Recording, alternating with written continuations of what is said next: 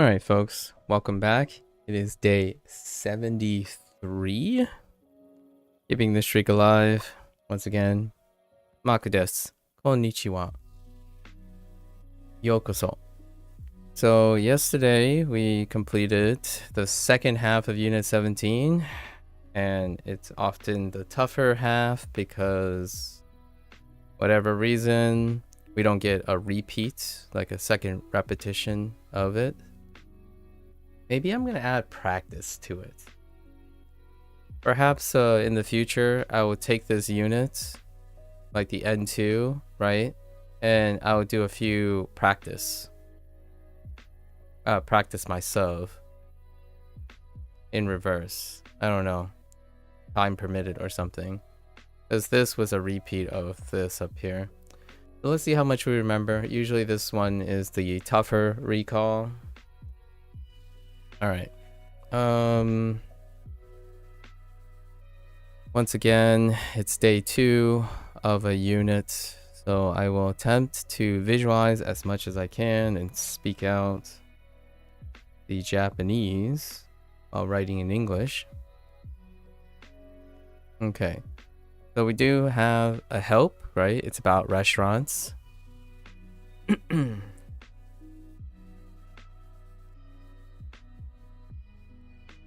Sorry, had to cough. Let's see. Speaking of restaurants, we have Irashaimase, right?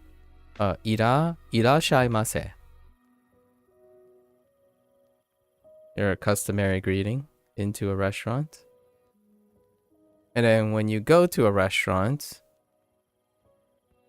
you usually enter the host, like communicate with the host, and you would communicate how many people, right? So the two specific one that we were given is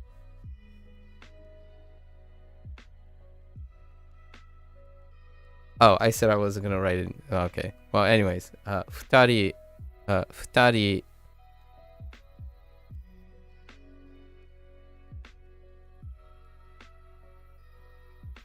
and yonin. Yonin. Sorry. Yonin. Yonin.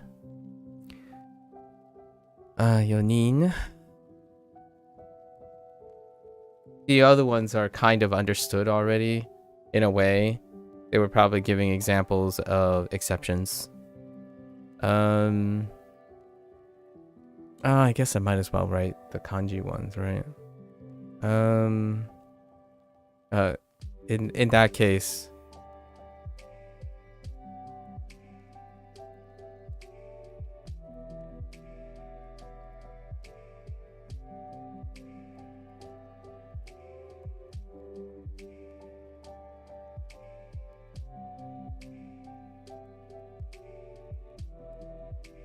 whoops, I accidentally overextended, but that's fine.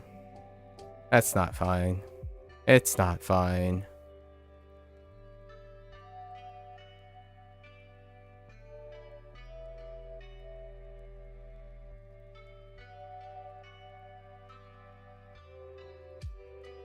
That's awful. That's fine. This one's a little bit finer. And then this gap is too big.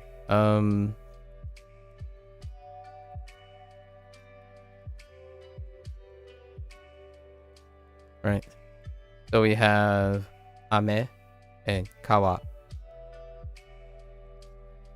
Ame and kawa for rainy and river.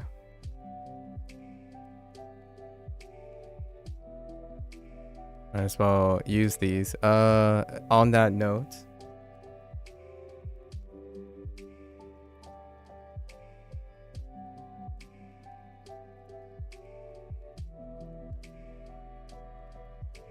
oh, how does ima and he?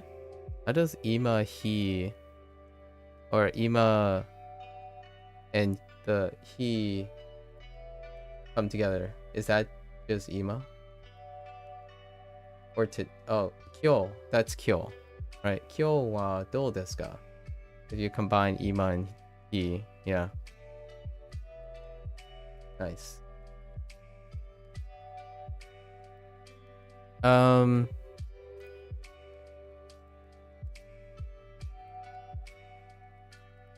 desu. Or I.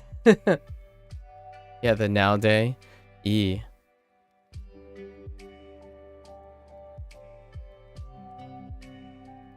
How are you doing?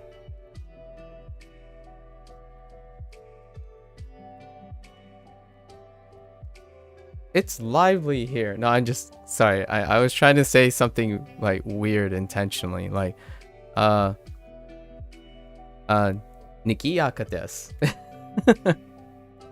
I don't know if it's you or someone made a comment that they describe a lot of things as lively. So I was thinking about like, how do I make this extra specially totemo nikiyaka desu?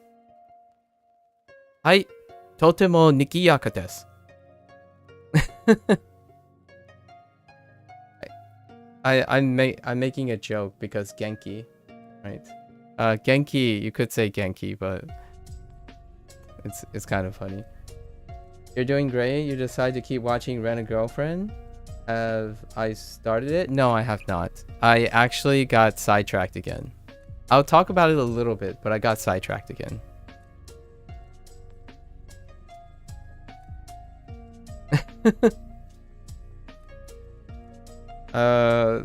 I don't know if this is gonna happen frequently because now there are people who make comments.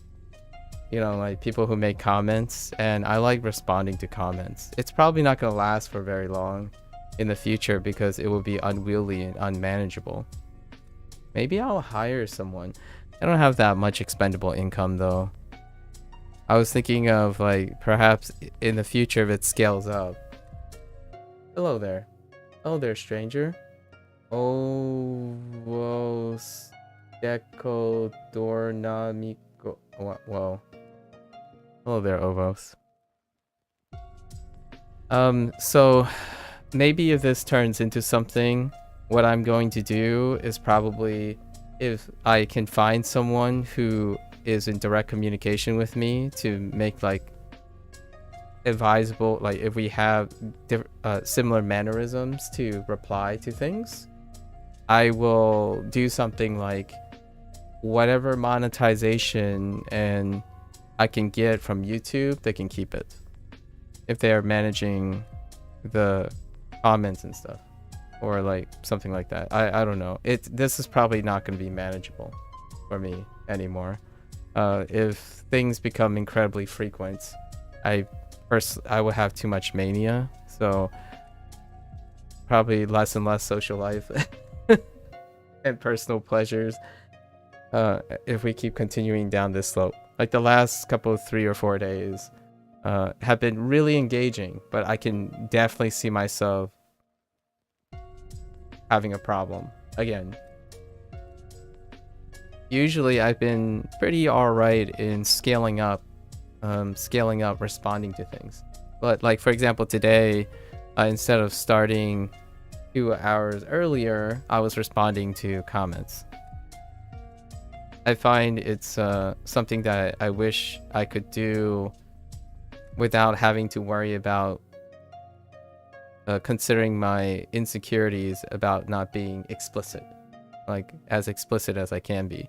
I'd be typing these like essays, right, in YouTube comments, but perhaps it would be wise to hire someone or have someone who is a little bit more how you say, fine with being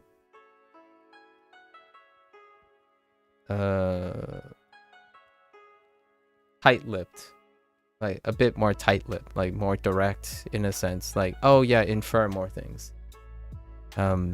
So we'll see how that works, but I didn't start Rent a Girlfriend yet. I might this evening, provided nothing else comes up. Yeah, these are one of the things that I do feel can be a very problematic thing, having a lifestyle that constantly considers being derailed by anything interesting, which is basically anything someone willing to share. I'll talk about it in a little bit after this. So, what else was introduced?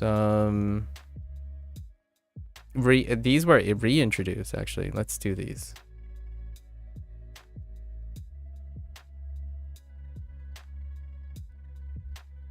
So, itsutsu, right? Itsutsu. My go sucks.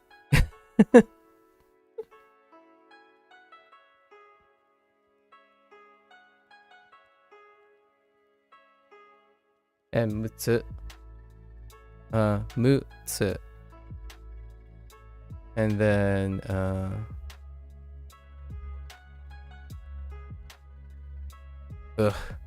my nanatsu.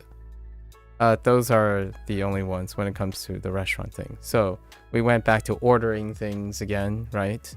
And then it's a revisit of counting up higher, and then telling the person how many people there are, right? How many people there are using our there is existence, right?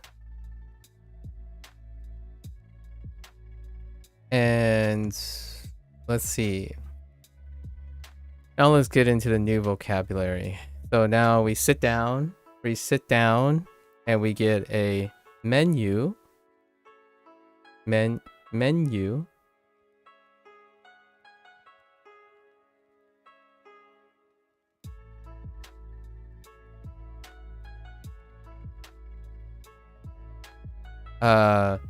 At the table, right?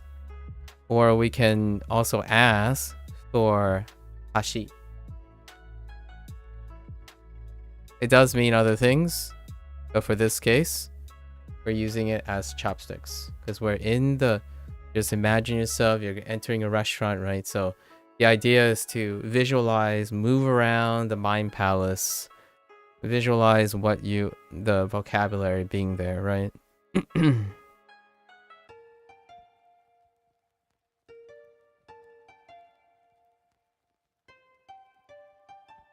So this restaurant has everything in it, as opposed to like any specific restaurant, right?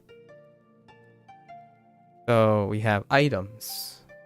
Sorry, Indy. The next thing I want to say, I can't help but laugh all the time. Gyuniku. Gyuniku.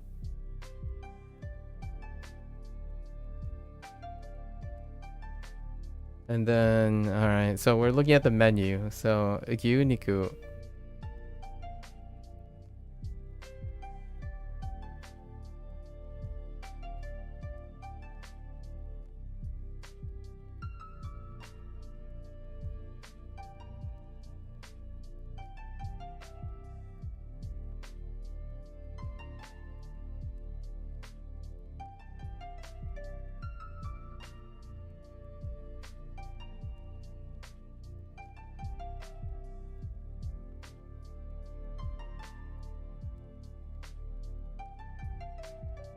Alright, you're gonna have to help me with those. I only have the kana in my head. Are you addressing me or the other person, or you're asking for... I know... Oh. Ego no... Oh, ego no... Menu. Menu. Oh, menu wa. Oh, ego no menu wa. Ah. The English yeah. Yeah. English menu, huh? What is the second one? The exclamation mark? The one with the second part? And then what does www mean?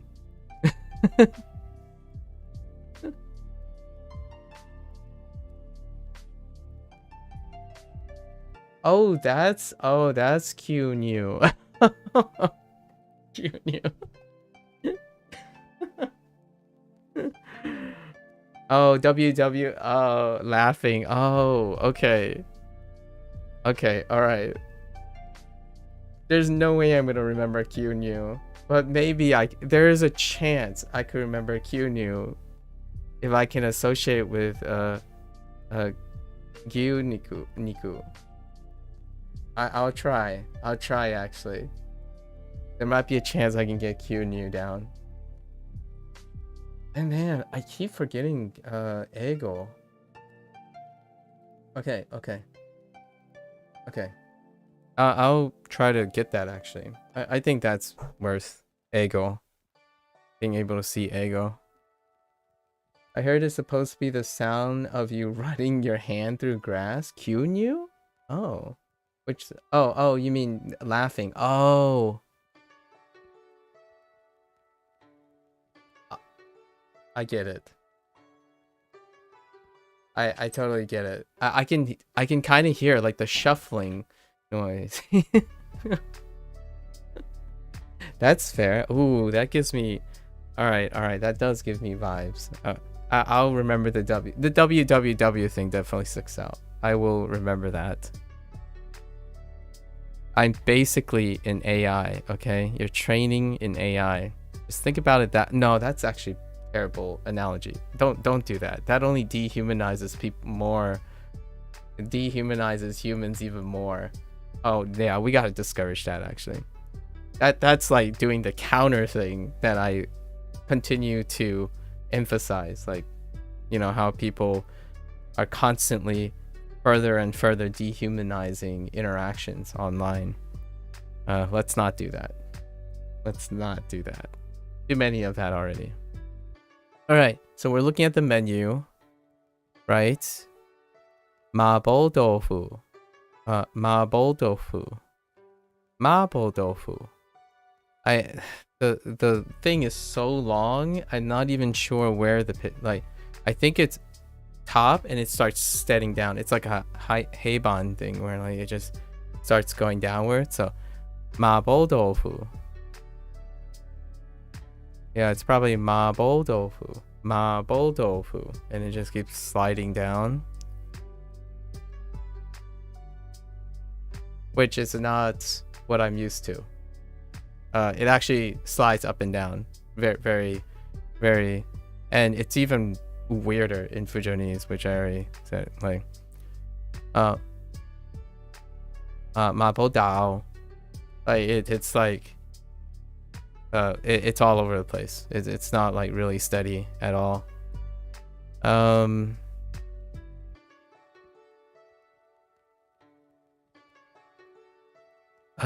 What else is on this menu that is new? We're looking for new items in our imaginary restaurant.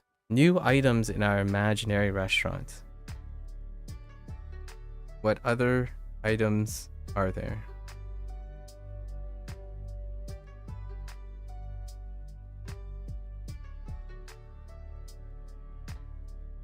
Wait, was that part of this? No, it wasn't. Oh, that's kind of funny. I'm pretty sure yakimas was part of the outdoor activities because of barbecue and picnicu. Yeah. So this isn't even a yakiniku place that we're in right now.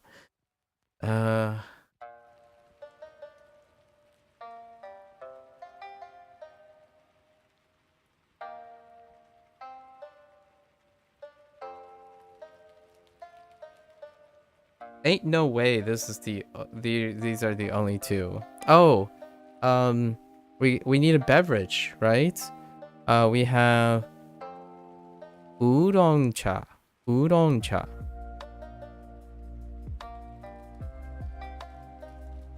And then another beverage, tapioca tea.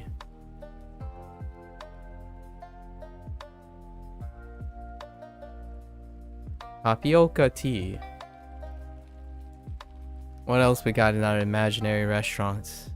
Or restaurant. What other things? Do we have any more beverages? I think these are the only two beverages. Yes. Food item. Food item.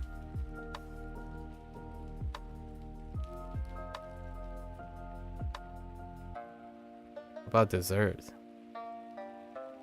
Dessert? Surprisingly, no dessert either. It was a lot yesterday. This is not that much. Let's see. 1, 2, 3, 4, 5, 6, 7, 8, 9, 10, 11, 12, 13, 14. Oh, actually, it's 14 items already. But I feel like it's upper limit of 19 yesterday. Like, it was pushing 20. Oh, all right. Well, we don't have any more food items. So what do you do next? You pay. So we go to the cashier, or I'm gonna pigeonhole the cashier. So that's kaikei. Yeah, kaikei. Kaikei. Yeah, kaikei.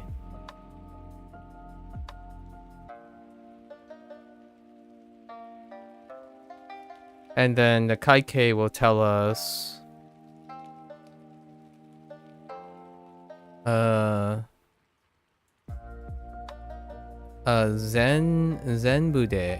zenbude in total, because of day. Zenbude, how much our bill is, but we would use something like chiketo.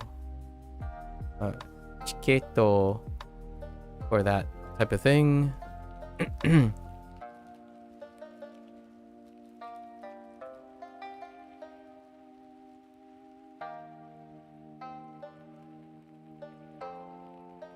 Oh no, I think I forgot this. This one, yeah. Well, we'll keep it in mind. I'll know what it is when I hear it and see it, but it's not in my total recall right now. It came up once. Change. As we're paying, change. So it'll come up. I'll know it when I hear it and see it. Total recall is about, you know, the construction, right? Like the pulling it out of your butt construction. So we're still in our restaurant. We pay, we get our change back. Oh, even before then, we need to figure out when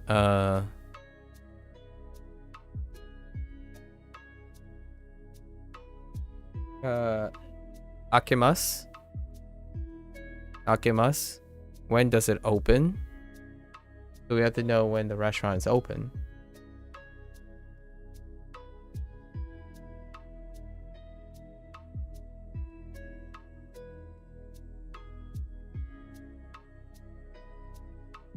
Sir, can we describe the restaurant? I don't think so.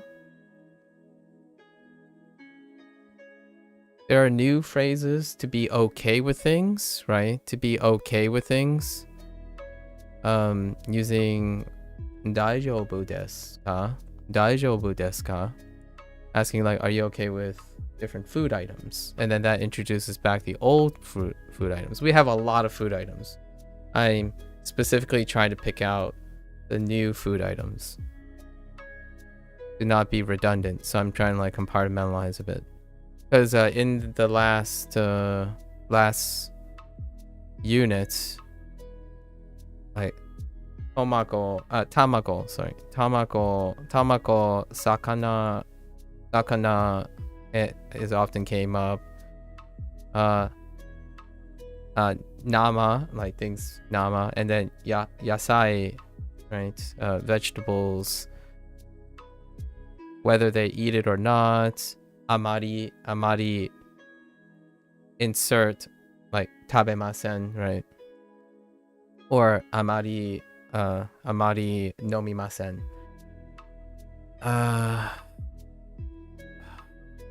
Yeah, I think this is good enough for now. It was really rough. I think the second day is very rough now that it's not a practice. It doesn't have 2 instances. And usually within one lesson, at most, you would get 3 at the higher end or 1 exposure to the vocabulary. It's very few. Very few. When you reach like 20 elements, you see it once. And to me, that is absurd to me. Although the nice thing that they often do is if you have a mind's eye, so you're very creative in the sense of you're arranging all the words to build on that word. That's usually what I'm doing now. So I take the topic, I visualize the hypothetical place and situation, and I place all the things in it. And then imagine the dialogue that would happen in order to gather all the vocabulary again. So that's kind of how I do it now for the time being. And it becomes more and more rich and detailed. And then there will be things that I discard that I no longer use, but if they come up and if I hear and see them, it will be there in the scene, right? Like your chairs, your tables, any form of decoration, because I know a lot of furniture stuff, and then all the other food items, what the weather is like outside during the day I visit, how much everything is, so like the cost, the value, how much time we're going to spend at the restaurant, how much is the weight of the restaurant. I can probably express that if I knew the predicate for weight, like, oh, it will be 2 hours, 2-hour wait. Technically I can still say it without saying to wait at all. You could just say it will take about that, like kakarimasu, right? Using kakarimasu with like gurai and an amount of time, right? So there are many different ways in this hypothetical situation at the moment, and that's probably going to be how the review is going to be done in another 3 days. The review is going to be done in a sense that I'm going to paint a hypothetical situation in which I feel that I have a lot of the current vocabulary, and then I'm going to feel it around and use English, put in Japanese here and there, express broken phrases here and there to describe the hypothetical situation. Because I understand that while I'm not communicating with another person to guide my creativity, oftentimes the older you get, the more creative you can be, ideally. So oftentimes you can create the situation and imagine what situations you're in order to contextualize all your vocabulary. And I've been doing this aggressively far more now, since now I can wrap all the new vocabulary with all the old vocabulary. So if I was ordering like gyuniku, you might be interested in butaniku, and it could be in a yakiniku place, which yakiniku is not something that is introduced yet, but yaki itself, we have yakimasu, the grill, right? And then we even have barbecue, but barbecue was involved in outdoors, soto, right? However, you can barbecue inside even though it's yakiniku. So there are a lot of things that eventually connects all the words, and I'm forming this separate vision in my head, all these different situations, and then all the vocabularies are being shunted into these creative positions, and I'm constantly building that structure. And that's where all this comes from. I think it's still impressively amazing that people who learn vocabulary, like they raw vocabulary, like Anki, using Anki and stuff, the stuff that I saw people use Anki with, it's so little is what I'm saying. So I'm impressed. how brute force people are with forming a meaning association during the learning process. I spent far more time and effort, in my opinion, to form creative links to everything. And my emphasis is that without that creative link or creativity and construction, not necessarily about the mechanics of learning grammar and whatnot, it's very, very difficult for me anyways to pick up vocabulary at the pace other people pick up. It might be like a give or take kind of thing. Maybe if I focus on brute forcing and learning the independent, like isolated meaning of the stuff, that may become a really nice practice skill. However, for me, the things I learn, my consistency is incredibly high, but the raw like input, like the raw capture is a lot slower. I spend a lot more time talking through things with myself, like understanding the elements, knowing where and how many things I can recruit to my knowledge. So I do this more and more, and I'm evaluating more and more at the beginning of the stream how I am going to continue to scale up, because now I've already crossed the situation where in English it would be maddeningly foolish to try to list all the English words that I know. So as an exercise of English, which most people don't see it this way, when you do creative writing, you are doing what I'm doing here. You have to paint a hypothetical situation yourself, because oftentimes that is way more salient than having a tool or something providing it for you. That's immersion in the sense of, if you watch anime, it's providing a situation and whatnot. You do get to select what that is, so at least voluntarily you control what those environments will be, to be like pragmatic about it. However, every once in a while, the end game, a lot of times when it comes to forming great meaning and connections and stuff, is being creative. Not simply, in my opinion, just for the act of communicating with someone. That someone is still your crutch, technically, creative speaking, right? And I use that to my advantage. When people offer me advice, that's the crutch. If people are offering me advice, I take it. And then I need to create something with that advice. I'm constantly motivating myself to create with the advice I'm given.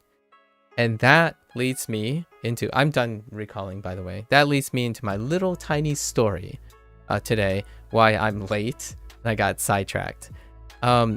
Yesterday, right, I talked about my AI friend.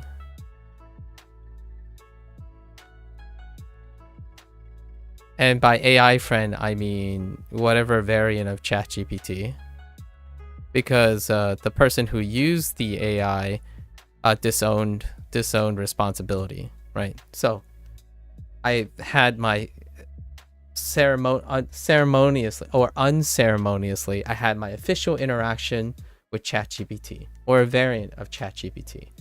This person doesn't want to take responsibility for it. That's fine, because I had a wonderful time dissecting an interaction with ChatGPT. I actually want to do this in the future for Japanese and English at the same time. So I've always considered the potential of chatting with an AI partner to see how far it's come along, right? So it's way down in the future, like maybe a year down in the future. I need far more competency. Large language models and massive machine learning models are way beyond the comprehension of my Japanese enough to like fact check or feel or stuff. So it's not there yet. English, maybe, but that's not the interest here, right? I'm not yet. So yesterday I was distracted because I wanted to know why the YouTube comment section didn't show the thing because this particular person who disowned accused me of lying, which personally I'm not the biggest fan of being accused as being a liar. So the accusation was that I deleted, like censorship, I deleted the messages that would like exonerate this person from responsibility, which frankly I disagree. However, I'll let them go. And I found out that it's a peculiarity,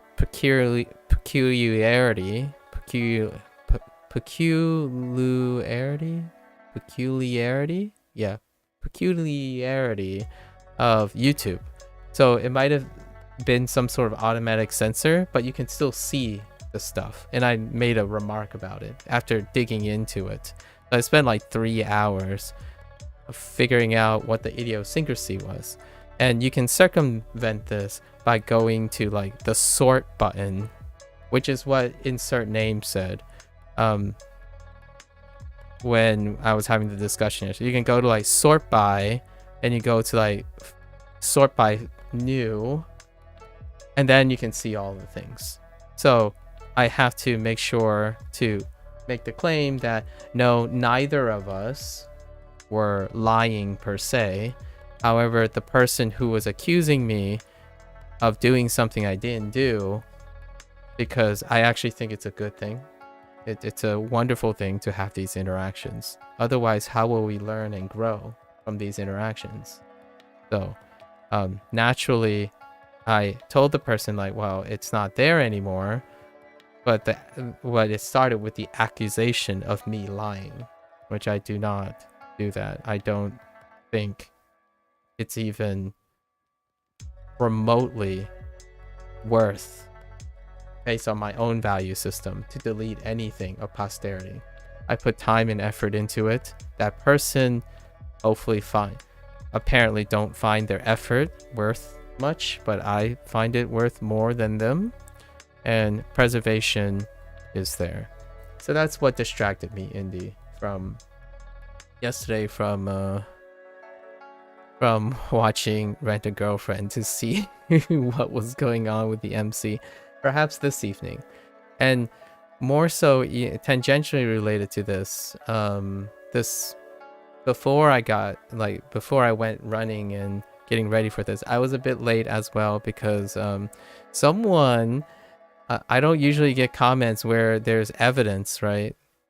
I've already mentioned this. I don't get comments where there's evidence that someone watched all of it, right? Someone watched a substantial part of my videos, because the thing is, it's long.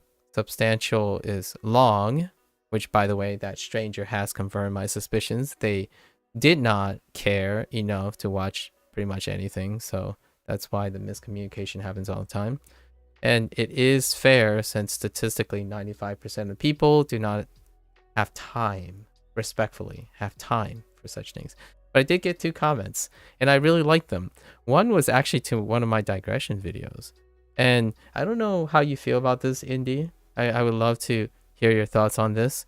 Obviously, you and I are one that might be limited to exposure, but someone who has exposure to lots of YouTube representation and even literally be in Japan mentioned how colloquially in the streets, using no chains as topics, topic introductions is fairly common. And I kind of like that. So things like, for example,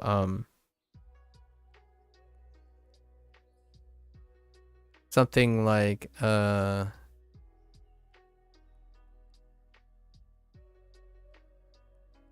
what's a good no chain? Like I don't know. Chikaku no chikaku, should I write it? Let's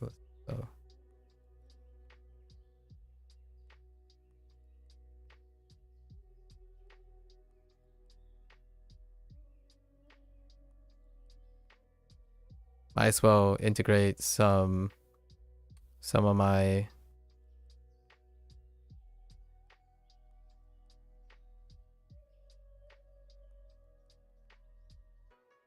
like for this, right?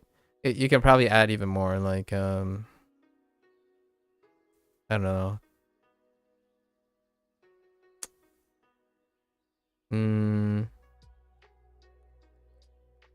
Like Yama, like for example, Yama chikaku no kawa wa, right? So you would introduce the topic like this, more commonly, as opposed to like simplifying the topic and starting with like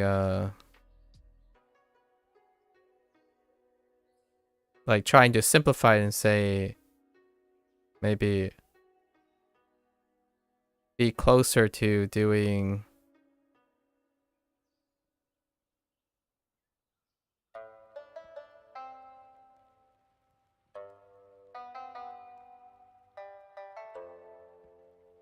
like, for example, like this, spend an extra sentence, right? Spend an extra sentence and minimize how long the node chain is or the topic is. Make it a simplified topic.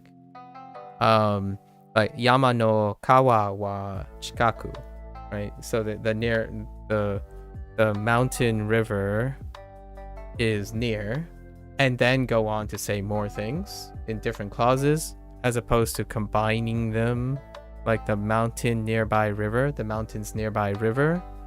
right, is something. And I actually like this because it makes the topic very extra. There's a lot of adjectives, a lot of adverbs. I like modifying things, like the bristling ominous tree sways in the darkness of night, for example.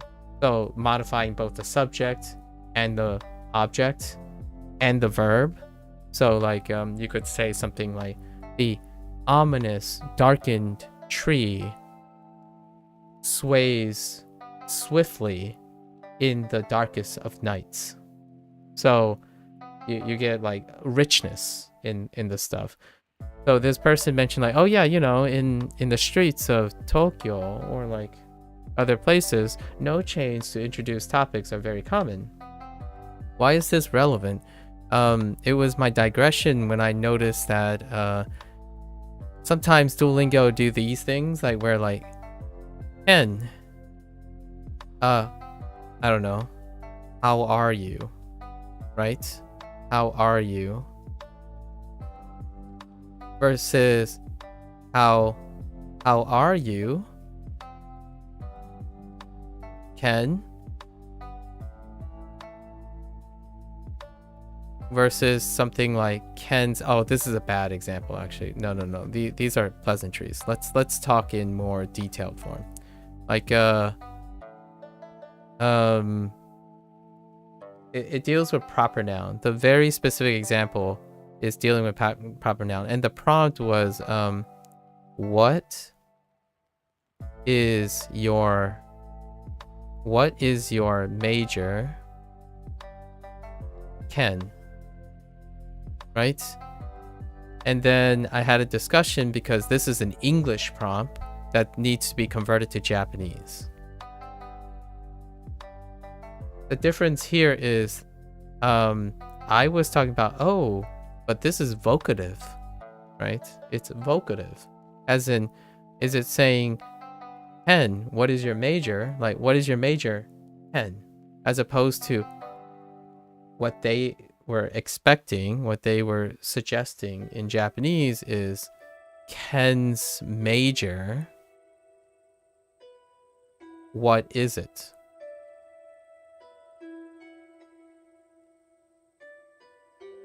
So like the topic is Ken's major, or alternatively, it could be Ken,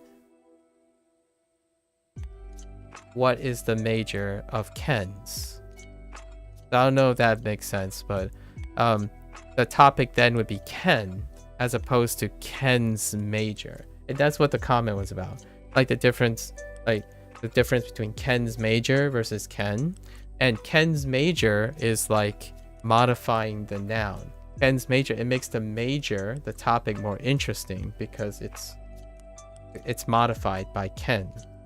So it is not any major, it's Ken's major. And I like this type of structure. However, this wasn't what I was talking about. So that raised a funny coincidence because this was what Lotus at the time was talking about. You say, oh yeah, I could see a different one. But then when I mentioned the third one is, oh, I was thinking versus what's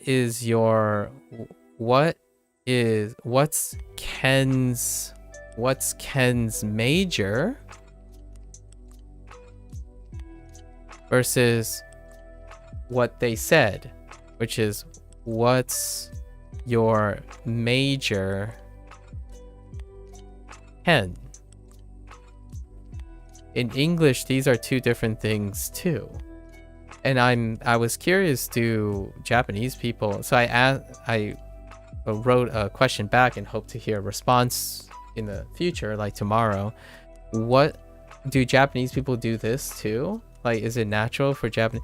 They said that the Ken thing, when you separate Kenwa, right? Like when you do a Kenwa, it's more the classroom environment. It was the example because it's easier to see simple topics for English speakers, right? Oftentimes Japanese language teachers would start with this, and Duolingo does too. Duolingo starts with using wa to mark simple topics as opposed to modified topics, but that's no longer the case anymore. It starts there and then it gets more and more complicated from converting Japanese to English. However, in English, they also get a little bit funky too. And in this case, this is an English thing, as in it's a vocative. And I don't know if that's rude or not, or like what is the usage case for Japanese people for vocatives, as in if I wanted to say something to anyone in chat, like you, Indy, I would say, Indy, what do you think about this? That's a vocative, as in you're not even the topic of the clause. I say Indy-san, right? Indy-san or Ende-san, comma, what are your thoughts?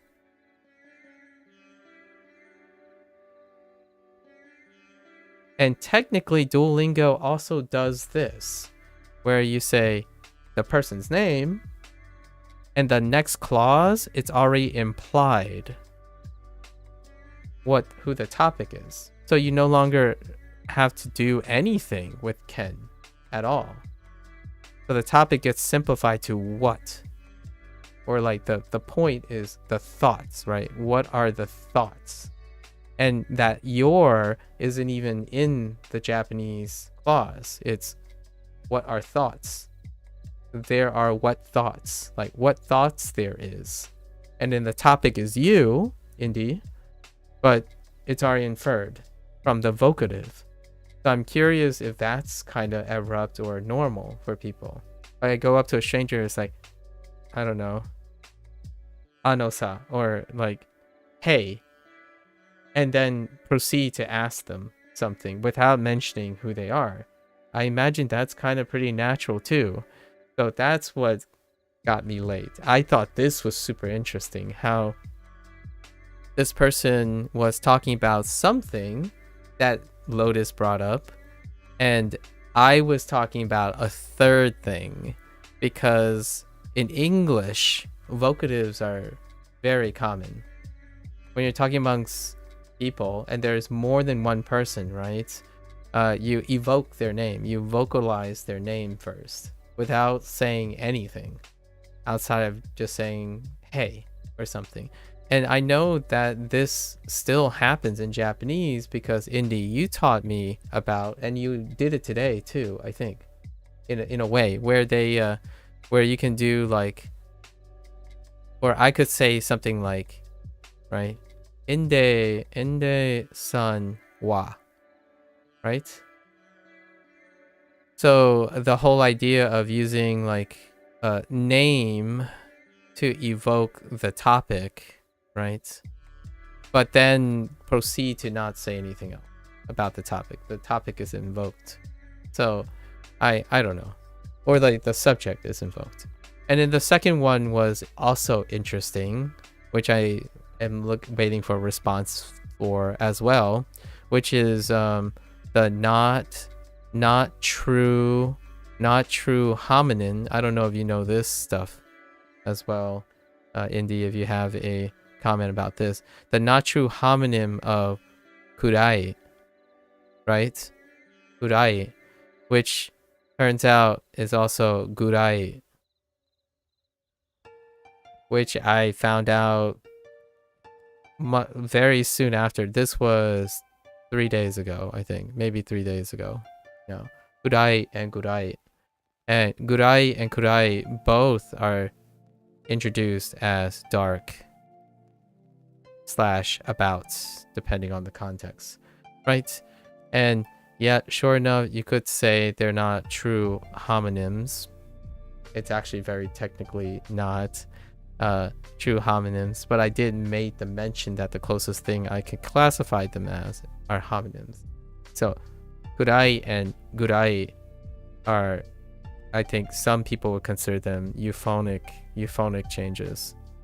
So sometimes it's easier to use gurai versus kurai, right? In places. And Duolingo recently introduced kurai as dark, and they exclusively use gurai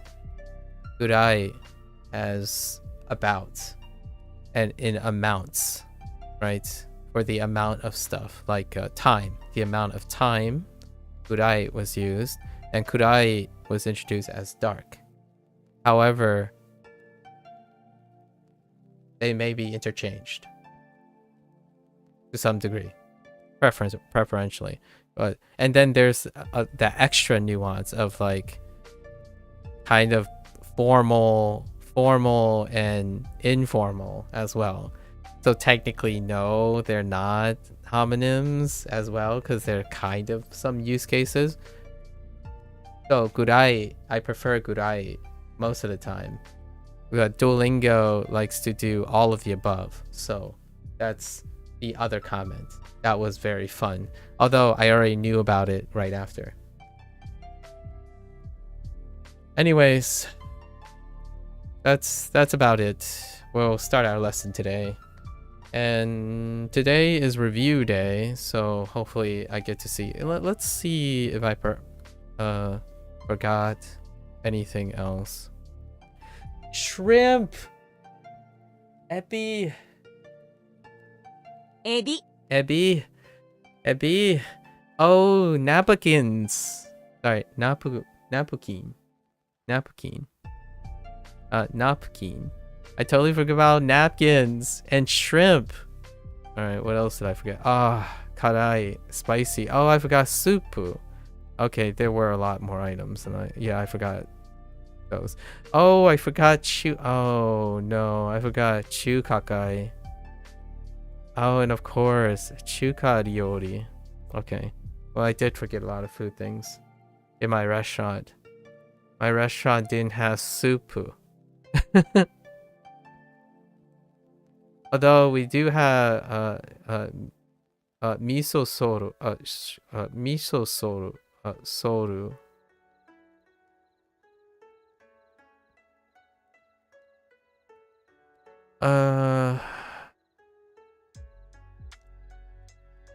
Man, okay.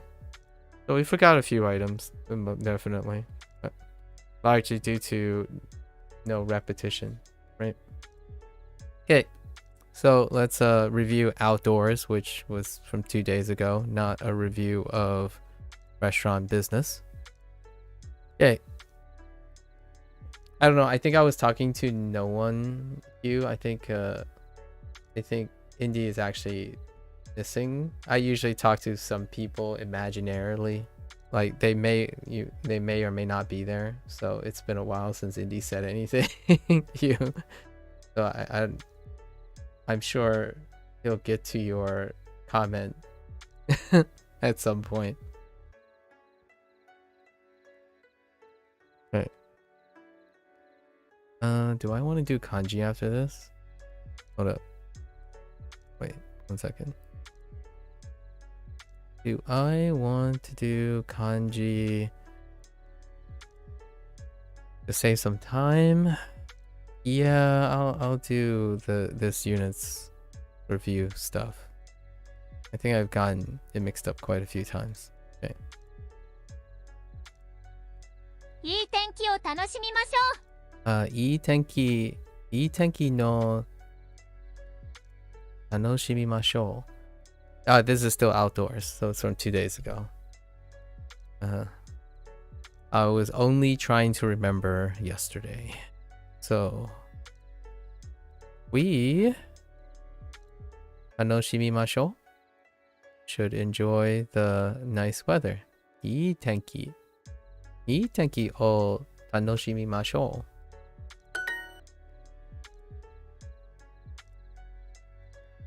彼女とピクニックを楽しみます。彼女、涼しいところはどうですか？あのね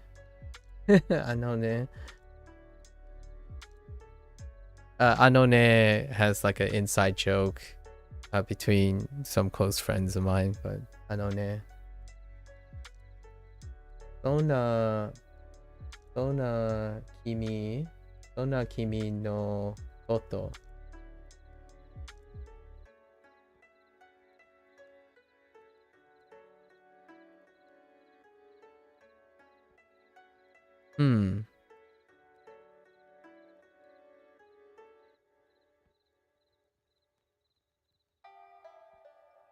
Nope, I can't interpret that.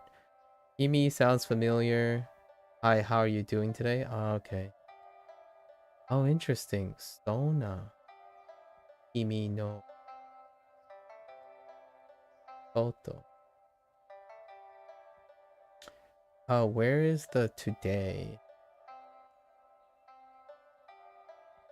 Yeah, ne. I almost felt like it's hey. Yeah, so hi works. Yeah. I've always taken... Oh, that's not a translation? Oh. I just asked...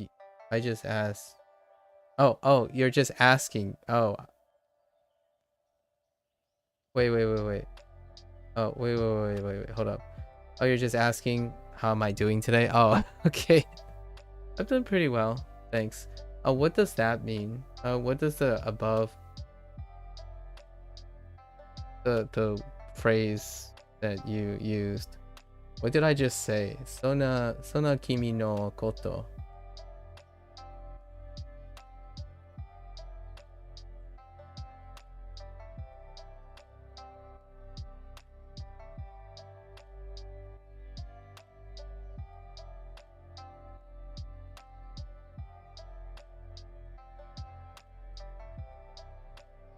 Ne kinda reminded me of getting someone's attention. Perhaps that's not what it means.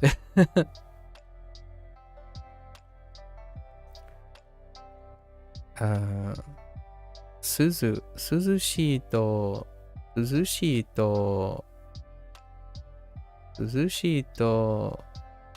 koro.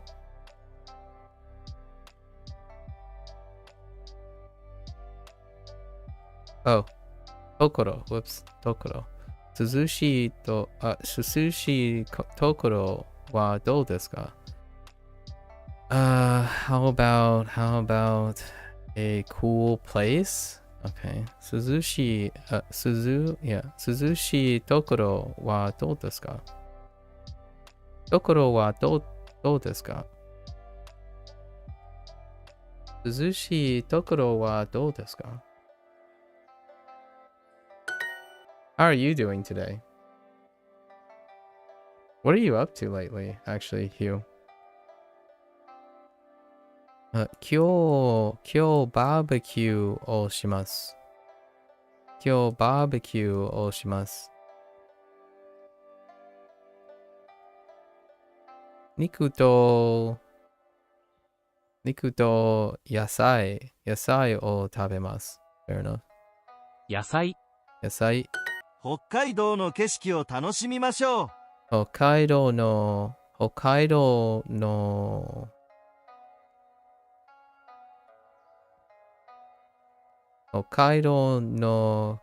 景色を楽しみましょう。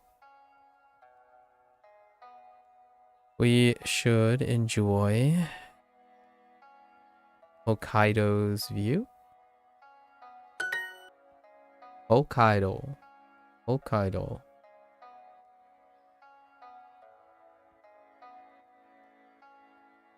魚も焼きましょう。魚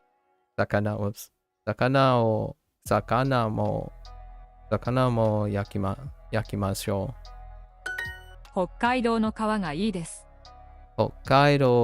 北海道の川がいいです。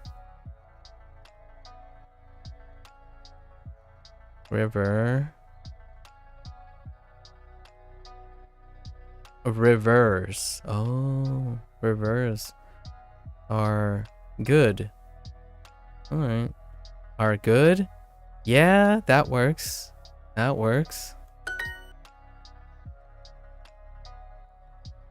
外で遊びましょ遊びましょう。う。We should play outside.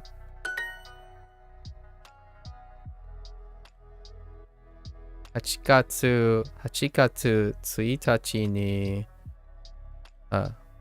ピクニックをしましょう。8月1日。It's not 1日。Shut up. 花さん、牛肉はどうですか？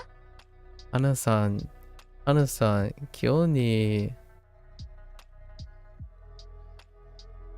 今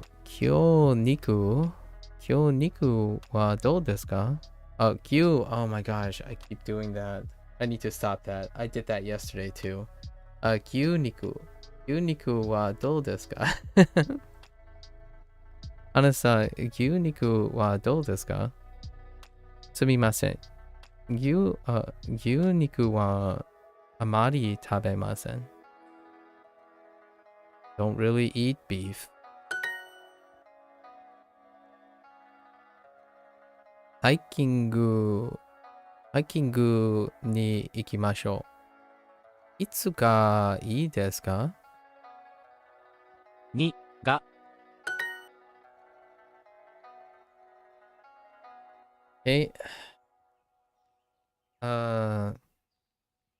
山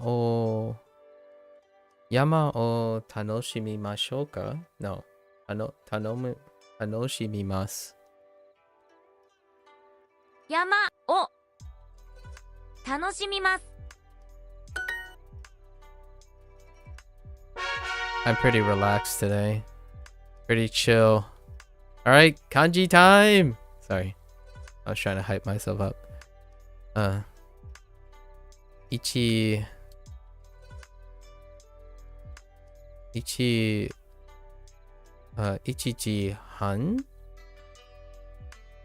半1時半 Interesting.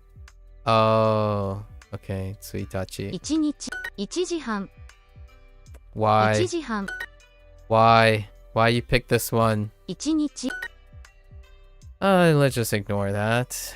1時半1時半1時半1日1日1時半土曜日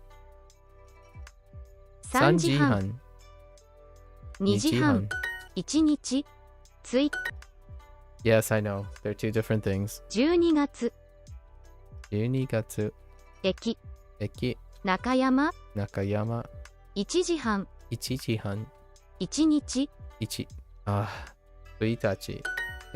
1時半1時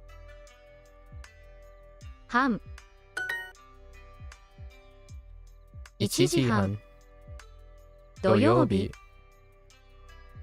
土曜日1日1日2 2時時半半1回1回1日 Okay. 1日 Yeah, it's two different things, yes.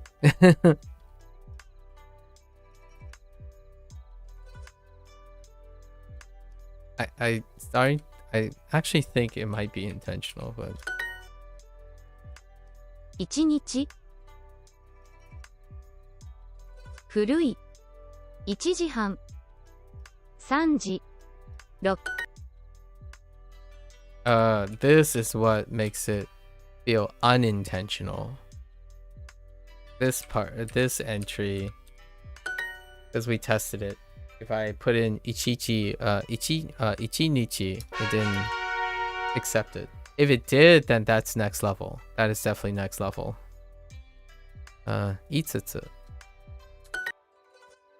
6つむ5つ5つ5つい6つ4 4つつ2 2つつ3 2つつ6 6つつ5 5つつ5つえ5つむ5つ5つ6 6つつ4 4つつ3つ1 1つつ5 5つつ6つ6つ5 5つつ6 6つつ2 2つつ1つ4 4つつ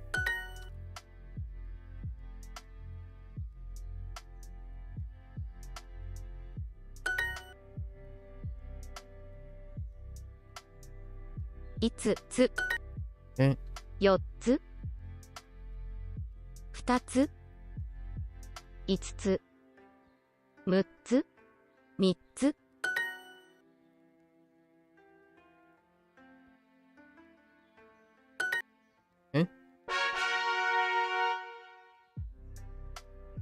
雨雨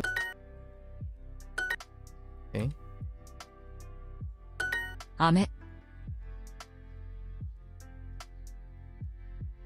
雨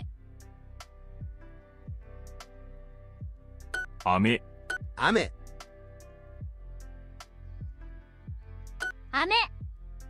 雨雨雨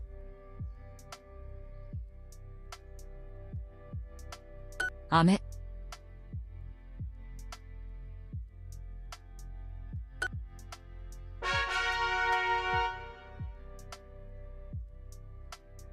7つ7つ7月7月7つ7 7月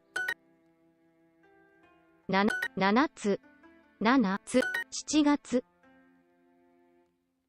7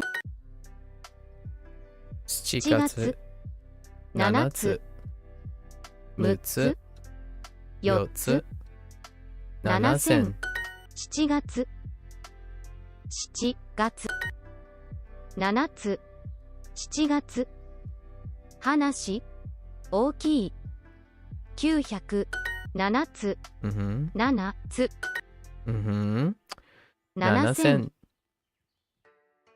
7 7つつ6つ Oops 7月1つ7月7月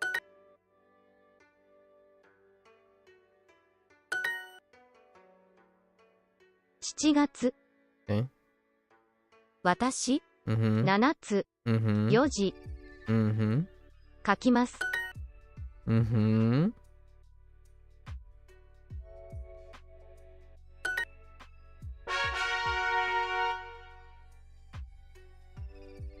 川 No. 人 2人。二人と、2人。二と、人二人母。4 4人人。 200 200。二2人人。人と、二人二人人二人300 300。 5つ15分15分。人と、人私私。二2人人。人と、 200 200。母母。二人二人9二人大きい山人2人。Okay. Can I get kawa? No. 雨 Ame. Ame again. Ame again. 雨雨雨雨雨雨雨雨雨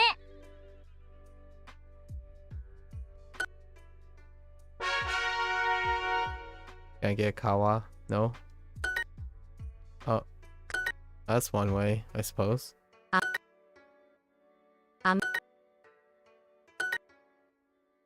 駅口。川魚雨雨。雨川川。雨駅7 10。雨雨。川川。川駅駅。川川。雨雨。山。10。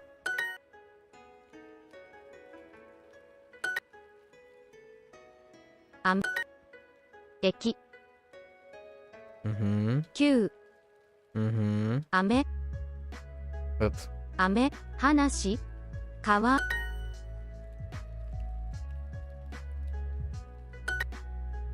Ooh.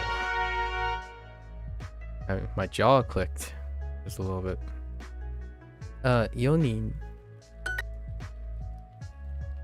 Okay, 7つ. な Sure. 4人. 4人4人.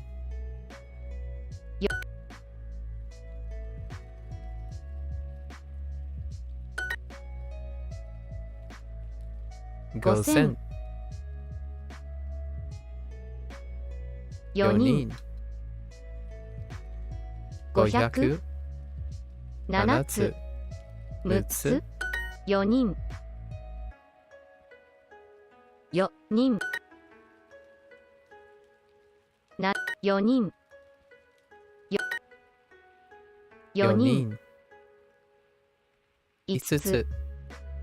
7 7つつ。400. 6000. 7つ7つ700 7つ Dang it. 4人3 3つ。つ2000 2000.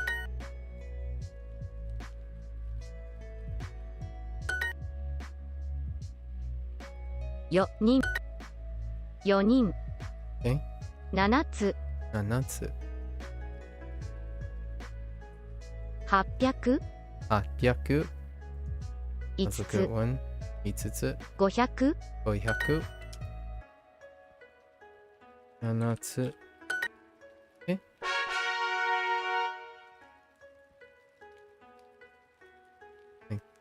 Come on. Okay, 4人 and 7つ again. Or よよ4人500 7つ5000 6つ4人4人7 4人4 7つ400 5つ4人6000 7つ7つ2000 7つ700 3つ4人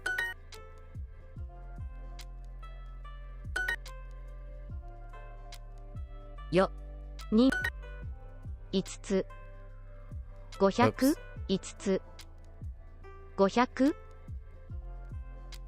7つ4人800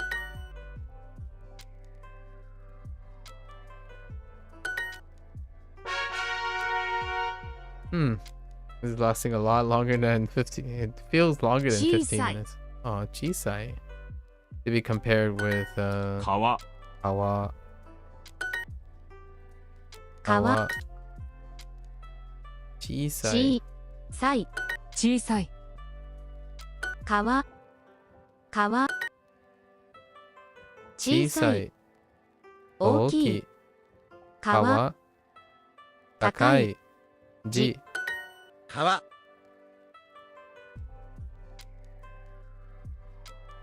小さい小さい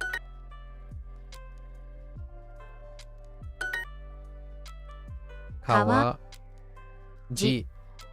新しい小さい古い小さい小さい7高い川大きい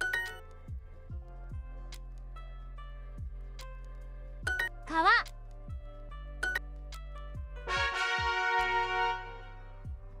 Can I get no? 人 and 二人2人人二人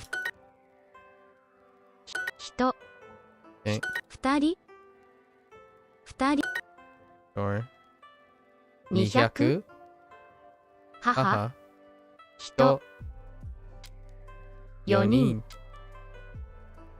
二2人人2人2人人え5つ15分300 2人人人人200 母母私私二2人人2人9 2人人山大きい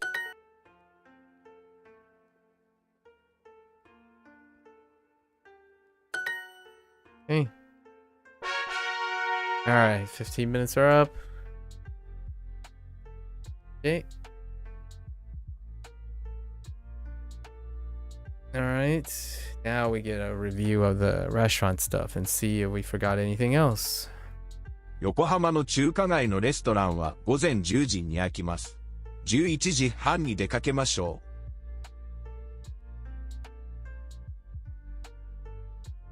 Are they planning to go out to eat? 横浜の中華街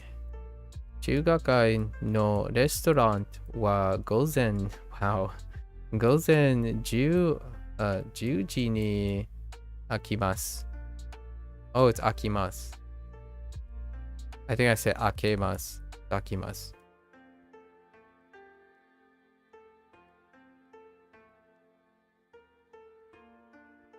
Oh, that's interesting. Hold up.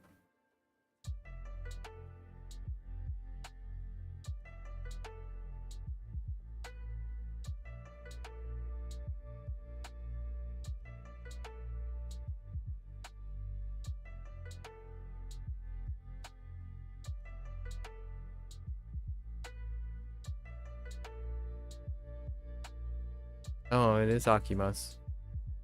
Oh, it's Aku. Oh, I was thinking of something else. Oh, it's Aku. Wait a minute.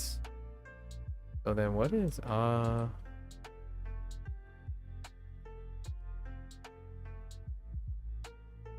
Oh. Yeah, I was thinking of Akeru. But it's Aku. Yeah, Aku versus Akeru. What? Oh no. Oh no. We'll have to look up the nuances of that too. It's kind of reminding me of the Hajime versus Hajima.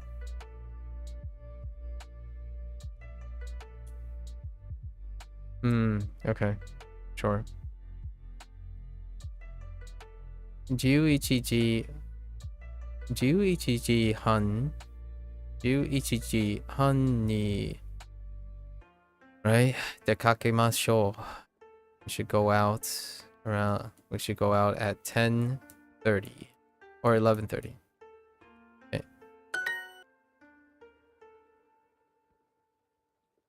このレストランは10時に開きます。Yes. に L サイズのタピオカティーを一つください。 Way to bring back L サイズ L サイズのタピオカティーを一つください。Ordering a drink. A single boba tea, to be precise. A single large boba tea.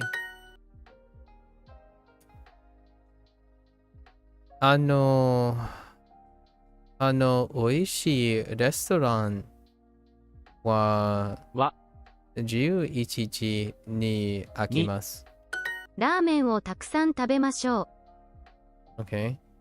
ラーメンをたくさん食べましょう。we should eat a lot of ramen. Sure.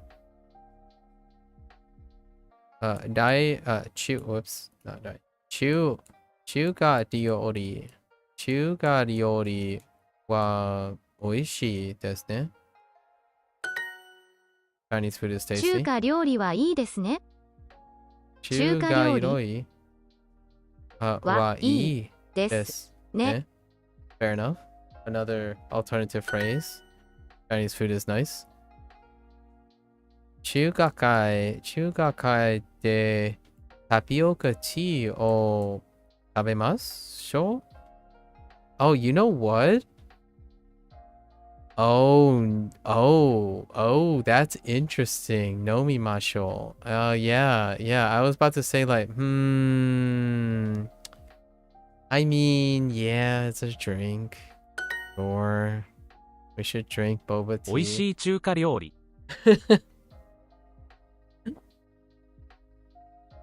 There. I was gonna start an internet war again. Alright.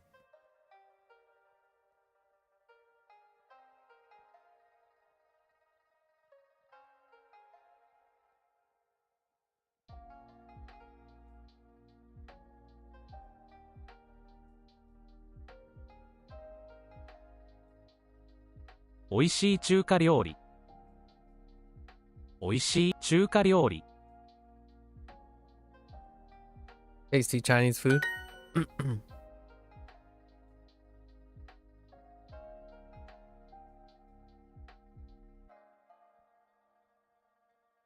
I'm after doing this for so long, seeing English, right? Seeing English, I forgot. I've rekindled with my appreciation, or the weirdness at first, but my appreciation for capital letters again. Like for so long, I write in all caps, and then when you're typing, like in text form, I don't capitalize things when you're texting, right? Like when you're texting, say like Discord and stuff. But since I've started being able to reply and respond to comments, right? Static comments on like YouTube and stuff. I've been rekindled in the importance of capitalization, punctuation, being able to do like trying to reduce my run-on sentences, use parentheticals, hyphenated phrases, ellipses, so many different things has opened up lately to allow me to practice English again.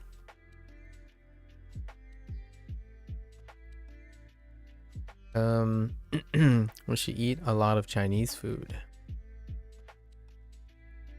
中華料理中華料理をたくさんたくさん食食べまべましょしょお茶をたくさん飲みましょう。う。お茶をたくさん飲みましょう。Really? I'm not sure about お茶 that. I'm not that crazy. たくさん飲みましょ Should drink a lot of green tea. I mean, I am a fan of green tea, but I'm not sure about drinking a lot of green tea. What should I say about this? Oh, I don't really know how to. I guess the response would be something like, 大丈夫じゃないです。大丈夫じゃないです。You should drink bubble tea? Okay, I'm down for that too. いいですね。Maybe もっとタピオカティーください。Drown me in bubble tea. Okay.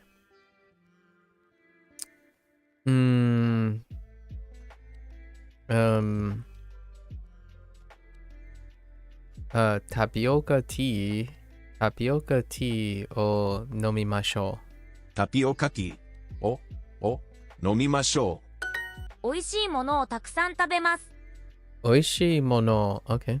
美味しいものをたくさん食べます。Yeah? Nah, hands down.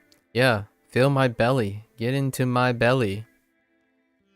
もっと美味しいものください。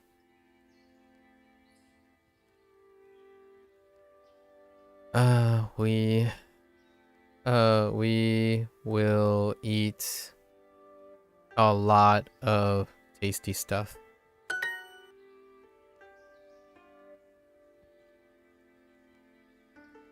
Juji, no, レストランは10時に開きます。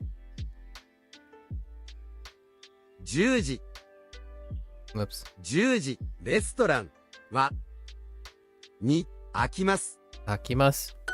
中華街のタピオカティー中華街のタピオカティー。Chinatown's bubble tea?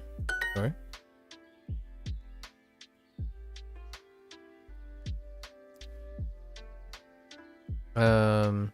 Yokohama の中華街に行きましょう。横浜の中華街に行きましょう。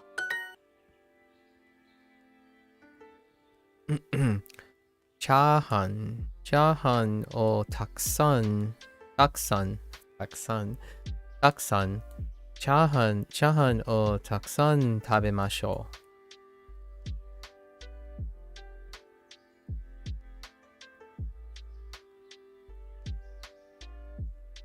チャーハンをたくさん食べましょう。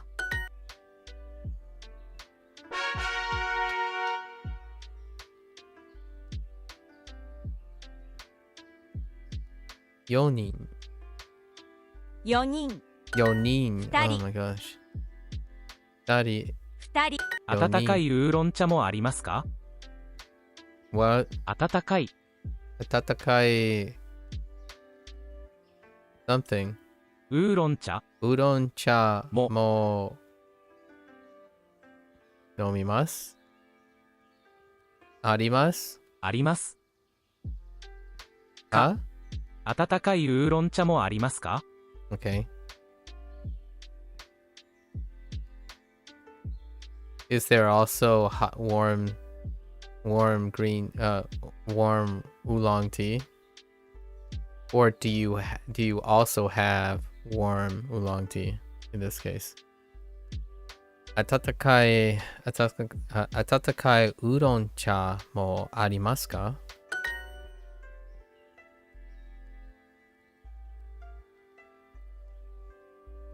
？4人。 4人、小さい川2人見ます。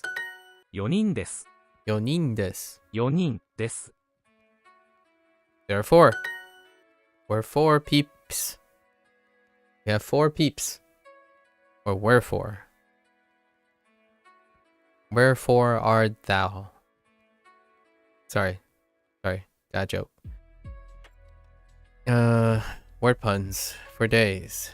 4人4人、飲みます。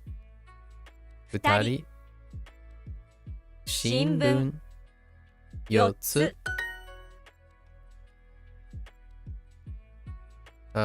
胡椒胡椒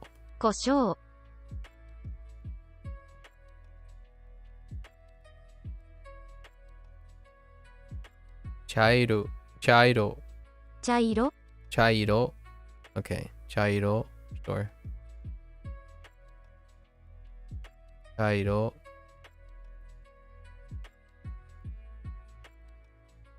ピクニックピクニック。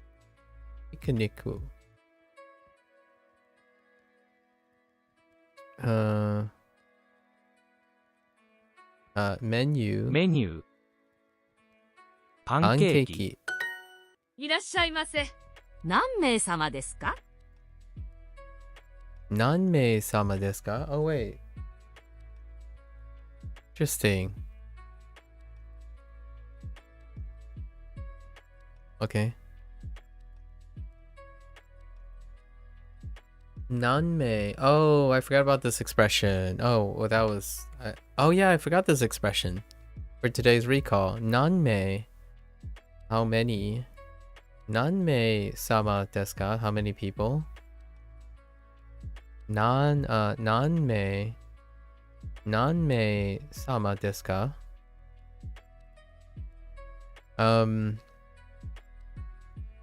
I guess trying to order food. Wait, irama. Oh, I guess that this particular person who's welcoming the person is working at the restaurant. Yeah, asking how many people, right? 2人、 2人これは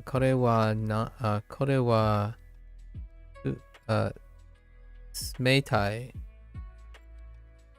冷たい is 冷たい 冷たい. Oh, I totally forgot about this too. 冷たい. It was in the restaurant portion. I thought it was in the... Oh yeah, it is. It's describing chill to the touch. Yeah.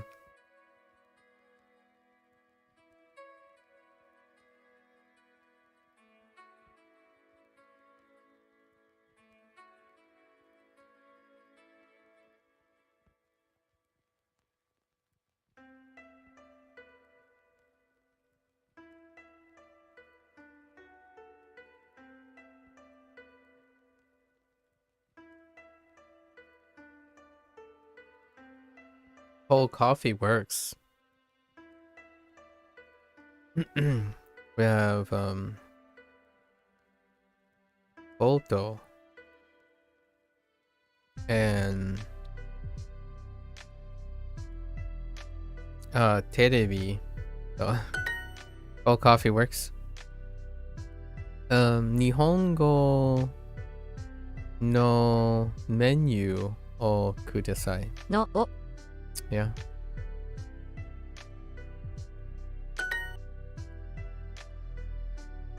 冷たい、冷たいウーロン茶。冷たい冷たい、なるな。冷たいウーロン茶。ウーロン茶。冷たいウーロン茶。いらっしゃいませ。いらっしゃいませ。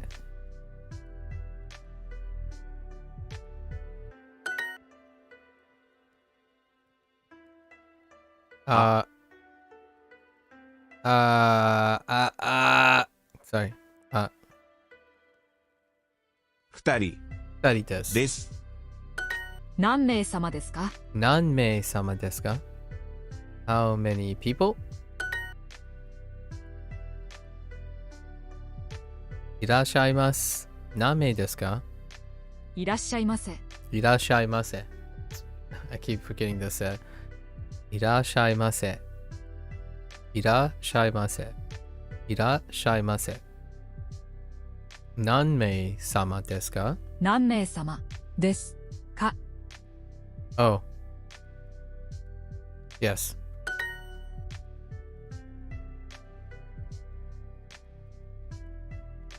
4人です。4人です。We are 4. And there were 4 of us. 5つ5つ。 5つ Okay? 5つ。5つ。5つ麻婆豆腐も食べましょう。麻婆豆腐も食べましょう。麻婆も食べましょう。麻婆豆腐も食べましょう。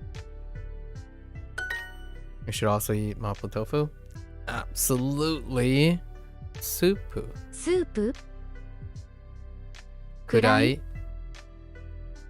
口。茶色。茶色茶色。And 牛肉。牛肉 Gotta make sure I don't say Q. ウーロン茶を5つください。ウーロン茶。ウーロン茶をウーロン茶 How many? 5つ5つください。ウーロン茶を5つください。 Sure. 5 oolong teas. 水。水。4人。月曜日。5つ。2人。すみません箸をください。すみません。すみません。箸を。Wait. Oh, 箸をください。Oh, yeah. You just said it automatically. I'm like, what did that mean again? すみません箸をください。すみません箸をください。すみません。箸をください。麻婆豆腐を食べましょうか？辛い食べ物は大丈夫ですか？ Ooh, spicy foods. Yeah, they're ordering food. 麻婆豆腐。麻婆豆腐を食べましょう。辛い食べ物は大丈夫ですか？ Are you okay with spicy food? Give me lava or give me death. Or both. No, just kidding. But give me lava.「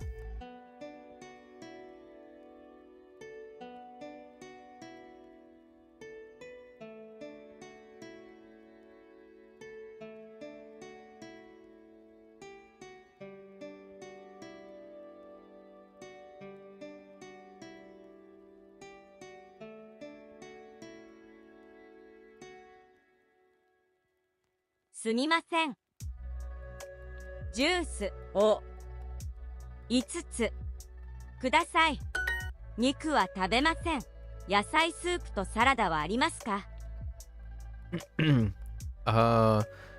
That's pretty reasonable. They are vegetarian. Well, that's a leap of logic, but it's the most appropriate of the three. Because they say they don't eat meat, but that's more like an inference. And it's very strong, I suppose. But in the Japanese sense, it's kind of conflicting because they probably mean I don't really eat meat.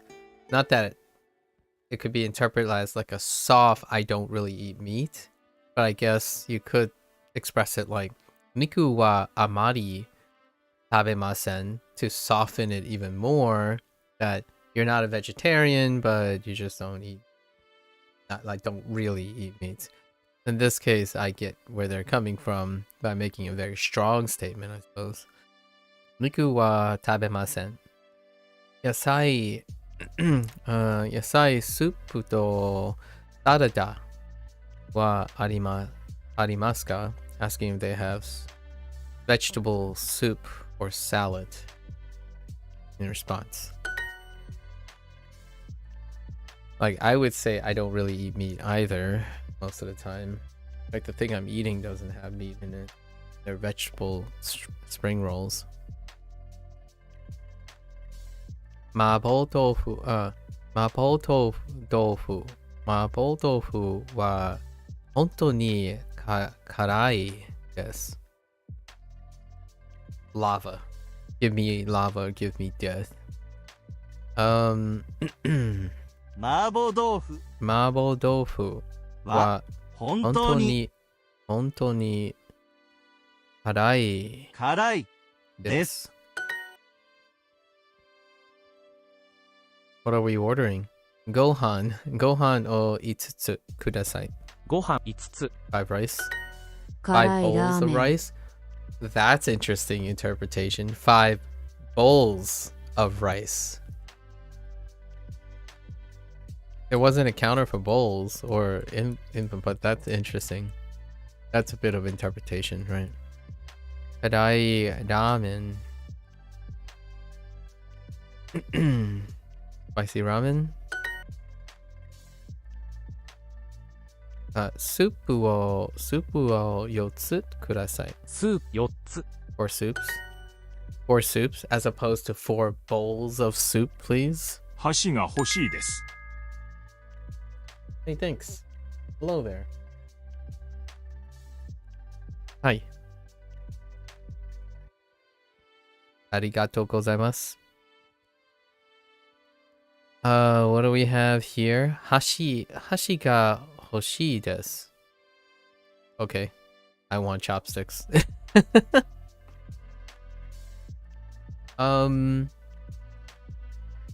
Interesting. I will have to evaluate this, because if I said this, does it come off as may I have chopsticks?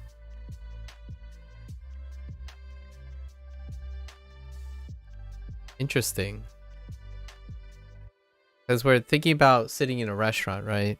And then maybe they hear me speak English or something, and then they wouldn't give me chopsticks, and then I need to request for chopsticks, right? This might be a little strong. I want chopsticks, gosh darn it.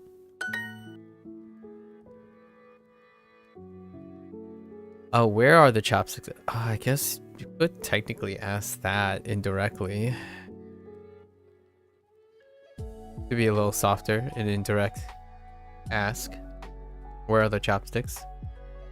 That happens a lot, actually. This type of phrasing, inquiring about where things are, at least in my opinion, in like English, is a indirect way to indicate that you want it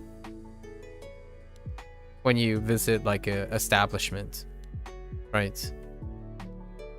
So like there's no salt and pepper, right? For example, there's no salt and pepper shaker on the table, right? Obviously, I'm talking about the United States because a lot of times this is customary. Not talking about other cultures. I know about the formality about having condiments and seasoning and stuff, even in Japan. So the idea is like you would ask the waiter, like, where are the salt and pepper shakers? Or is there salt and pepper? As opposed to saying I want, like very strongly imply that the thing is absent and I want this kind of thing. So this does indirectly translate to English. I don't know how it translates to Japanese though. I'm kind of curious. If you don't want to sound so forceful and selfish, you can direct it into a task. Like, oh yeah, where are the sauces? Or where are the napkins, please? Right? Instead of give me napkins now. Or I want napkins, give them to me now. Usually though, I would probably say, if I'm directed for myself, I'd probably say, may I have chopsticks, or inquire if they have chopsticks, which I can express that now in Japanese. You know, like hashi wa arimasu ka? Right? Hashi wa arimasu ka? Do you have chopsticks? Right? Or are there chopsticks? Which is still the same phrasing here. It's technically still express, like saying it to express like the sentiments of where are the chopsticks. I think I still would go with hashi wa arimasu ka? Because you're asking if there exists chopsticks. So it's closer to this. Even though Duolingo introduced it as asking the person directly if they possess chopsticks. It's making me feel all kind of weird with these questions now in English, knowing Japanese. Okay. Hashi. Hashi, oh yeah. Hashi. This is different though. Hashi wa doko desu ka? De ka. Which I would agree that's how it goes, right? Like if a person is asking where are the chopsticks, in my opinion, in English, they are really asking hashi wa arimasu ka? Arimasu ka? As opposed to hashi wa doko desu ka? But the literal use of this phrase would be hashi, at least from my understanding, hashi wa doko desu ka? Right? But the sentiments are closer to if they have chopsticks.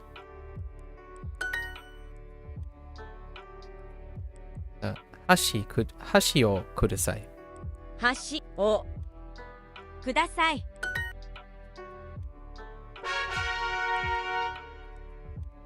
6つ6つ6つ6つお茶を6つとチャーハンをください。I didn't quite hear that, but お茶 ocha と to something and something else. Two things. ご飯をを6 6つつください? No. ください。 Did you order an amount too for this? 6つ This looks right. お茶を6つとチャーハンをください。 Yeah. Oh. Wait. お茶を6つとチャーハンをください。 Oh, ご chahan. 飯、チャーハン、チャーハン。 Ocha to, I mean, ocha o 6つとチャーハンをください. Thanks. So that. 6つ6つ4 4人 Don't you dare. 1日. 1日 Okay. I was about to say, if you ichi nichi me, I'm gonna slap you, Duo. 5 5つ 2人. 2人店員さんはどこですか？ So the lessons are fine. It's accurate to 1日. But the kanji section is not. Get on it, Duolingo crew. Sorry, please. I humbly request that the kanji section be rectified, although it's still really funny.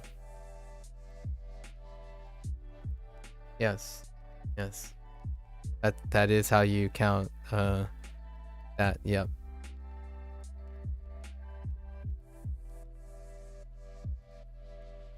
店員さんはどこですか？店員. 店員 Oh, yeah. That's the one. In my total recall earlier today, 店員 was the thing I was missing. One of the things I knew they introduced, but I couldn't pull up the kana in my head. 店員さんはどこですか？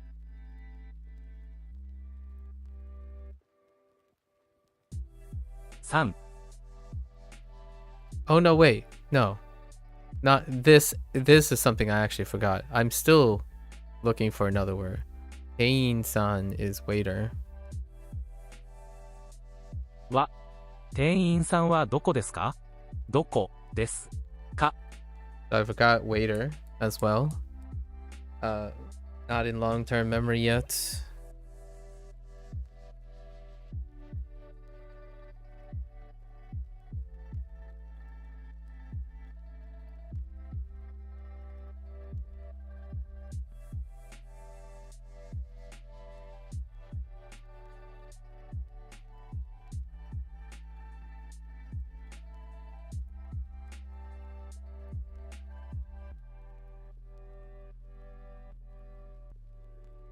Where's the waiter?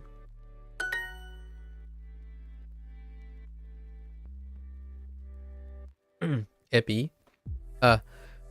エビ Ebi. I forgot Ebi, but we were reminded. 胡椒. 胡椒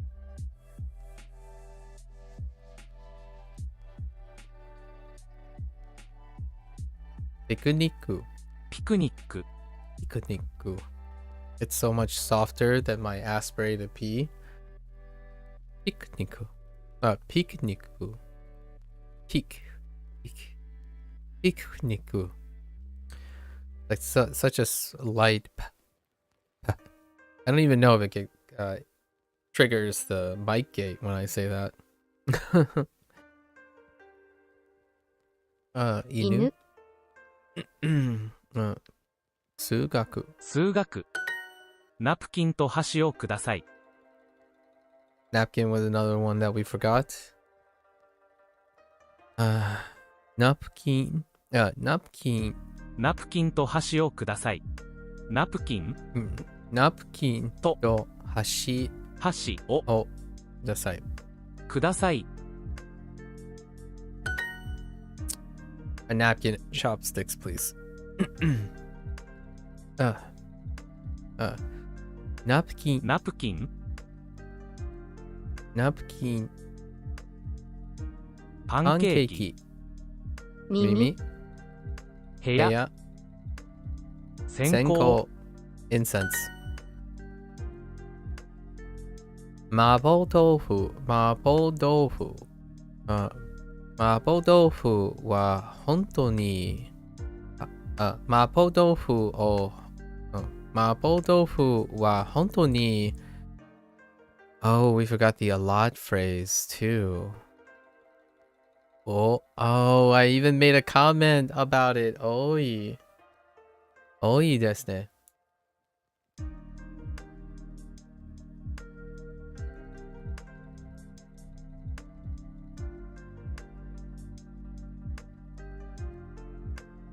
Yep, that's what those things mean. Yep. The study of numbers. Yep. Mm-hmm. That is something someone shared.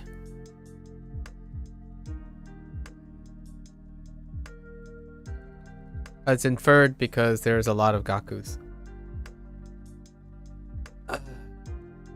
Yep. Mm-hmm. 麻婆豆腐麻婆豆腐は本当に多いですね。本当に多いですねは麻婆豆腐は本当に多いですね。エビチャーハン定食を6つとビールをください。Hmm.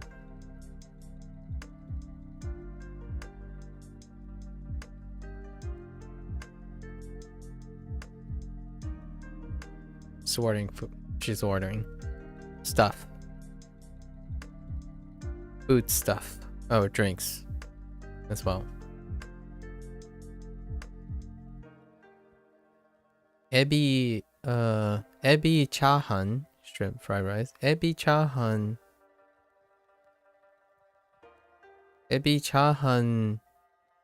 teishoku. Ooh. Brought back the meal set. Ebi chahan teishoku o 定食を6つとビールをください。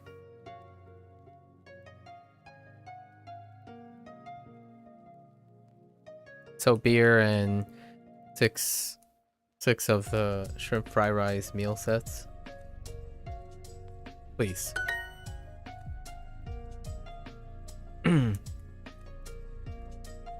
このレストランのチャーハンは多いです。多いです。How could I have forgotten oi? Oi. I was making a reference to oi. この where are you? レストランのチャーハンは多いです。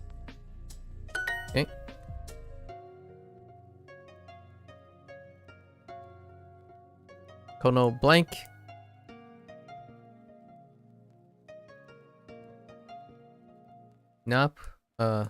Napkin はカレーです。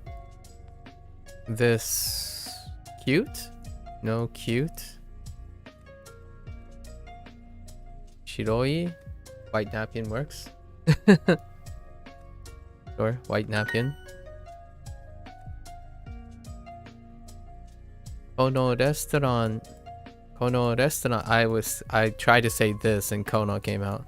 Kono restaurant no supu wa oi desu. Oi desu. Whoops. I gotta not do oi. Oi desu.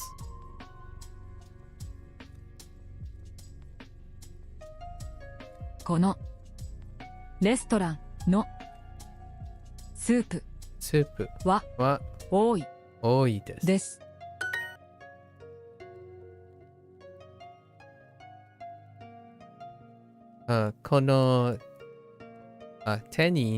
この店員さんは something.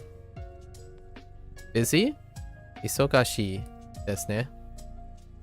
Nice. Greetings from Turkey. Hello, Maria. Hello from the United States. Hello. その店員さんは忙しいですね。Waiter is busy, or that waiter is busy. Aren't they? Or isn't he? Isn't she? Aren't they? Etc. Okay. ジュースを2つとジュースを2つと、エビスープをください。Shrimp soup? Okay. エビスープをください。2つ。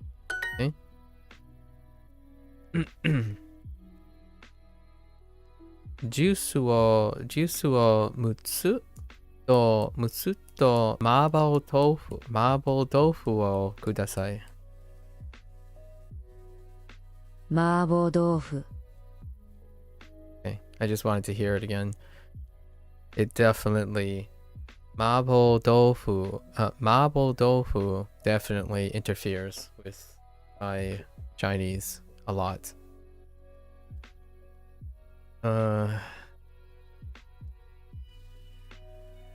Let's see.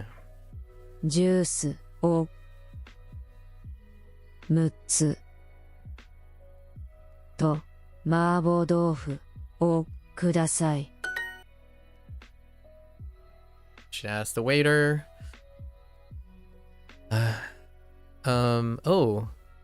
店員に聞きましょう。店員に聞きましょう。Oh. 3. Gotta honorize the waiter. Honorifics for the waiter. 店員さんに聞きましょう。This is like a use case interpretation, but I've heard it somewhere. That's good enough. Okay. 7つ。7つ。7つ。7つ。お釣りは240円です。お釣り。お釣り。お釣り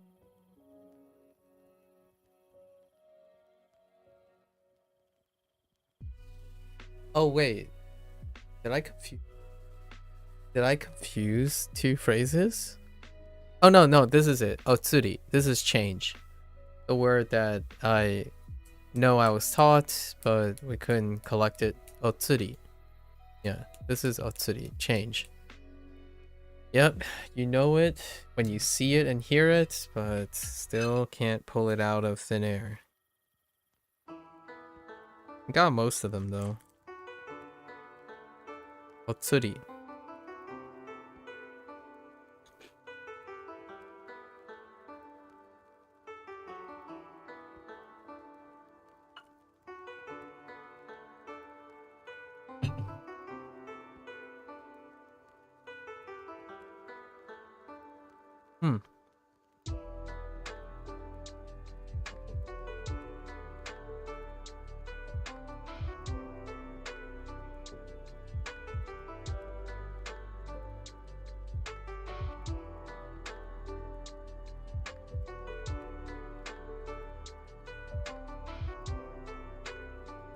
Okay. Otsuri wa some amounts, so we'll go with 5200円です。お釣りは240円です。Oh, 40円です。40、200? Okay. お釣りは240円です。Oh. 200、5000? I guess 5000's change is a lot. Okay, that's more reasonable. お釣りは240円です。お釣りは240円です。Yeah. Cashier? 会計？会計に行きましょう。会計に行きましょう。全部で5300円です。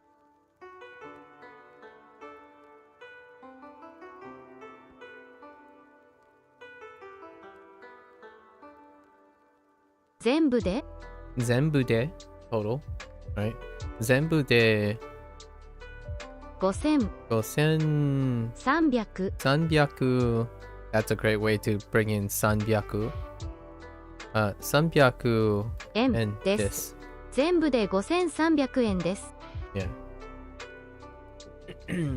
全部で、全部で5300円です。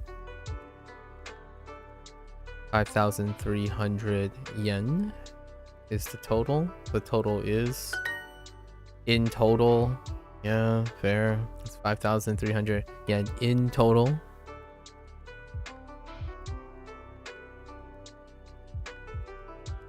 How much are the fried dumplings? Oh, I totally forgot about gyoza. How could I have forgotten about gyoza when I was going through my imaginary restaurant? Ah, okay. So yeah, so yesterday's thing had 26 words. 26 vocabulary. Yeah, that was at the higher end so far. I'm sure the volume is slightly increasing the average. I mean, the average is increasingly going up a bit. 餃子はいくらですか？餃子はいくらですか？ビールを3つと餃子を7つください。Okay. ビールを3つと餃子を7つください。ビールを3つと餃子を7つください。ビールを3つと餃子を7つください。Okay. サラダを3つとジュースを7つください。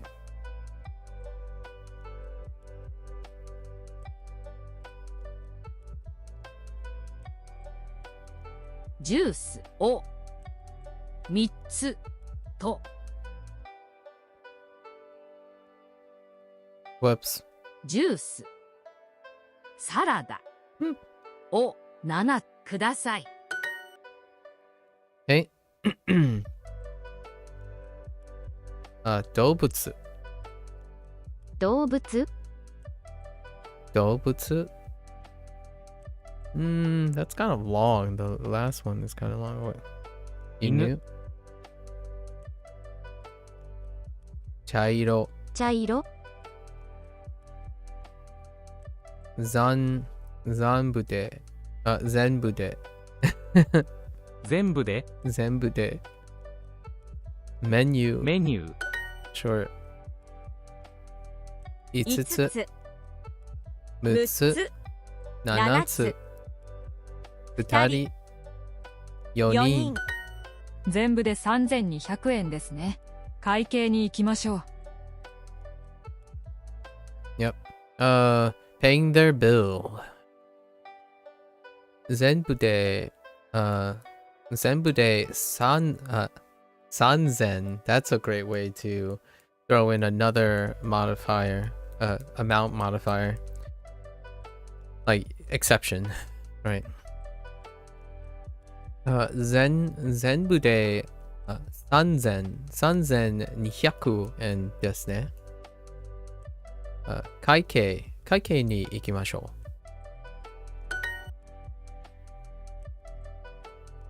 う。4つりは600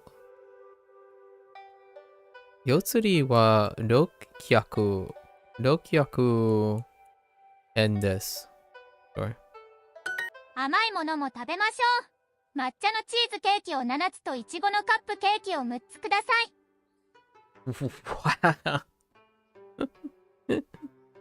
She's ordering some dessert. Oh my goodness, that is throwing in some katakana for you. Holy. 甘いもの right? 甘いものも食べましょう。Let's also let's eat some sweet stuff too, right?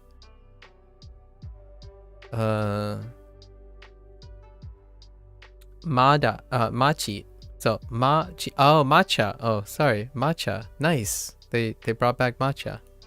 I was beginning to want. Yesterday, I was thinking, man, why aren't they bringing back other flavors? Like, why aren't they adding flavors? Because we have a few flavors. Matcha. Matcha being one of them. Matcha no cheesecake. Yeah, cheesecakeを wow. Cheesecakeを7つとichigo. Yeah, that's another flavor. Ichigo no cupcake. Oh, wow, 6つください. That's a lot of desserts. Yeah, we got vanilla, right? Vanilla is chocolate. There's lots of flavors. They could even bring in like a question, like ask what kind of flavors, or have a dialogue between the waiter and the person asking like what type of flavors would you want, right? Plenty of vocabulary to use.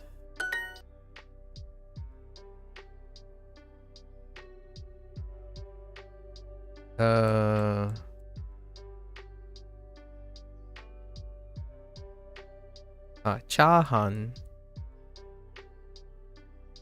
Yeah, chahan o 6つと chahan o 6つと gyoza o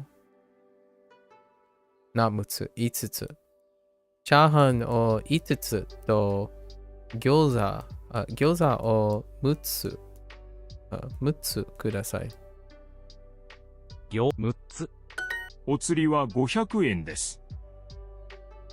お釣りは500円です。Your change is 500 yen. Danielu. Oh yeah, see, this is vocalization right here. This is the vocative I was talking about earlier. This is a vocative case. And it's okay here because in the English prompt, this is the subject. But sometimes when there's no subject and you eliminate this and say, Daniel should pay at the cashier, then it's no longer vocative because Daniel is part of the collective we, right? Then it's more of an English to Japanese thing as opposed to the other way around. Danielu-san. Right? Pause. Danielu-san. Vocative.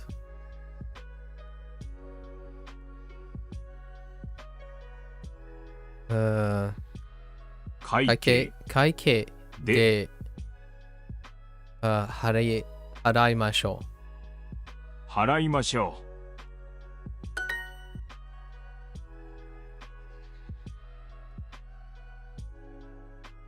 The cashier is over there.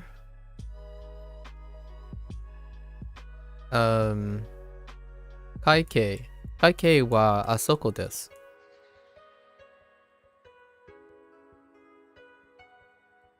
Wait. 会計 Are you serious, Duolingo? Excuse me? Excuse me? Why aren't you adding this into the kanji section? Hello? No, that's probably, I'm being dramatic, but this is probably from the older path. This happens on occasion. It happened with Takai, and I still haven't gotten Yasui either. I've been given Takai, but not Yasui. But this has happened before. Probably older path, and they didn't clean it up, or overlooked older path. Probably by around this unit, wherever this unit is. They already used the kanji before, maybe. It does look like The left kanji and the right kanji, lots of the elements I already know. Actually, all of the elements I already know. Yeah. So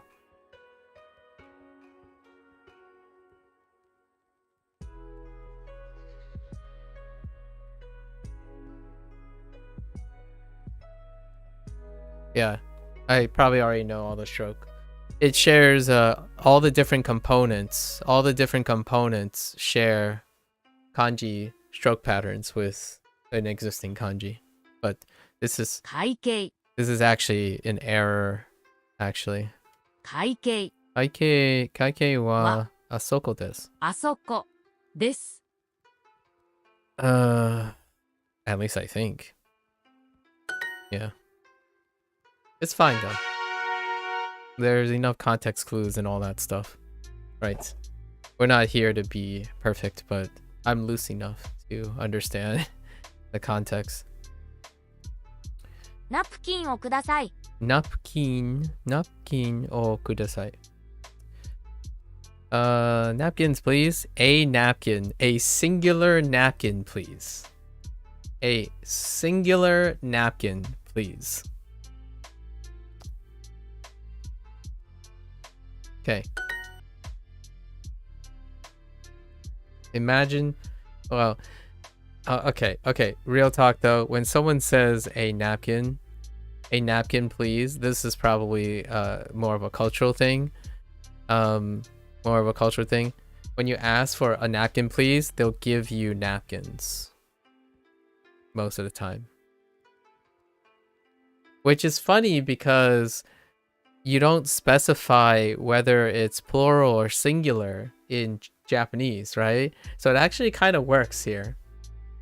People will give you any number of napkins. Like if you say a napkin, please, like if say like a Japanese person is learning English and the phrase is a napkin, please, you won't just get, most of the time you will get varying numbers of napkins. Which is funny because that's exactly what the Japanese phrase would say. As in, the Japanese is not concerned with whether it's a singular napkin or multiple napkins, right? So when you tell the waiter, like, a napkin, please, you'll probably be given more than likely more than a singular napkin. Sometimes, though, you can possibly get a singular napkin, but that's usually not the case. Even though the phrase, a napkin, please, may come up. Like, if you say a napkin, please, it will still not be very weird at all. But it's not a concern of whether it's more than one napkin. And that's kind of funny. That's really funny. Translating it in from Japanese, right? Because technically it's just napkins or a napkin or any of the sort. It's whatever is convenient to them, I suppose. Or whatever the implicit nature, like the waiter will determine if, hey, do they want more than one napkin or something? And then if it's like a party of 7, you would at least give more than a singular napkin, that kind of thing. Really funny. Funny stuff comes up all the time, man. この白い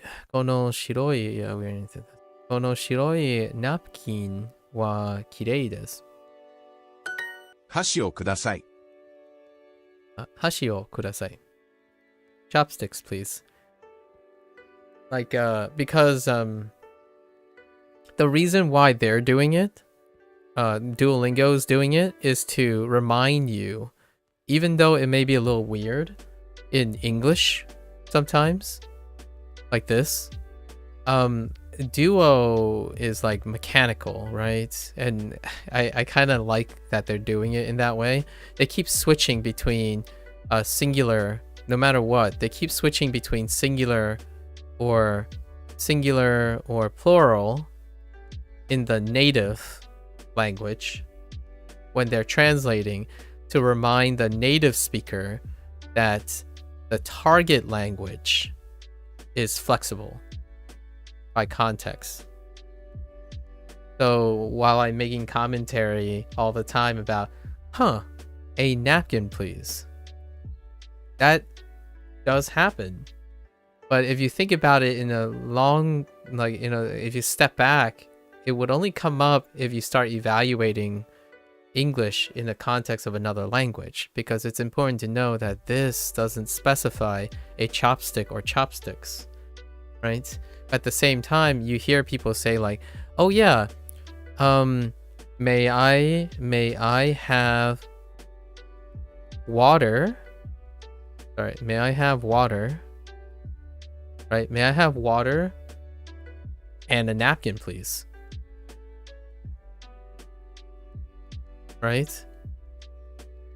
Or may I have water and some napkins, please? Right? All these things, it's automatic. But at the same time, it's very curious because, yeah, if we remove the article, or like if we remove the article, right? May I have water and napkin, please? And then let the inference of amount, it's still, it's fine. The results are communicated implicitly anyways. It's so funny. Okay. Like if you sit down and you have like a party of 4 and you say, oh, and a chopstick, please, right? And a chopstick, please. The implicit nature is chopsticks, even though the person say a chopstick. The likelihood is the waiter is going to give you more than one chopstick. And that kind of highlights what Japanese have done, in my opinion, in their language. Like when they're ordering things, it's like due to the consideration of the best they can do. So a waiter is almost contextually obligated to do their best to implicitly understand how many things they need when not specified in certain things, like napkins or chopsticks and whatnot. And it gives like onerous and responsibility to the people speaking to each other, as opposed to being awfully specific and technical. Funny, very funny. I like it. Kono hashi wa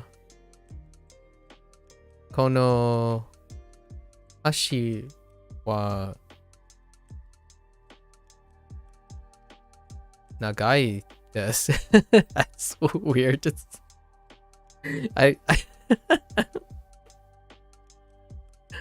These chopsticks are long.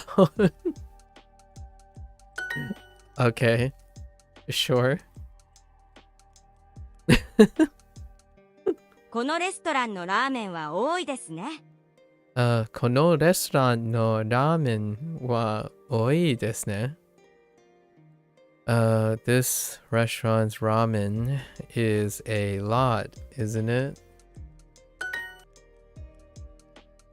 チャーハンを5つと餃子を6つください。餃子6つ。6つ。冷たいウーロン茶。冷たいウーロン茶。冷たい。Gotta remember that too. It's 冷たい。Cold oolong tea. 冷たい。冷たい。Ooh, I do like cold oolong tea with some bubbles in them, please. And maybe like a couple grams of sugar. Good aside.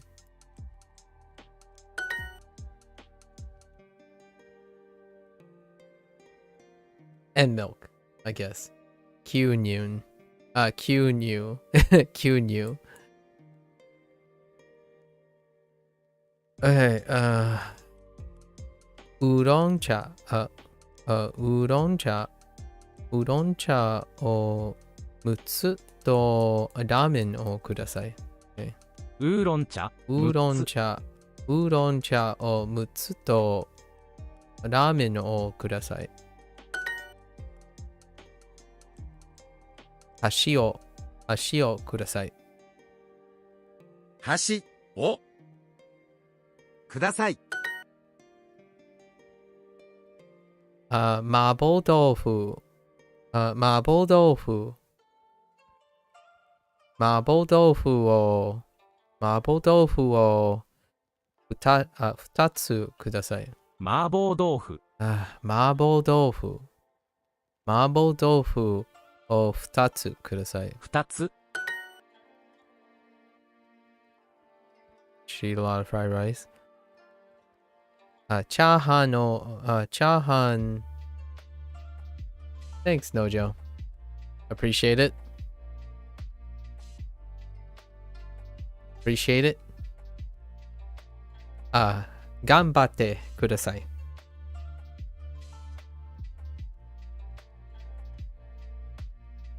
We should eat a lot of fried rice. So,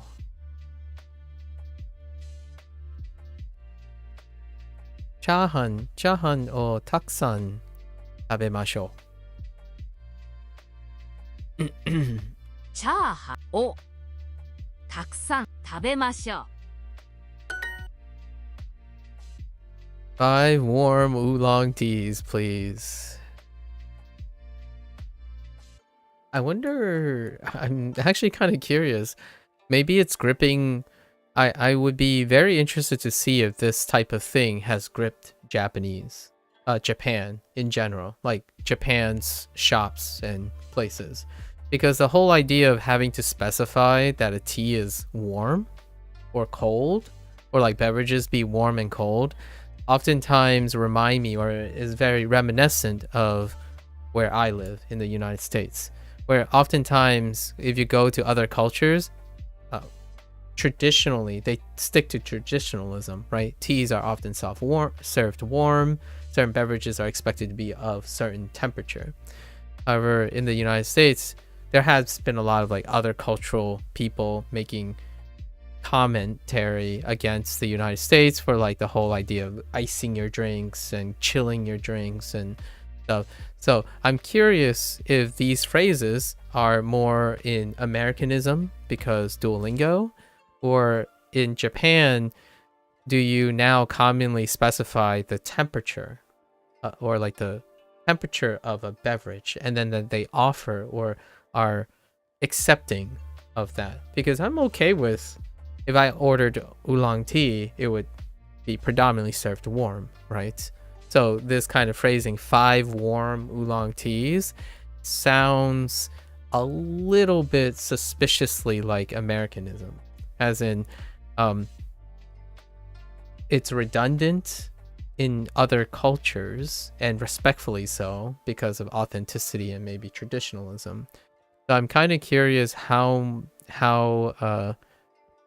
ubiquitous or how prevalent it is to specify the temperature of the condition and temperature of your beverage. I am one that does love partaking in the traditionalism, right? Because as much as I want everything to be about me, or like everything should be to my liking, I also like the idea of authenticity too. Like I've talked a lot on the other side of things, where authenticity doesn't necessarily mean things that are non-authentic are less significant or weighty, you know, the whole fake and real versus thing. But at the same time, there's enough room in this world for both.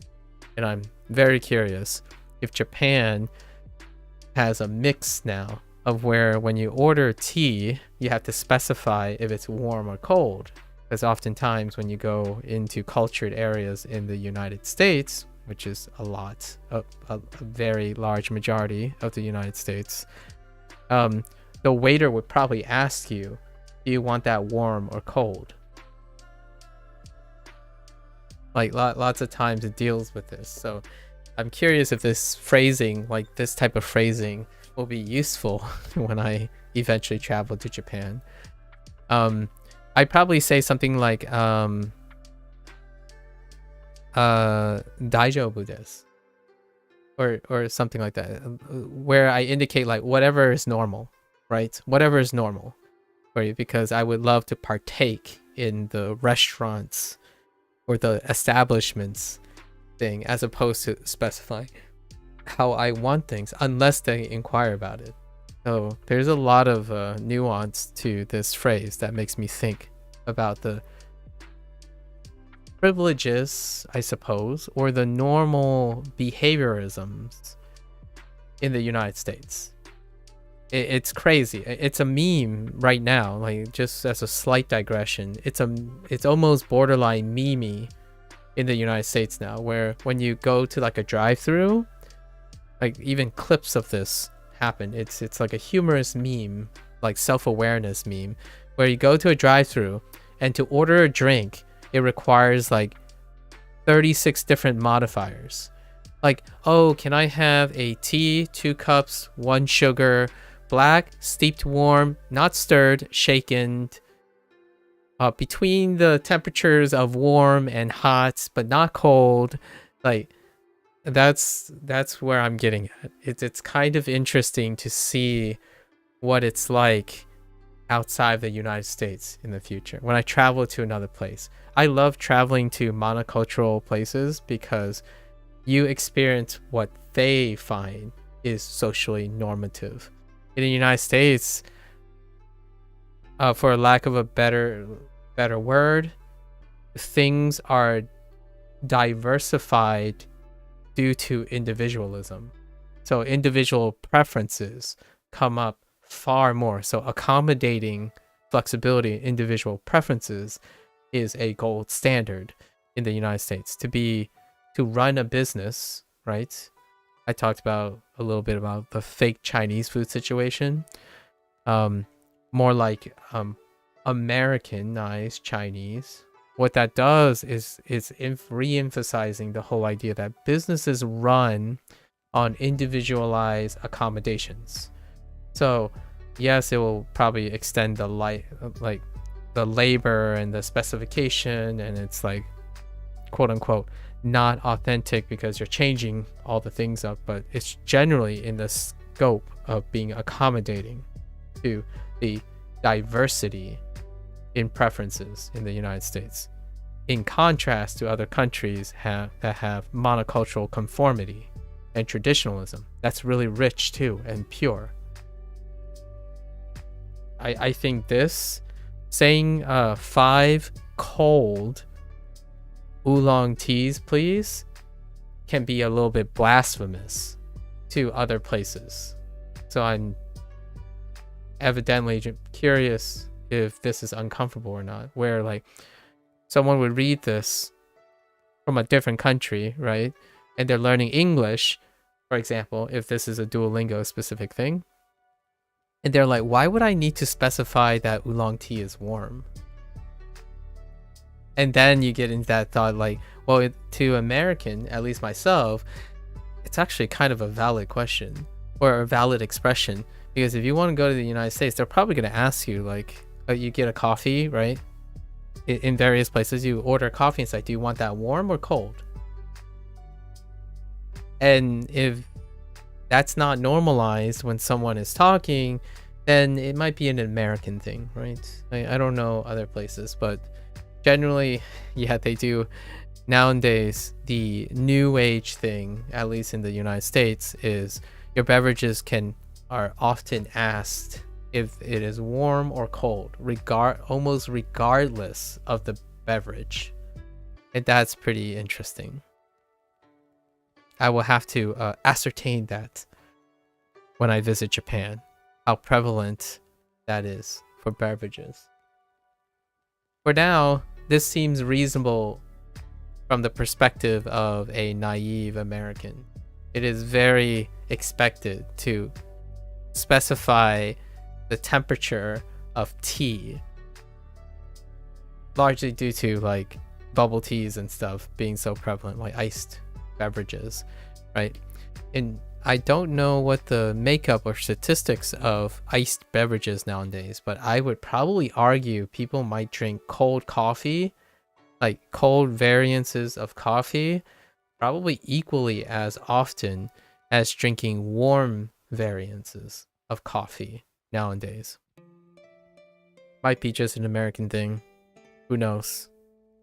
This is why this is so interesting. Learning another language And then you get to learn a little bit about your own language again. It's why it's so interesting to learn another language. Language breeds culturalism by extension. Let's see.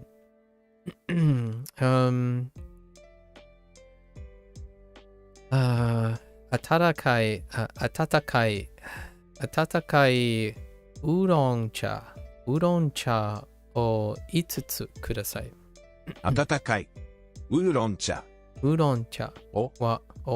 5つください。ください。Get more with Super Duo. Do I want to do kanji? Yeah, let's do kanji one more time. I feel like I'm still shaky on this? Am I shaky on this? Nah, let's go up here. 何年生1年生何年生何年生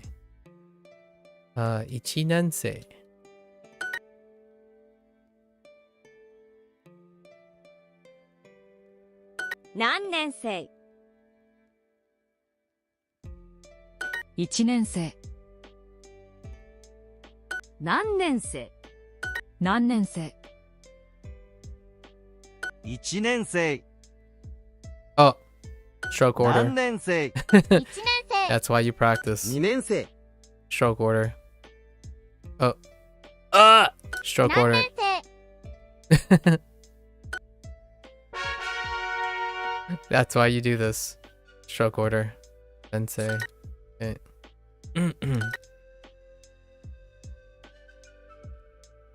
先生先生先生先生先生先生先生先生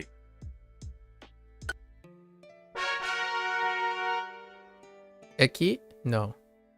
2年生2年生何年生何年2年生何時間何年生2時半2年生2分何年生2年生2年生何年生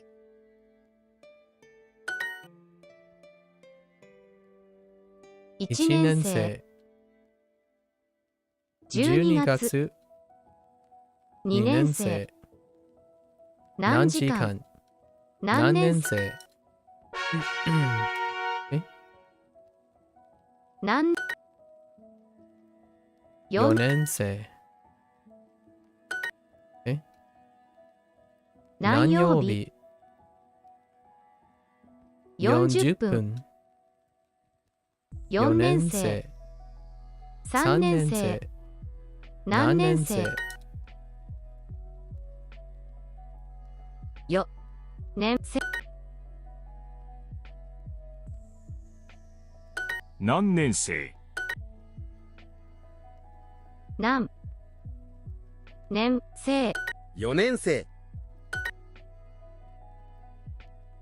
何年生2年生4年生何時間40分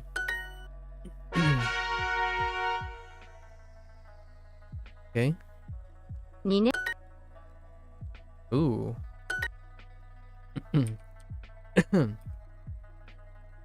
1年生 Alright, redemption. 2年生何年生何年生何年生何年生2年生1年生 That's a little better. Okay. 先生先生先生先生先生先生先生。先生。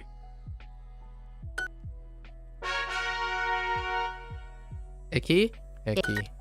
Okay. This one has a slight bug, so to speak. Icky. Proximity bug, so icky. It's a little bit tenuous. Yes. 駅 It's still there. 駅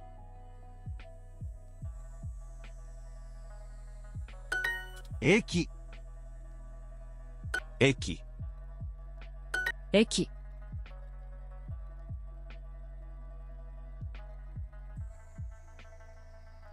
駅、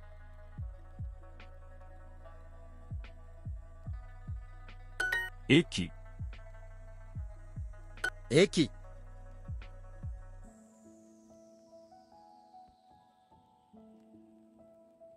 Oops. 駅 I turned it the other direction. Oh, that's a little far.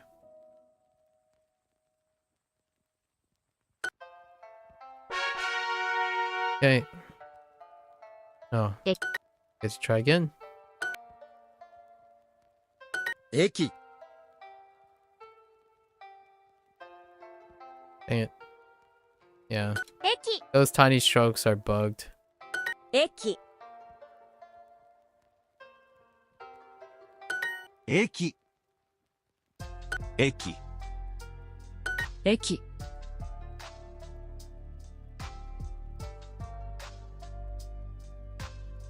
駅、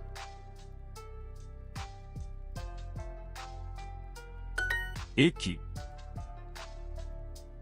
駅。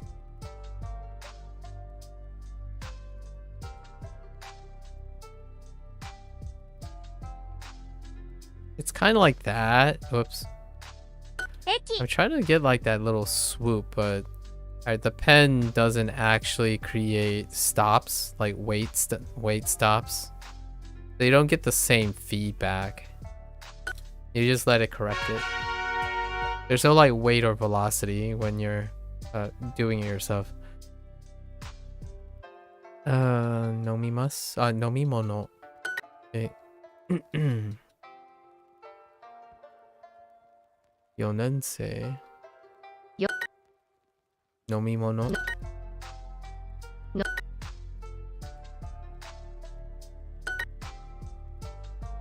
買い物4 4年年生生魚3 3年年生生飲み物飲み物 I wonder why 飲み物のみ物 is plugged in here. How could you get them mixed up? 4年生飲み物4年飲み物買い物食べ物2年生4年生飲み物4年生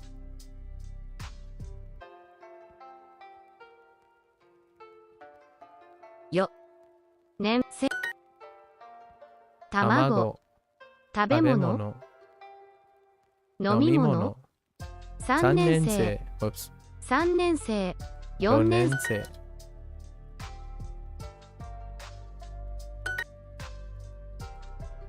のみもの3年生4年生食べ物 Oops. 食べ物飲み物買い物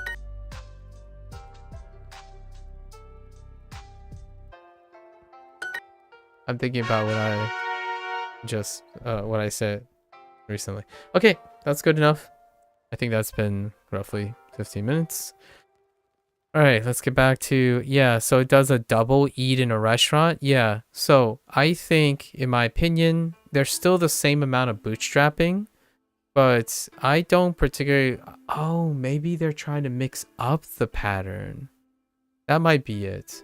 Because right here, so this is my issue right now, in my opinion, is that you have N1, right? N1 here. One of these is personalized practice. I think this was personalized practice. So now we're not talking about personalized practice. So PP1. Sometimes there's a PP2. which comes in at the second one or the third. So any of those positions. But then you get R1, so the review of N1, and then you get N2, right? But then this is R1 again, but then you have two R2s back to back. I personally like their previous, if you go back to the earlier units, this is swapped. They moved these two. So that fits in well, where you have N2, then you have a repeat. This becomes R2, and this becomes R1. But now instead, you have two repeats of R2 down here. So we're going to do the same thing again, right? For the second half here. Although they're new prompts, though. Like, also, what's worth noting is the prompt content. Like the prompt content, this group outside of the personal practice is the same pool. It's the same pool of prompts. However, these two are a new prompt, new pool of prompts. And then a little bit down, this one is a unique prompt as well. But it's a collection of these two pools. I don't know how much I like that as much as the one that so they're kind of mixing it up. Maybe that's intentional. I don't know. That's what I've noticed anyways. お茶をたくさん飲みましょう。お茶。お茶。お茶をたくさん飲みましょう。お茶をたくさん飲みましょう。横浜の中華街に行きましょう。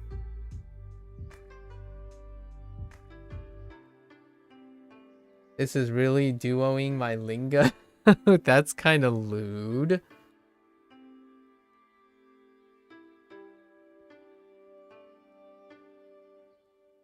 Why are you saying I'm afraid not, Millie?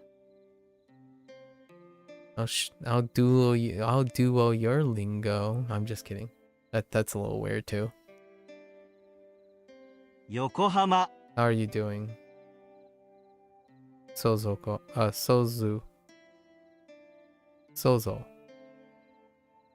Yes. No. 中華街. Why are you ngaing all of a sudden? No. They always ngae. 中華街に行きましょう。中華街のタピオカティーは有名ですね。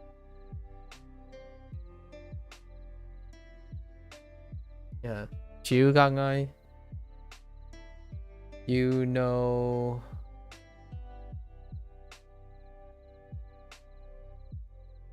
Yeah.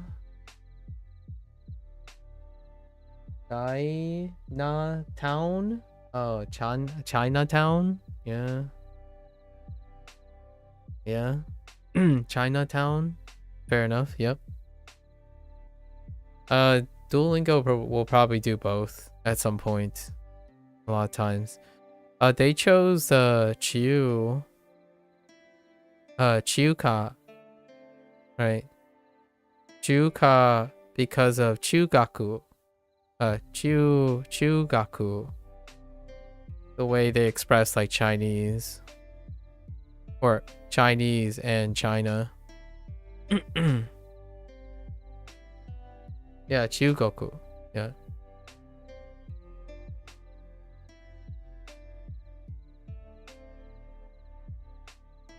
So Chugoku and Chugokugo.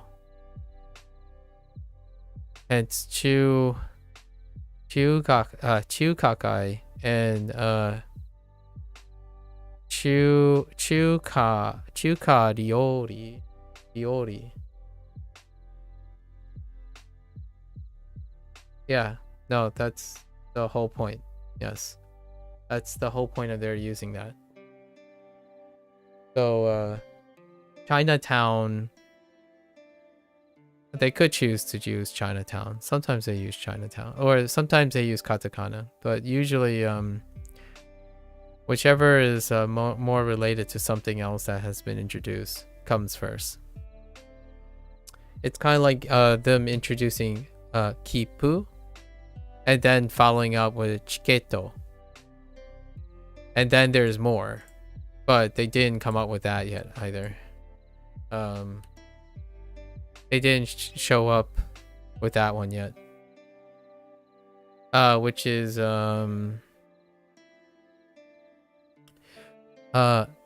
show ken, using ken, right? Using ken instead, and then because they already do kipu and chiketo for buses and trains, but ken can also be used, but they didn't introduce ken yet. Like josha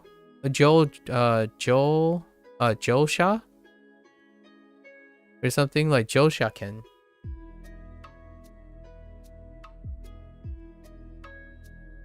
You probably deduce it from, yeah, that usually happens. Yep. You probably could deduce it from the kanji. Certainly. Or you could be like me and be able to deduce it from also the kana as well. 中華街のタピオカティーは有名ですね。中華街。What happened? 中華街のタピオカティーは有名ですね。タピオカティーは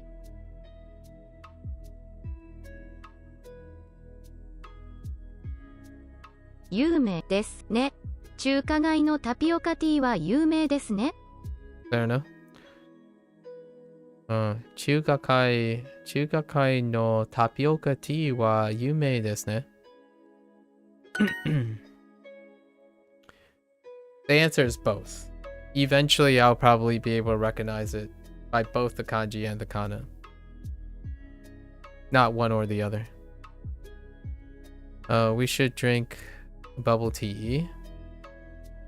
Tapioca tea or nomimashou.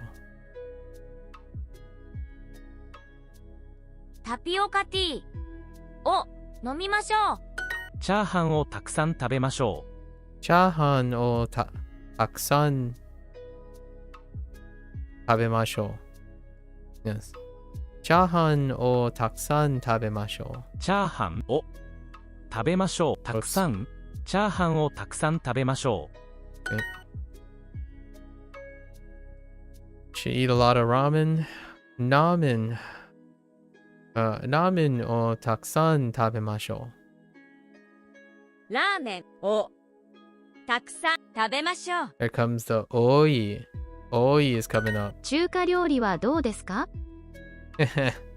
Not yet, not yet. 中華料理は中華料理はどうですか？ Okay. How about Chinese food? It's coming up soon. The oi. Okay. Tapioca tea or nomimasu? Nomimasu. Sure. She's totally yoing though. She's totally yomasing. Yomasing, not nomimasing. このレストランは10時に開きます。に。Oh, they didn't go with oki yet. Oki. Oh, I mean oi. Yoku wa... No. Yoku...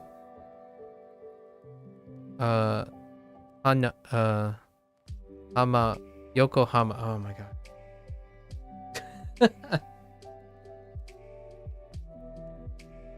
Yokohama ni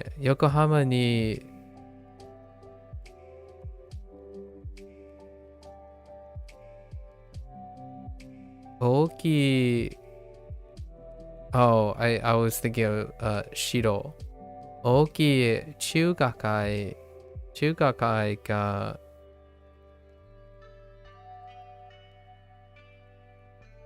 What do we have here? Ikimasu, torimasu, norimasu. あります。 Arimasu works. Yeah, to possess. Yeah, sure. Yokohama ni. Interesting. Yeah. Yokohama ni ookii chugakai ga arimasu.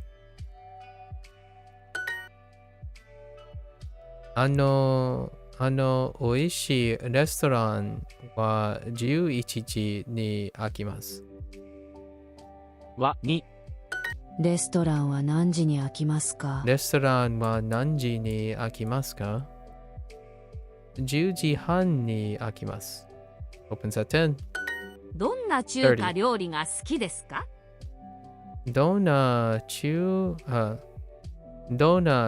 華料理が好きですか？ What kind of Chinese food do you like?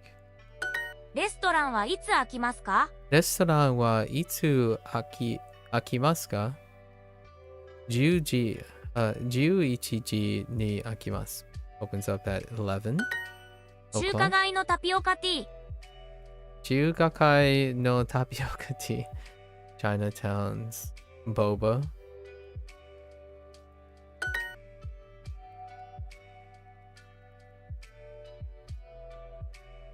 お茶をたくさん飲みましょお茶をたくさん食べましょう。う。飲みましょう。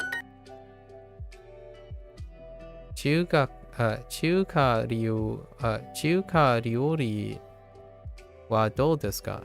中華料理はどうですか？OK。いらっしゃいませ。いらっしゃいませ。いらっしゃいませ。4人。4人。2人。2人。川。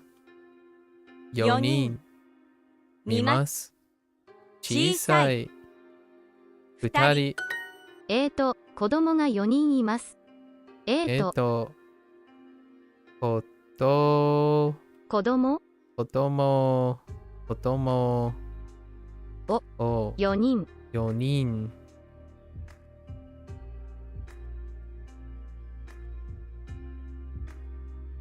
がWait.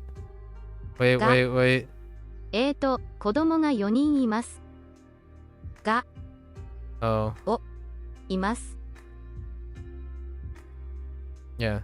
子供が4人います。There are 4 kids. We have 4 kids. 新聞4人飲みます。2人4つ。冷たいタピオカティーはどうですか？冷たいタピオカティーはどうですか？冷たいタピオカティーはどうですか？ How about the cold bubble tea, boba? How many people? 何名様ですか？何名様ですか？冷たいジュースは美味しいですね。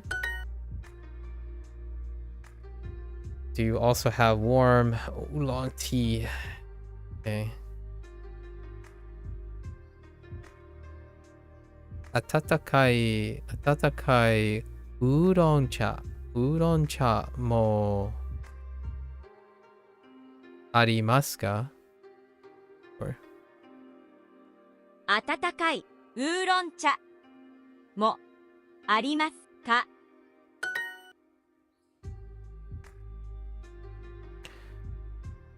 英語英語のメニューをください。Sure. のを English menu, please. Should look at the menu. メニューで見ましょうか ?or 見ましょう。メニューで見ましょメニューで見ましょう。Oh, they went with O. Fair enough. う。いらっしゃいませ。何名様ですか？ I just wanted to test it. いらっしゃいませ。いらっしゃいませ。何名様ですか？何名様ですか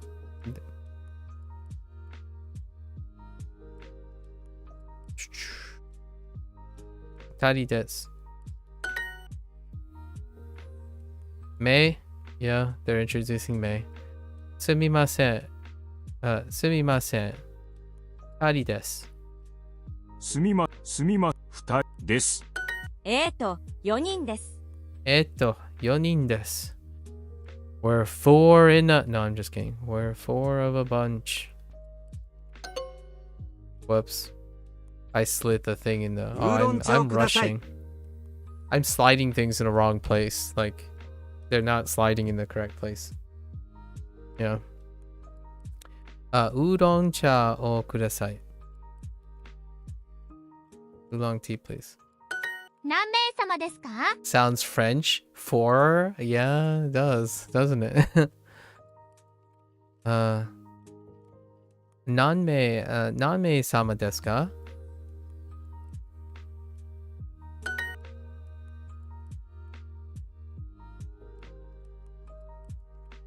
メニューを見ましょう。4人です。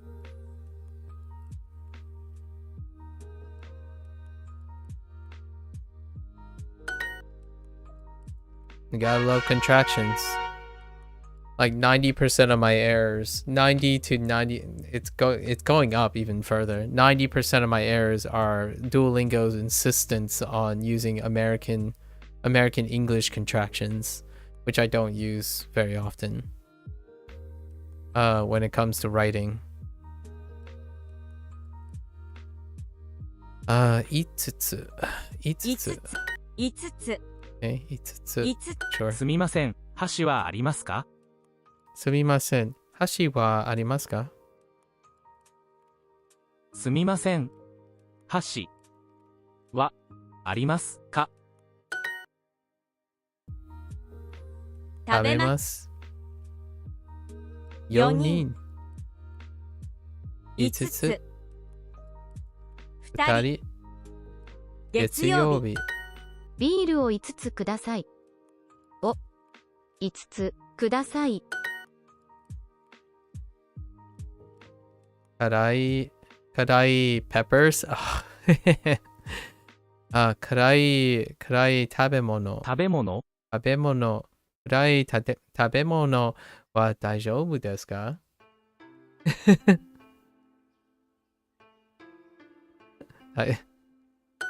？Clearly this guy doesn't appreciate. 水を5つください。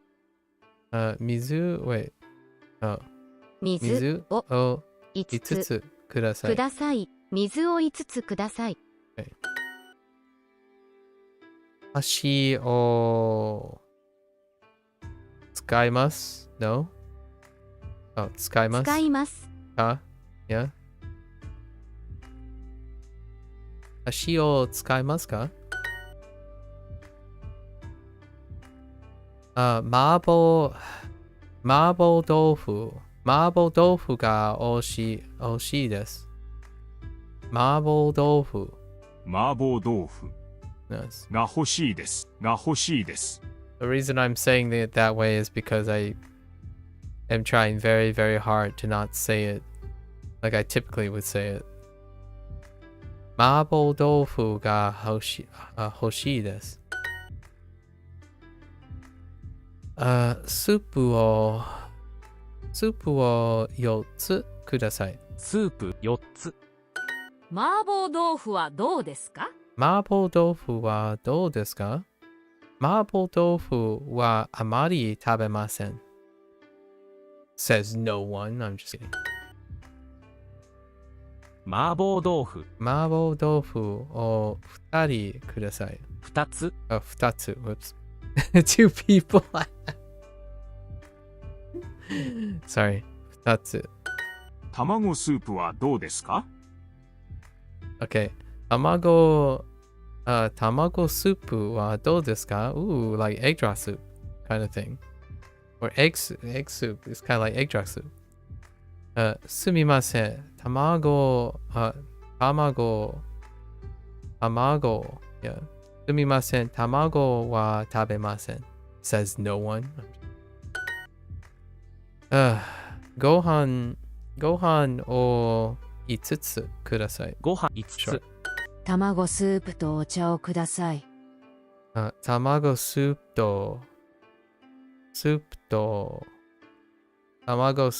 とお茶をください。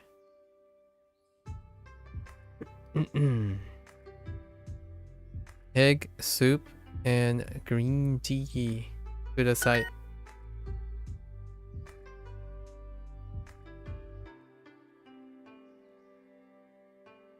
どんな辛い食べ物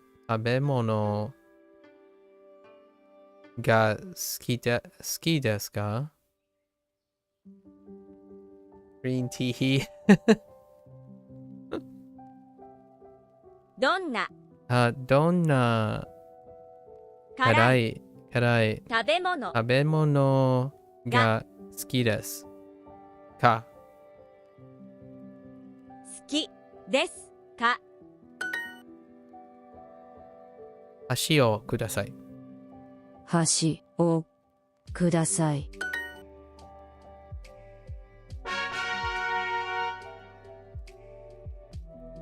6つ。店員さんはどこですか？店員さんはどこですか？どこですか？優しい店員さん。優しい店員さん。ナプキンはありますか？ナプキン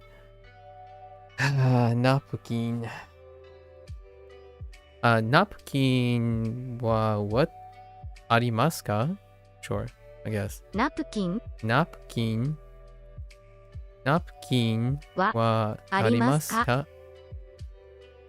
Never heard tenin used for waiter, but I guess it makes sense since it would really be any sort of like store employee. Yeah. You're more familiar with waiter. Yeah. Waiter is somewhere as well. Yeah, waiter.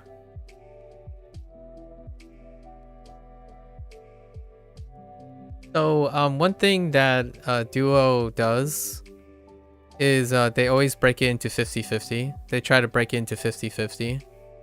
So if they're going to introduce something that's in kata, they have to match it with one that's in hira. So hira and kata is break. So oftentimes they pick things that they have to pick one or the other. So a lot of times there are many kata counterparts to the hira counterparts, and vice versa. So I hear that quite a lot when people say like, oh yeah, I'm used to hearing this. Occasionally there's one where you have two hira expressions, like synonyms, right? Synonyms, so to speak. But it's usually like the comment that people make a lot of times when they're hearing me do Duolingo, like use Duolingo. They're usually suggesting a kata one whenever they hear a hira one, and then whenever they see a kata one, they mention the hira one. And I think that's pretty cool, in my opinion, because like you can't. It's kind of hard to do that in English. You don't have that feeling. You don't get that feeling in English. The type of feeling you get, the closest thing in English you get to feel is synonyms. Like lots of synonyms. And I can't spell synonyms, but synonyms.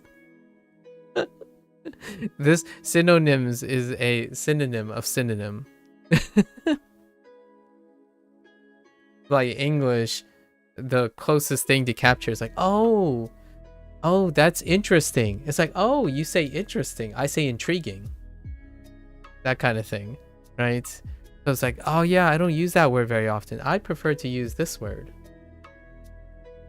I think my favorite ones are the ones that people use interchangeably a lot. Yeah, there are a lot of loan words, and while native Japanese words exist, for a lot of them, they're also kind of trendy and interesting, if that makes sense. Yes, they do. And English does the same thing in terms of how trendy they are, and then they choose one word over the other. For example, I'll give you one that is very, very recent and fictitious. One of the people that I talked to revealed that recently. Pop, and soda. Sorry, I might have popped my microphone by doing that. Pop and soda.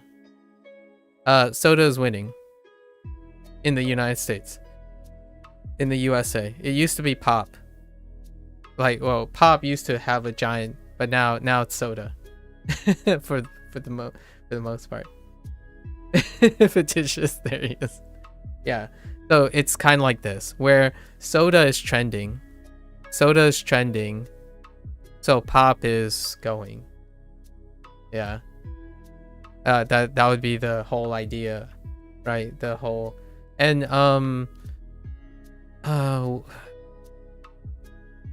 that's the closest thing in English, where words trend and then it replaces the other word when they're using interchangeably. Oh, I have some serious versions, like funnier versions, or like more deep cut versions, like literally is trending, so it's replacing figurative. Even though they mean different things. Now literally means figuratively and literally at the same time, right? So now this word has encompassed both of them. Literally means not literally? No, literally, yeah, which is figurative. It's ironic. It's an ironic use. Yeah, it's encompassed everything. Literally now means emphasis. So people don't use the word emphasize anymore as well. Literally has taken place of emphasis. So when you emphasize something, you're literally doing it. It's providing emphasis as opposed to suggesting figurative and literal, which used to be the other encompassing. When someone says, oh yeah, I'm literally the best, figuratively. But now it's more like, okay, let's forget figurative altogether and use it as emphasis. I'm literally the best. I'm quite literally the best. Yep. Word trends. Word trends. They go beyond one word in terms of like loan words. I don't call these really loan words, but I know Japanese, it's a kind of a loan word. But the word I kind of associate with a lot of times are cognates. Like, I'm not a linguist, so I'm just throwing these terms around. I know someone's going to tell me like, well, cognates are actually this, and homonyms are kind of this. And it's like, all right, fair enough.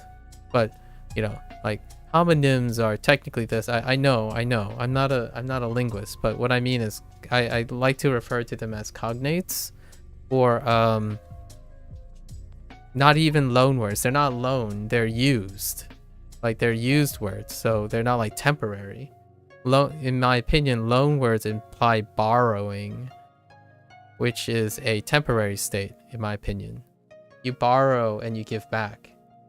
I typically refer to them as cognates, as in they're like synonymous with the word that they sound like. And one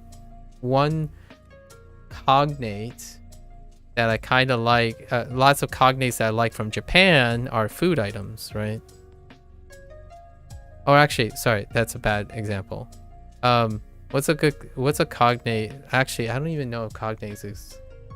Do English have cognates of other languages? What's a good example of an English cognate? Are there English cognates?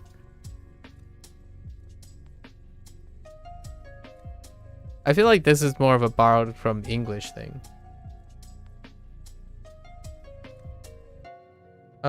With food, I think they're mostly actually loan words from Japanese into English. Yeah, there are no cognates, and I don't think they're loan words. Again, they're just words, in my opinion. Like there are no replacements. What I mean is, now they're not replaced by something. They're not substitution for something. Right? Like sushi is not a substitution for something. Like sushi, because it has cultural relevance. It's not the abstraction of the word, right? Like when you're saying sushi, you're not. It can't be like a roll with seaweed. Oh, rice ball. That's a good one. Actually, rice ball. Yeah, onigiri. Onigiri is still, yes, that's a good one. Onigiri is still in the loan state. You know what I mean? You know what I'm saying, right? Like, some words are in the loan state. Like, this is still on loan. Onigiri is still on loan. It hasn't trended hard enough to replace rice balls. But sushi, like sushi, tempura, ramen, those stuff, they're no longer borrowed words. They're just replaced. Like, you could say noodles, but noodles don't mean the same as ramen anymore. And I feel that's what's happening with Japanese katakana. Like the new age people are like, no one says kipu. Like that kind of stuff is trending like really hard. Like no one says kipu. They say chiketo, right? So I feel like some of these words are getting to that state. But I do feel it's loan and borrowed words are fitting into Japanese quite a lot. I almost feel when it comes to English, those words are permanent. Like they're like, you know how there's that, what was the meme, the English meme? English is like 4 to 6 languages in disguise, kind of thing, where like there aren't borrowed words in English, they're English words. Like sushi is an English word now. Like, thank you, Japan. Now there's no replacement for sushi. A seaweed wrap roll with raw fish in, and one that's on loan. Ooh, a good loan word that's still on loan is sashimi. Wait, is it sashimi or shishimi? Wait, actually I've never written it out before. Is it sashimi? Oh, sashimi. Yeah, sashimi. Yeah, I see. This is still a loan word. I think sashimi is still a loan word. Yeah, still a loan word in English. The reason why I'm saying this is English, since I like other words that have become part of the English vernacular, I'll trigger everyone now.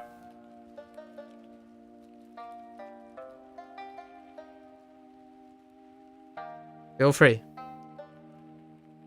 And I'm sure whoever watches this like 10 years later, this will be a triggering word. And I am gonna say it in the absolute most triggering way possible. It's a crescent. No. I should take that back.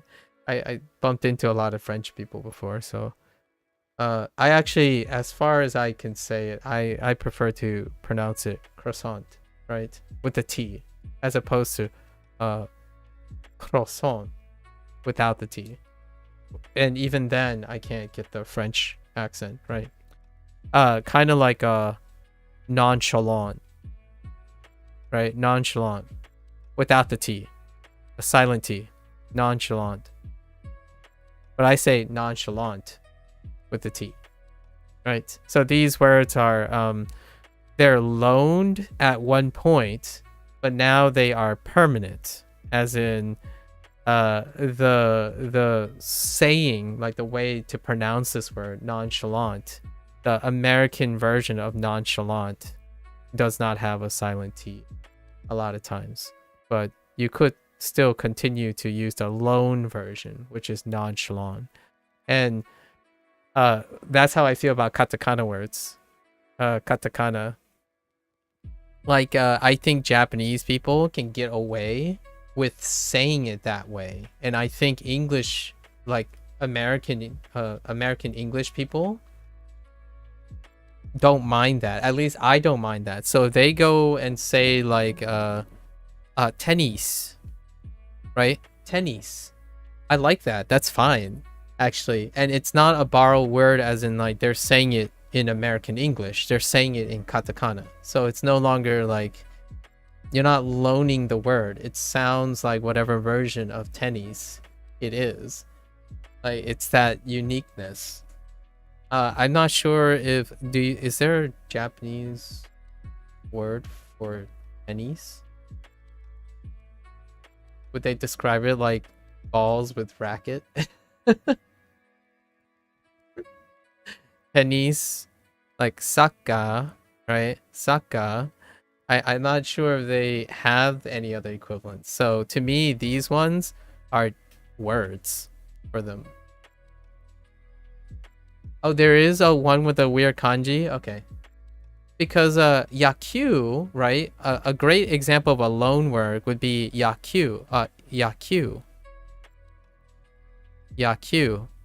For baseball. Even though I'm pretty sure they probably have a loan word for baseball. Baseball or something. Oh, tekyu. Yeah. So yeah, tekyu. Tekyu. So then I would consider, I mean, it's not very important. It's not important at all what we're discussing technically for anyone who's not interested. But I think it's so much fun thinking of it this way. So I've been thinking about this for a while now. Like, so tennis would be a loan word for me, because you could say thank you, right? English has no equivalent anymore for so many things. Like sushi is hard to even say it's a loan word anymore, part of the language. And I would be so curious to ask Japanese people. Like, I don't know if you're Japanese. Sozo? Sozo? Yeah, Sozo-ka.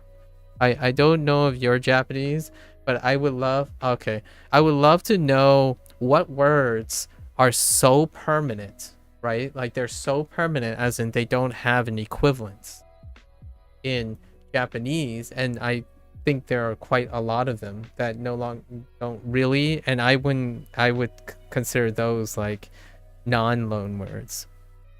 They're just words now. Is there a replacement for like things like gameu? Like video games? Yeah, like gameu. Chitoki? What? Chitoki? Or jets?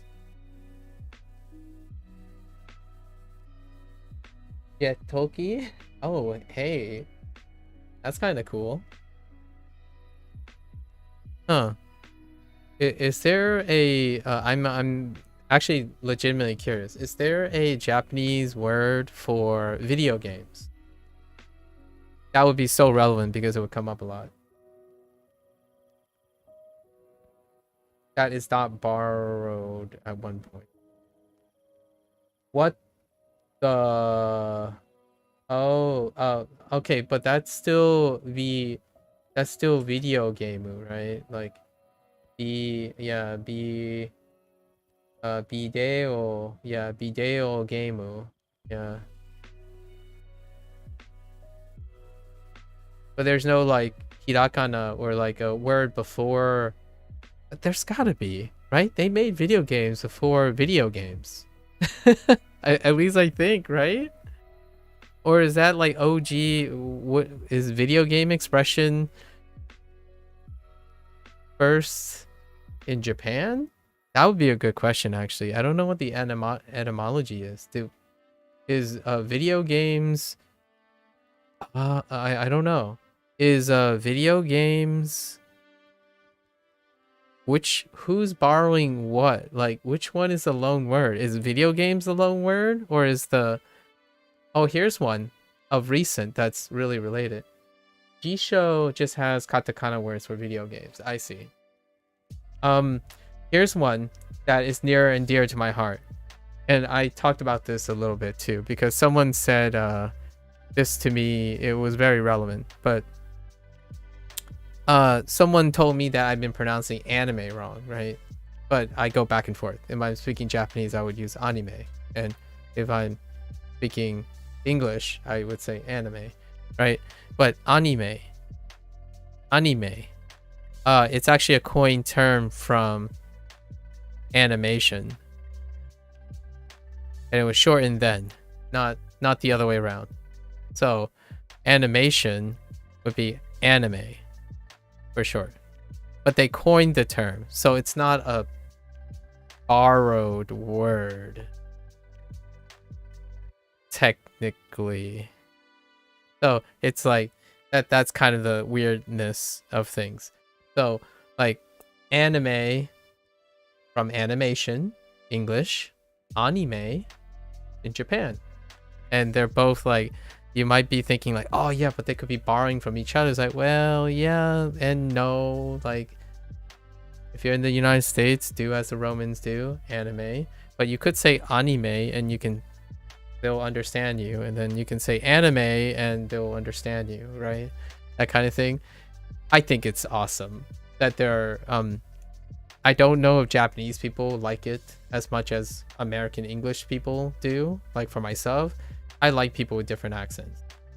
If you look at comments, if you look at comments, whenever you see videos of accents, like American accents or other people speaking English accent, like different English accents, it's often when the content is about correcting someone's accent. Most of the comments are like, I love your accent, keep it, and then learn other accents, but keep your accent. That's usually the comments that are now more trending. They're trending comments. In Japan, I'm not sure if that's the case. Like, I doubt a Japanese person is gonna come up to me. It's like, oh yeah, I don't mind your your foreigner accent. Like, keep at it. Like, it's more like, oh, you should really say it like this, because that's how most of the people who know Japanese say this, and that's true statistically, because the vast majority of people are Japanese speakers, right? Japanese people who speak Japanese. So, and that's kind of the neat thing about katakana. Wow. I've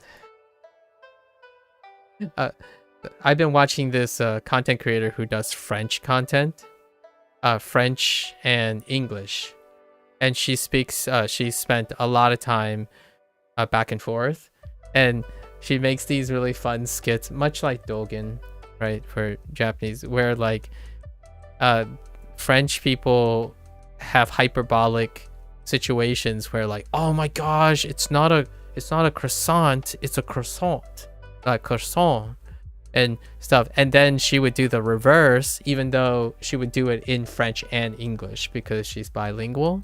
And she would say things like, well, it's not Netflix or I don't even know how she listed all a bunch of like Netflix, McDonald's or something, like all the ones where like they keep dropping all the words, but no one's getting, you know, like no one's getting on the case of the French attacking English when they do the same thing in reverse, right? So it's kind of really humorous. And then when I think of katakana, it makes me smile because all I can think of is these borrowed words. I can say them in 2 different ways, and I'm probably going to end up saying them like by habit.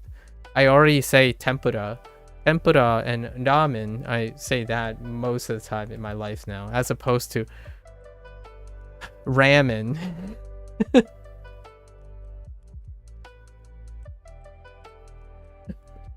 don't but ramen and tempura. Ramen and tempura. Do I have others? Wait. I think I have better ones. Tokyo. Tokyo. Kyoto. Osaka.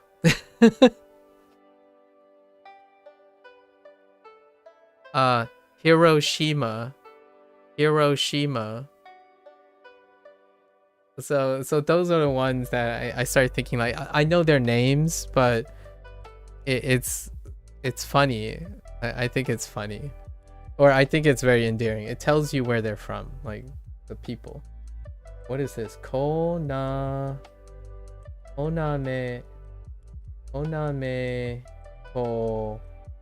Komando is in here. What does that Koname Koname command? Oh gosh. Oh gosh. All right. Yeah. Koname. Yeah. Koname. Konami. Konami ko. Konami. Oh, I see it. Okay. Konami. Konami ko Mando. Yeah, Konami Komando. I see. That's hilarious.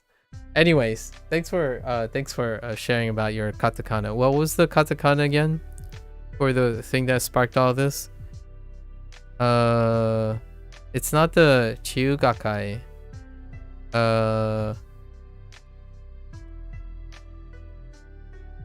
Oh yes.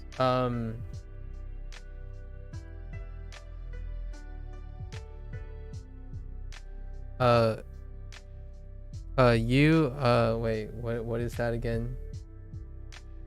I'm so bad at connecting the katakana with the English word.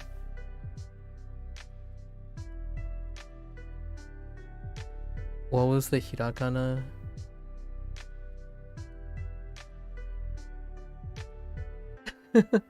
Oh, waiter. Oh, waiter. Yeah. Tenin. Yeah. Tenin. Okay. Yeah. Waiter. Yeah. Uita.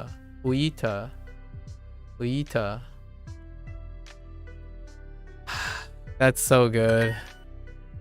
Okay, thanks. I needed a little break from my my thing. How about how do you like napkin? Napkin. This is how I say napkin, by the way. Full stop, ironically. No, I'm just kidding. Napa cabbage. Napkin. Napkin.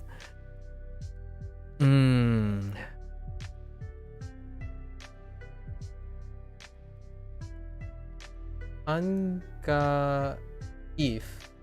Oh, handkerchief. Oh, ooh, handkerchief. Handkerchief to wa dou desu ka? Nice. Handkerchief. Interesting. Wait, does that mean napkin? Though, like, does that also mean napkin, even though it's handkerchief? I like it. handkerchief? Handkerchief? Handkerchito wa doko do desu ka? No, it's a handkerchief? Okay. I do like handkerchief. Handkerchief is pretty good. And then picnic? Yeah. Picnicu. Picnicu. Napkin. Napkin do hashi o kudasai. I personally think it's really cool. I know it's still kind of a like it's tough for me because I really can't hear it very well. Like I don't bend sounds as well, but it's helping me. It's helping me with that. Where when one word sounds like another word in a different language, maybe in a different context, I think katakana's gone a long way to make me think about when words and phrases sound like words and phrases in another language, not simply a really close facsimile like cognates. Cognates was the term that I used when I first learned Spanish, when Spanish had cognates. Like,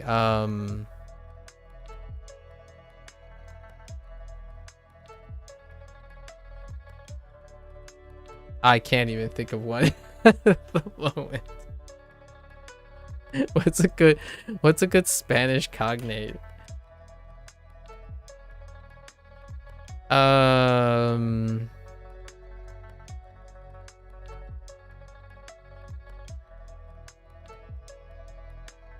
And I don't even know what cognates really mean. Let me see what the formal definition of a cognate is.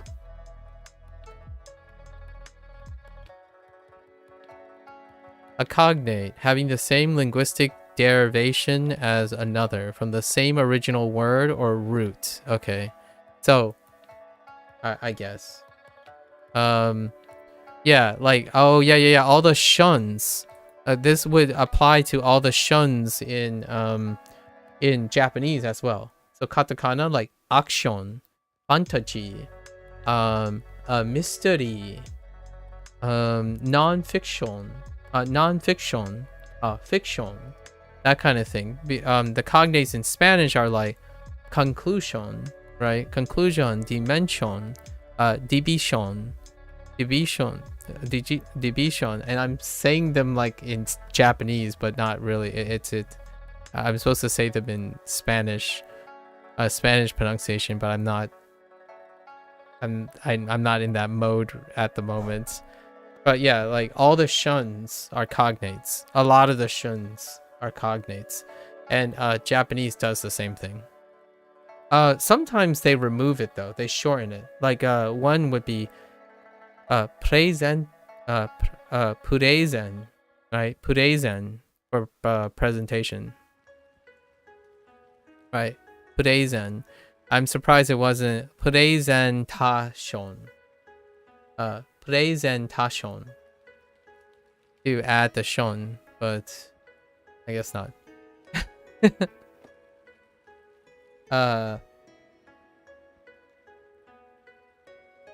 Dorama, yeah, and hora, dorama, hora, and then suddenly romance is fine. Renai is what Duo introduces. Renai for romance. Like the rest is fine, but suddenly you hit romance, it's like Renai. I'm like, all right, fair enough. Gameu, Homu, oh, the platforms, yeah, platform, home, yeah, yeah. I heard that one, yeah. Purato Homu, yeah. When they introduced Homu in transit for platforms, and then I was like, wait, is that a borrowed word too? What does that borrow from? And then someone said platforms. It's Homu from platform. Yeah, and I'm like, oh yeah, that's actually quite nice. Then I, yeah, Wait, then I...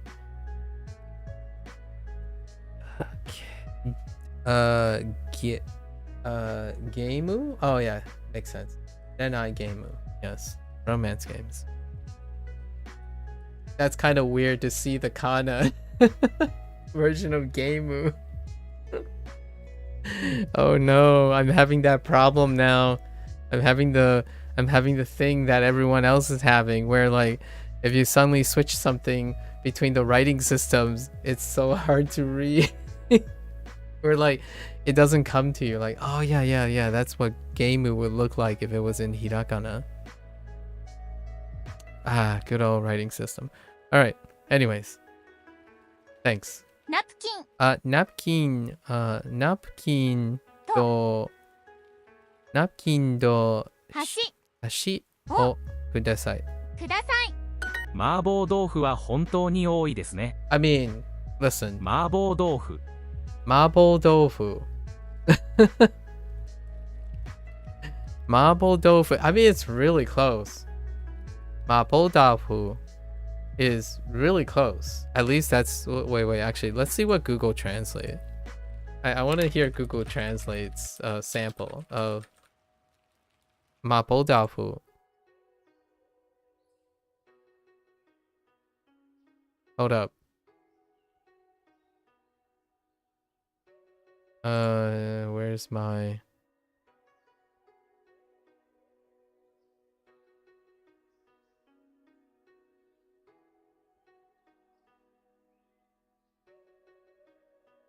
Wait, oh, we can use, can I access this in Memrise? No, I can't. Hold? Oh, now we're just gonna use Google Translate.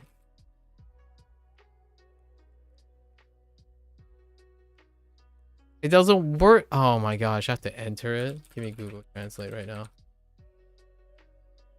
Okay,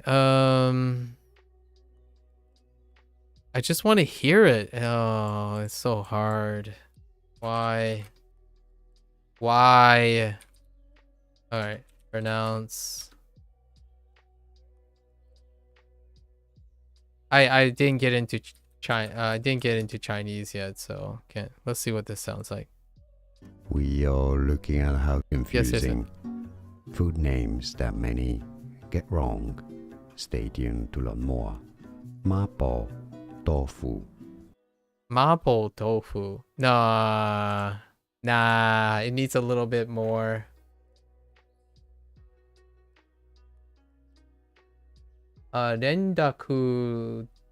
Rengaku tofu? Wow. Interesting.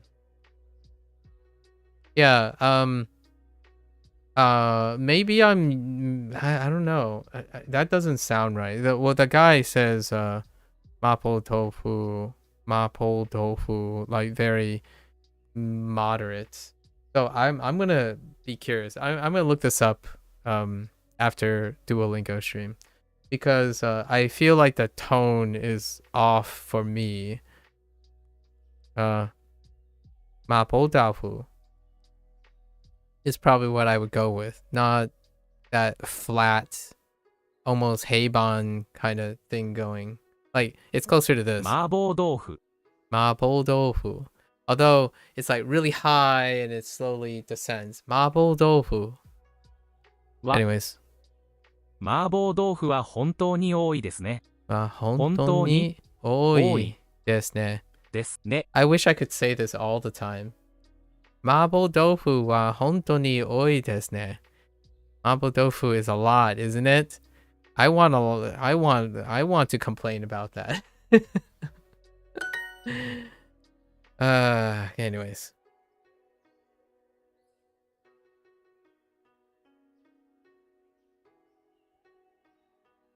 Okay. But we gotta be assuming the kana here properly. Juice を6つと麻婆豆腐をください。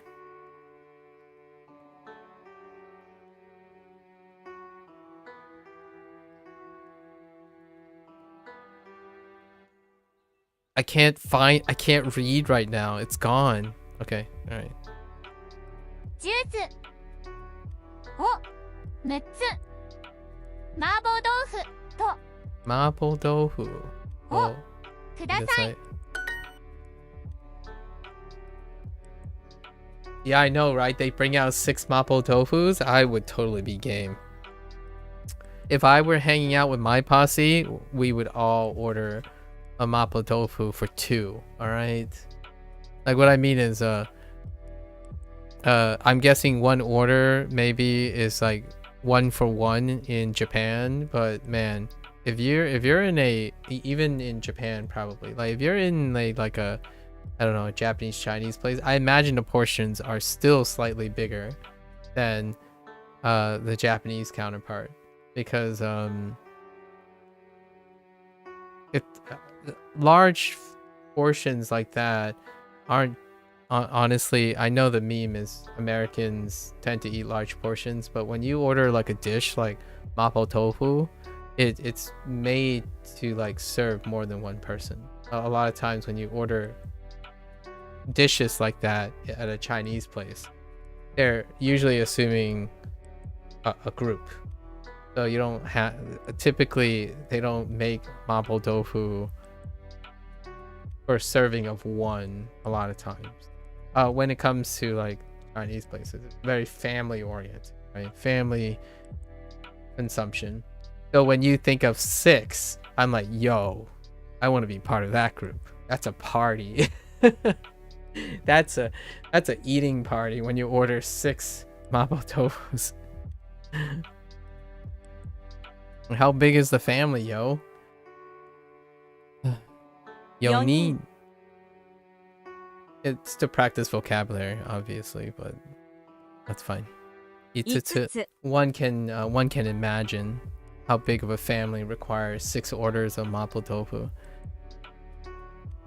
6 つ. Don't you dare. 1日. Okay. 2人. Like, I'd be like this, although that kind of looks interesting. Look at this kid. Kono restaurant. Oh, you know what's funny? Oh, and I think Cozy said reservoir. Reservoir is a good example. Yeah, sorry, I skipped over your word. F that, I eat the whole lot of it. Yeah. Here's one too. Restaurant. And what's funny about this is in katakana they drop the T too. So I feel like French would approve. Would totally approve. By dropping the T. A restaurant instead of restaurant with the T, restaurant. Yeah, and yeah, restaurant usually implies Western. Yeah, Western restaurants. Yep. Indeed, fancy. Actually, what about cafe? Does cafe also imply it's a Western cafe? And they have another name for cafe? Because I would be like okashiya or something. Okashiya. Well, there are den. Oh, kisaden. But those are more old-fashioned, I guess. I see.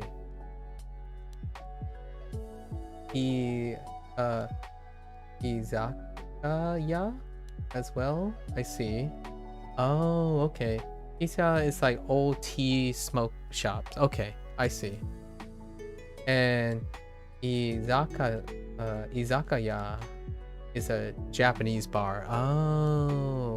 Oh wait, yeah, I know izakaya. Yeah, I was thinking, like, for example, because when they introduced kahe, right? Kahe off the cafe, which this is French, isn't it? Sorry. This is French, isn't it? Anyways, but cafe, right? Oh, I don't know if it's Italian. I'm not sure actually. But cafe in Chinese, right? Oftentimes whatever is served in a cafe is also in a pastry shop. Right? But pastry shops are largely bakeries. So a lot of times when I'm thinking like when Japanese people are using the phrase kahe, are they also kind of referring to like their pastry shops and their bakeries? You know, where you get tea and pastries, because kahe serve teas and bakery. Oh, it's Spanish. Okay. Yeah. So there you go. You know what I mean? Like, because Okashia is a pastry shop and it's in hiragana. It's not a borrowed word, right? But what are they referring to? The same thing as kahe? Now a bakery would be no, but Okashia is a pastry shop. I know that bakery is a different thing. But bakery in Chinese is still bakery, and pastry shops tend to be what they serve in cafes. Yeah, Okashia. Yeah, like a snack shop, right? A snack shop, which happens to also line up with kahe. Man, there's so many little things that going to Japan would iron out so much. So I'm looking forward to doing that. That's kind of like I'm building motivation to, like, I'm making like a laundry list of little things, like, so that when I could play a video game instead where it like do virtual tourism. It's like, oh yeah, this is what you would see in a cafe versus a okashia and stuff, right? But at the same time, man, doing it live would be interesting, like would be great. So I'm looking forward to distinguishing all these things, all the overlaps or not overlaps. Maybe they're entirely different, right? Like is you say a Japanese bar, like you said izakaya. How izakaya differs from bar. So if you call someplace a bar, is it distinctively different from a place that's referred to as a izakaya, right? And I would imagine there might be nuances between calling your your establishment a bar versus izakaya.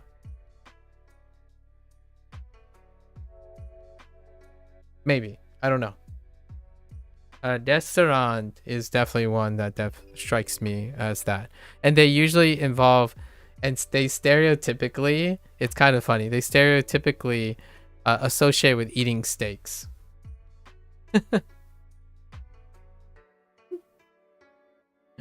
I haven't even gotten the vocabulary for like hamburger. I did get French fries though. Fried potato. Fried potato. So there is that. However, like most of it is like steaky. But their Western cuisine doesn't end as steak, but that's as far as we got so far. Yeah, region associated, yeah. Oh well, I don't know if it's region associated, but it feels like it, right? Potato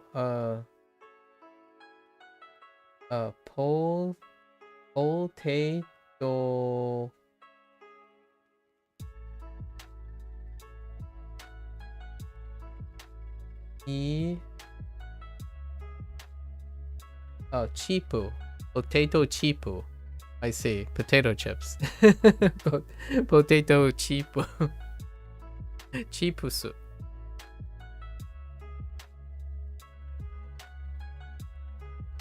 It keeps going. It just keeps going, man. All right. What are we're eating. We're eating. 食べ物 このレストランの食べ物はいいですね。Or ii desu. Wa ii desu. Fair enough. Oi, sorry. Oi desu. I think that was oi desu. Wait, that did say E, right? Oh no, I wasn't paying attention. Either or works. Either works. Either works in there. It's fine. Juice? Juice. Juice o futari, futatsu. Juice o futatsu to ebi. Ebi soup o kudasai. 2つ Ebi. The shrimp. 新しいナプキンをください。ください。ナプキン。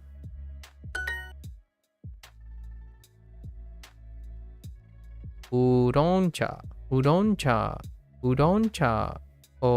6つとラーメンをください。ウーロン6つ。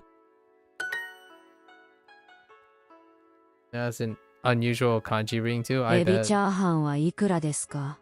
Oh, which is like C elderly, C plus elderly, a shrimp. Okay. Ebi. Oh man, this is one of those moments like I understand the kanji. What else can ebi mean? What else can ebi mean? I imagine there's a reason why they added a kanji for that kana. Is ebi very common? Yeah, sort of. Do I have any other words with ebi? Neither of them are particles. I wonder why the kanji is so complicated.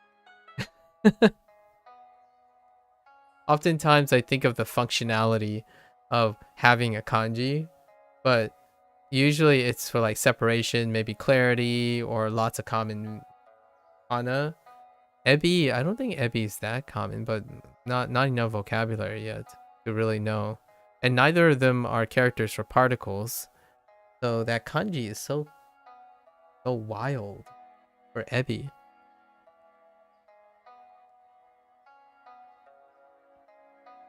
Ebi chahan. エビチャーハンはいくらですか? Ebi chahan wa ikura desu ka? How much does it cost? 1000 yen desu. 1000 yen. このレストランのスープは多いです。Yeah, and those aren't reading for the kanji either. It's completely irregular. Oh. Yikes. Yeah, I don't know how I feel about that type of functionality at the moment. It feels like when someone says,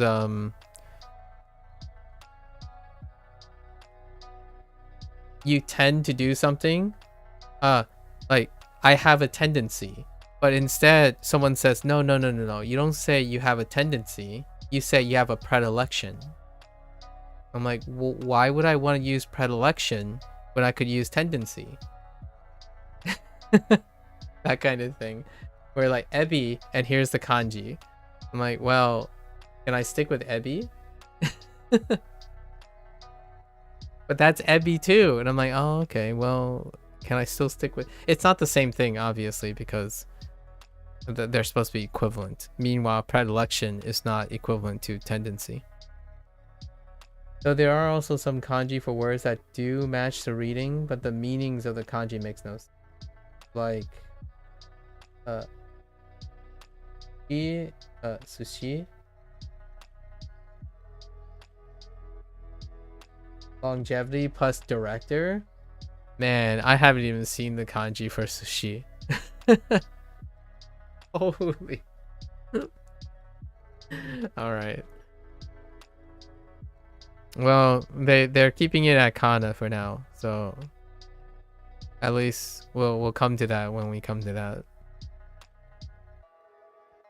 このレストランのスープは多いです。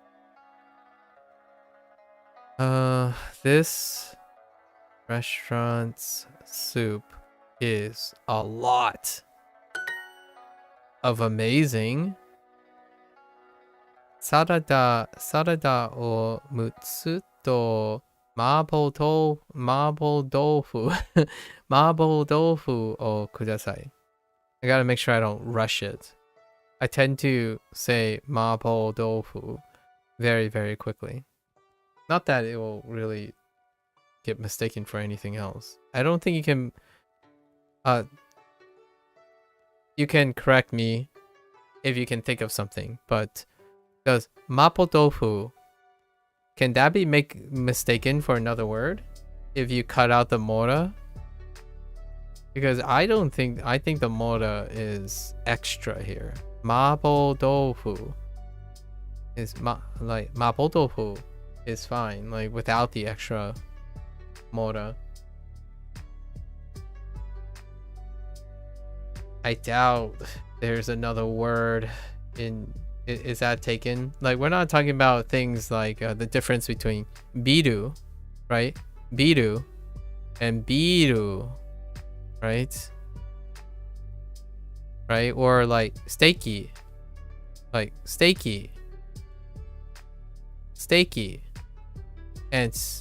steaky, right? I mean, you'll probably be, oh yeah, true, like in a restaurant context, but you know what I mean, like, or you know, biru and biru, like biru being building and biru being beer. So Mabo tofu is actually a little bit excessive. just a little bit excessive, in my opinion. It's the first time I felt that there's a little bit excess in extra mora in it. Mabo, like mabo tofu is fine. Mabo tofu instead of mabo tofu.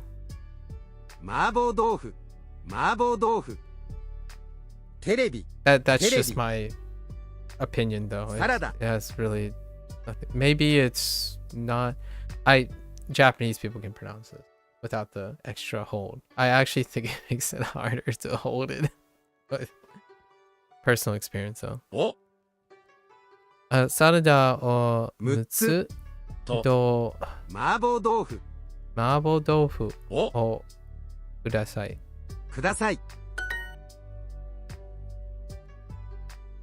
Although I do have to admit, the Mandarin has a lot of weird holds too. It's even shorter in Fujonese though. Mapo dao. Even less. I think it has like 4 beats. Only 4 beats. No, how much does Mapo tofu? It has 7 beats. Mapo tofu. Yeah, it has 7 beats. It's like half that amount.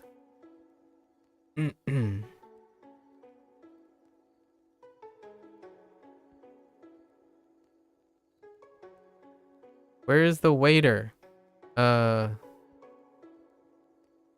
Waiter.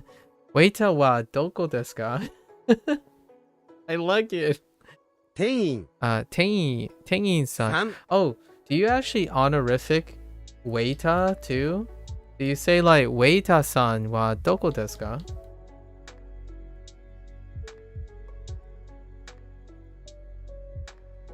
I'm guessing yes, because like Danieru and all the other ones. You don't see why not? Yeah.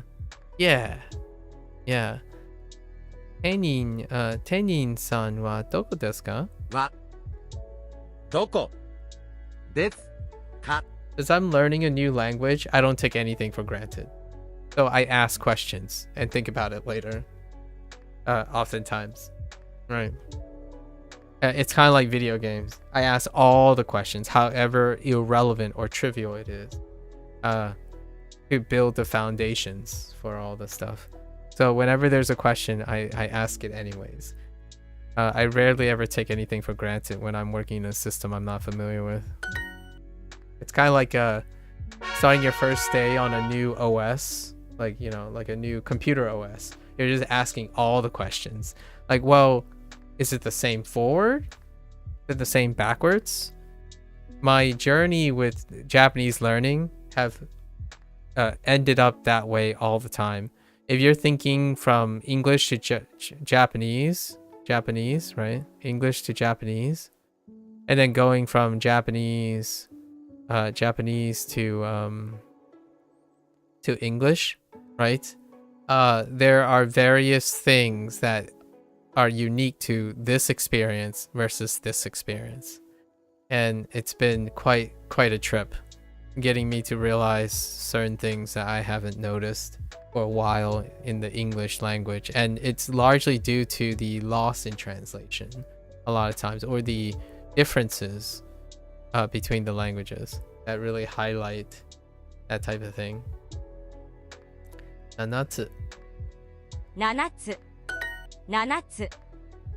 I do have to emphasize that I haven't learned a language like this ever in my life, even though I have learned a language outside of my native language, and I've acquired technically 2 languages in my life. I've learned 1 language. I've acquired 2 languages. Technically, I've learned 2 languages and acquired 2 languages. But one of the languages I didn't learn and acquire. English is the only one that I've learned and acquired, as opposed to like Japanese, which now I'm learning it in a different way than I've ever learned it. ラーメンを2つと餃子を7つください。ラーメン。How many? 7つ。Did you say 7つ? と。I heard 餃子。餃子を2つ。2つください。ラーメンを2つと餃子を7つください。Dang it. 7つ。I was like, boss man, 7 orders of ramen? I'm on board with that. ラーメンを2つと餃子を7つください。That seems more reasonable. If you are a chump, I'm just kidding. I would order 2 ramen just for my ramen for myself, actually. Ramenを2つと餃子を7つください。Here's the cashier. 会計はどこですか？会計 Why? Anyways. はそこですか？そこどこ？ビールを3つと餃子を7つください。ビールを豆腐豆腐豆腐豆腐豆腐豆腐豆腐 I like how they threw that in. Oh, did I know how to say tofu? Oh yeah, I did know how to say tofu. Now that I think about it, I did know how to say that. ビールを3つと餃子を7つください。3つ。3つ。と餃子を7つください。You're gonna drink all that beer at once? I mean, presumably, you know, they go hard, you know? ビールを3つと餃子を7つください。ビールを3つと餃子を7つください。ダニエルさん。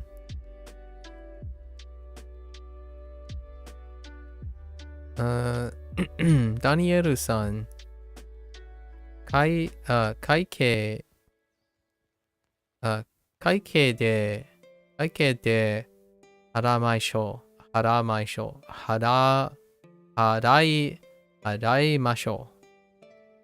I keep skipping one there. ダニエルさん。会計で払いましょう。お釣りは240円です。お釣りお釣りはは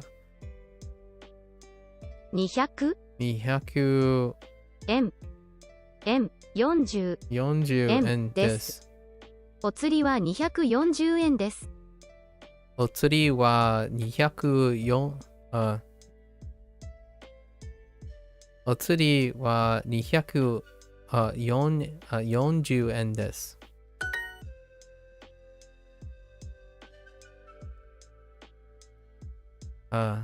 会計に行きましょう。会計に行きましょう。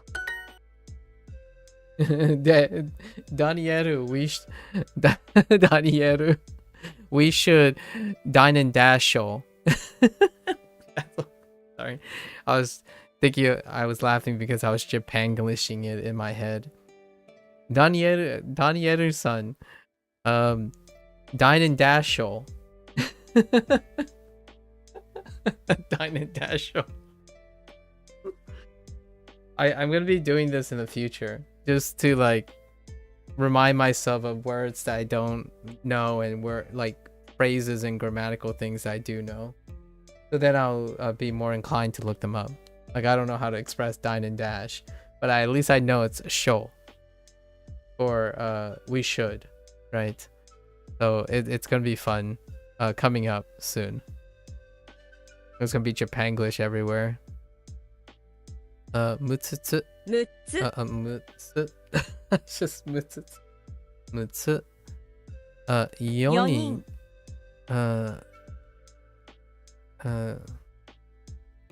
5つ7つ2人 What the heck? How is this? Okay. 全部で2000円です。円です。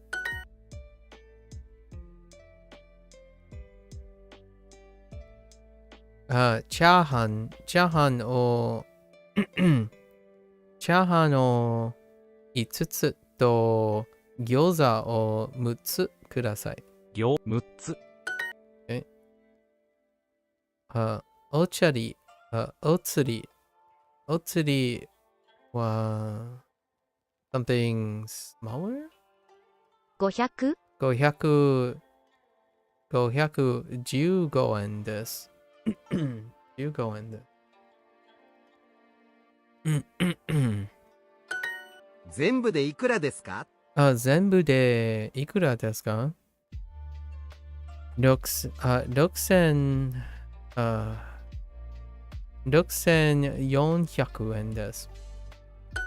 サラダを4つとラーメンを7つください。That's really expensive. What the heck? Sorry. サラダを4つとラーメンを7つください。Holy party?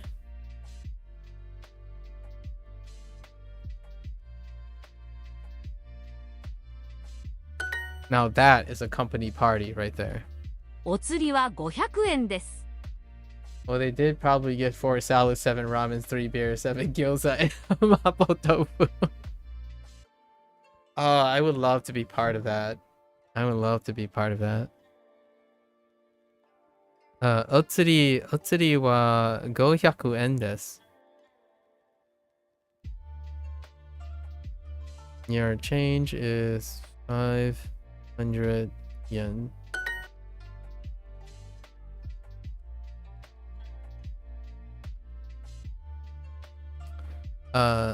全部では6000円です。全部で6000円です。Everyone paying with big bills too. That sounds like a server nightmare.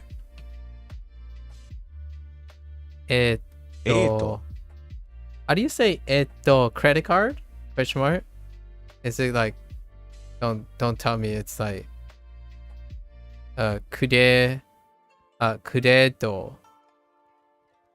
그래도 desu ka?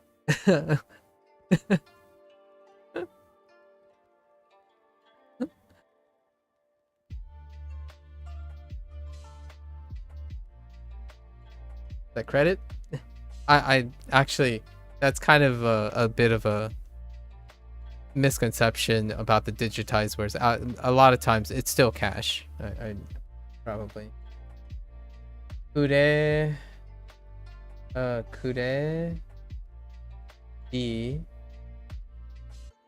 또 카도. Okay. Interesting. Oh no, wait. Yeah, 크레지토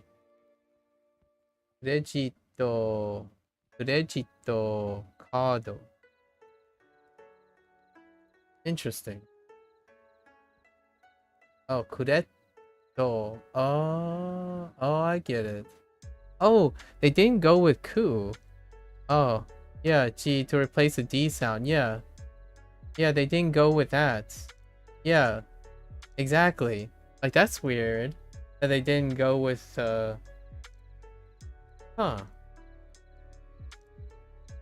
Well, the D is the do part, the to part. But they went with kureji. Wait, am I doing this wrong? Like, that's she, right? Yeah. She, G, yeah. Kureji do. Yeah, kureji do. Interesting. Kureji do kado. Kureji do kado. Kureji do kado. I thought they might have went with who instead. Correcto. Yeah, correcto. With a cute ku in it. Correcto cardo. Credit card. Oh, anyways. Fun times. Messing around with sounds.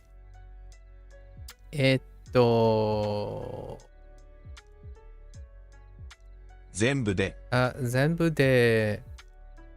3000円ですか3000円ですか Two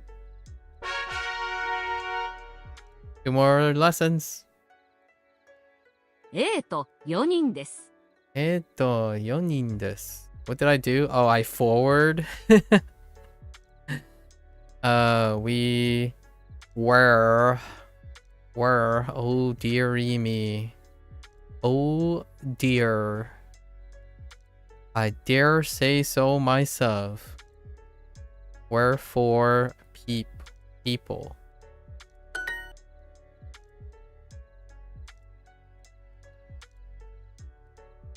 You should look at the menu.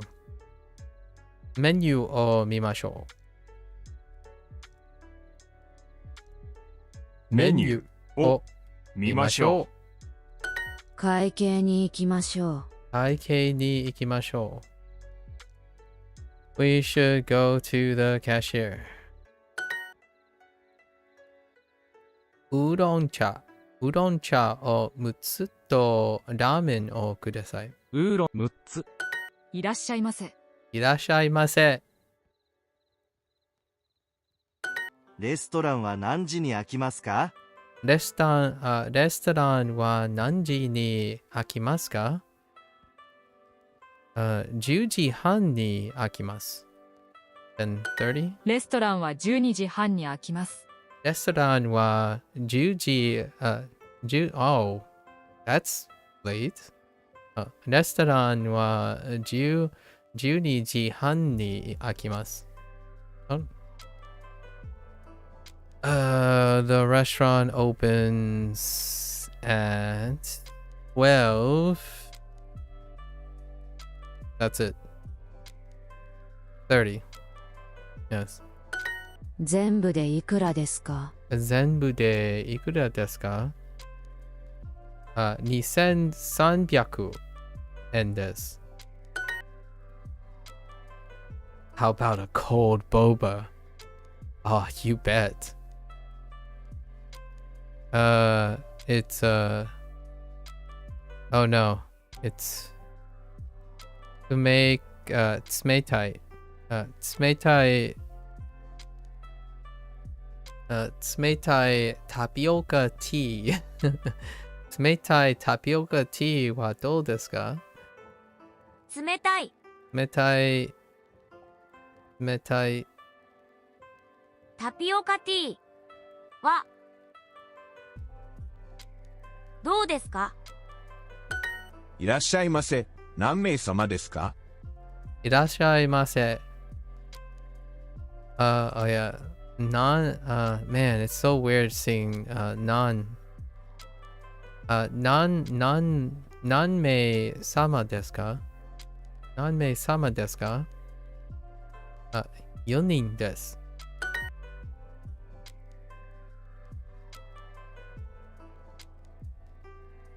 箸をください。箸をください。サラダを4つとラーメンを7つください。How did Duo convey the meaning of irashaimase to me? Welcome. Yeah, that's as far as they're gonna go with the nuance of irashaimase. But I'm very familiar with that term. Or like that phrasing.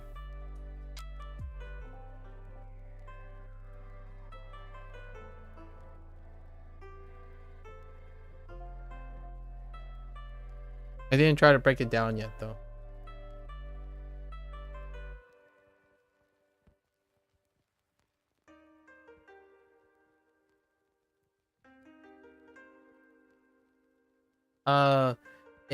I think I'm missing a few things for irashaimase.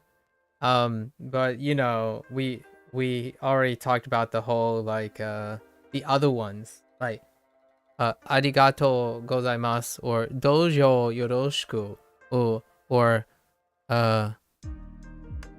omae nai wa or ome nai wa. Wait, oma nai wa, right? And konnichiwa, and those phrases are becoming more and more like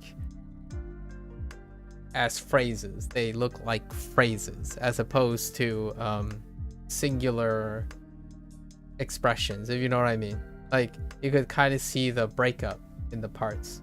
But irashaimase is still too weird for me at the moment. So it's only being introduced as welcome, and it's understandable. Kuma wa o something ga suite ne. I don't know what that expression means. Besides bear? That's supposed to be bear. No, that's not bear. Oh, the bear is hungry. Oh, okay. That is bear. Wait, Uma? Uma is in katakana? Oh, I thought Kuma would be in hiragana. Interesting. Yeah, Falstaff? Aminal names are usually written in katakana. Oh, okay. I didn't know that. Okay. Okay. That makes sense. That makes sense now. Okay. So animal names are interesting. So like the reason why that looked weird to me for Kuma is in the hiragana section, right? They separate in hiragana. Oh, except for native birds and okay, never mind. Lotus just superseded me. I was like, but in some sections, like, what about birds and fish? And I'm like, ugh, of course, because I was just about to ask like about tori and like sakana, yeah, and sakana are not, and like for some reason a lot of those have kanji. Yeah. There are some exceptions, like yeah, inu and neko, yeah, are in kanji. Like, okay. But for other animals, I got it. So Kuma is that's hilarious. The moment you mentioned that, I'm like, wait a minute, but what about the ones that I already have? Yeah, they already covered inu and neko, but it kind of makes sense for chameleon, like chameleon and hamster, because I don't know if hamster is even native to Japan. Which, by the way, let me tell a little short story. Something that's really interesting that's related to this. I watch Lost in a Pond a lot.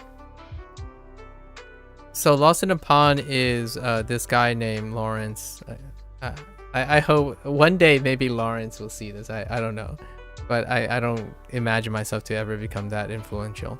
But Lawrence is a Brit who now resides in the USA. So he talks a lot about the idiosyncrasies between British, especially like culture and language, right? And language. Lots of times, a lot of language, because the person likes language, and into English, right? And the most recent video I watched was about raccoons. Right? And don't worry. This is related to Japanese. The raccoons, because raccoons are actually originally, and I'm already foreshadowing, originally indigenous to the USA, to the United States, right? But there are 3 other places. But the reason how he knows about raccoons before coming to the United States is none other than Mario. Like Mario, or if you want to be like super Keikona, people say Mario in other places. Okay, anyways, so Mario, and it's Mario 3, you know, when he had technically the raccoon like tail, but that was really a tanuki, right? Tanuki, which has some resemblance, right? With all that said, though, in the end, he was talking about how raccoons were going around, and then actually raccoons made their way to Japan and in various other places. But there are like 3 other places where there are actually raccoon populations. Funny enough, all the places around Germany, for some other historical facts. And then the North American continent, right? North American continent. And Japan. Because Japan, the Japanese people thought raccoons are very adorable. So they adopted them, obviously. And now there are raccoons in Japan. But with all that said, where was I going with this? All this talk. Now the question is, do raccoons get a Japanese name? I'm just saying. I'm just saying. I'm just saying. You know, like, do raccoons get a Japanese name now that they're like, you know, in Japan? Possums are greater than raccoons. Okay. And then you said animals and plant names are usually written katakana, except when they aren't. Oh my gosh, that kanji for eel. Okay, kanji is the amberjack fish. And that's a scallop? Oh my.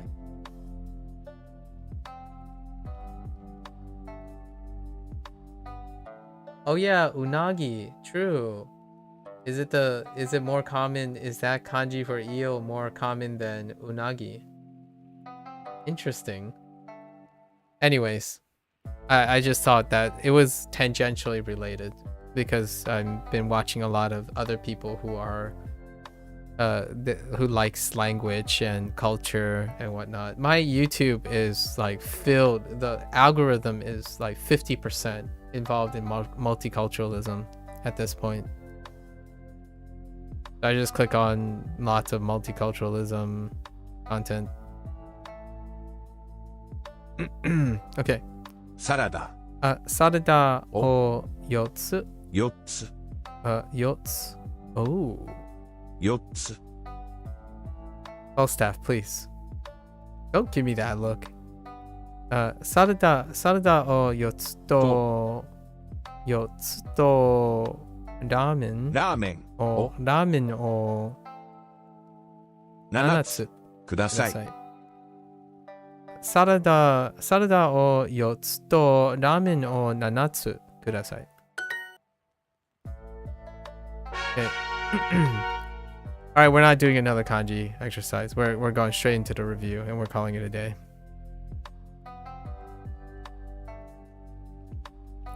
Gotta rest up. Yesterday was kinda tenuous. I need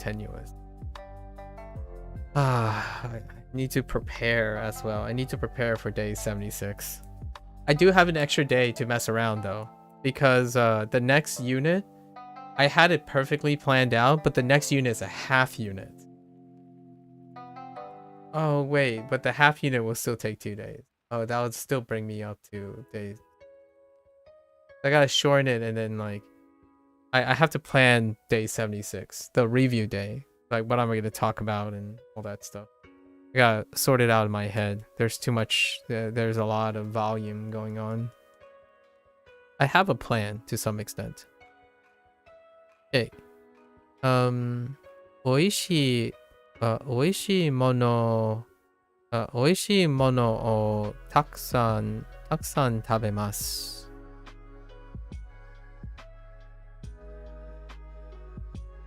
美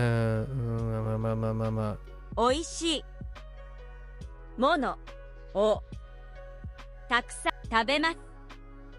美味しいものをたくさん食べます。There's your bear. There's your Kuma.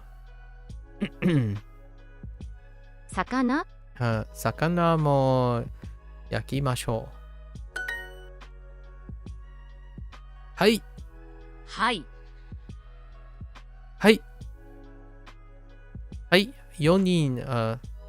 4人です。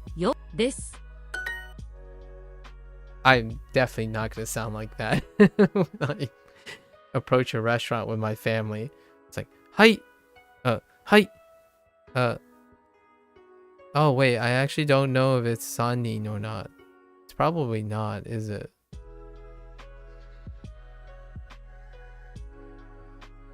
We didn't get 3 people, so I can't assume. I'm not gonna assume.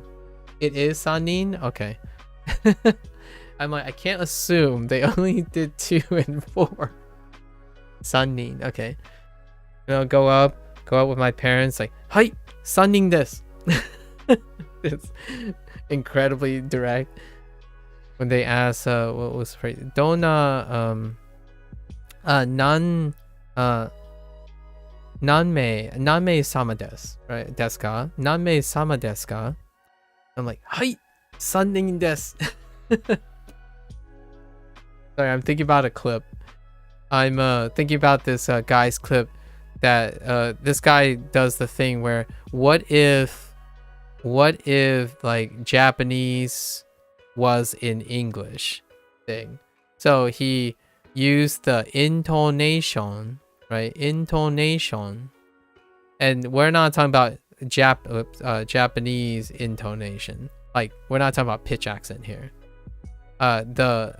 The structural intonation of the Japanese language, like how people like phrase things and go up and down and per se. It is involved in pitch accent, and then what does that sound like in English? And there's this running gag from this guy where he says "height," like really, really strong. And so instead of saying "height," he's like "yes, yes." Yes, exactly. Yes. And whenever he's impersonating like Japanese, the height is very, very strong. I'm like, yeah, it's comic relief, obviously, but I actually quite like the height.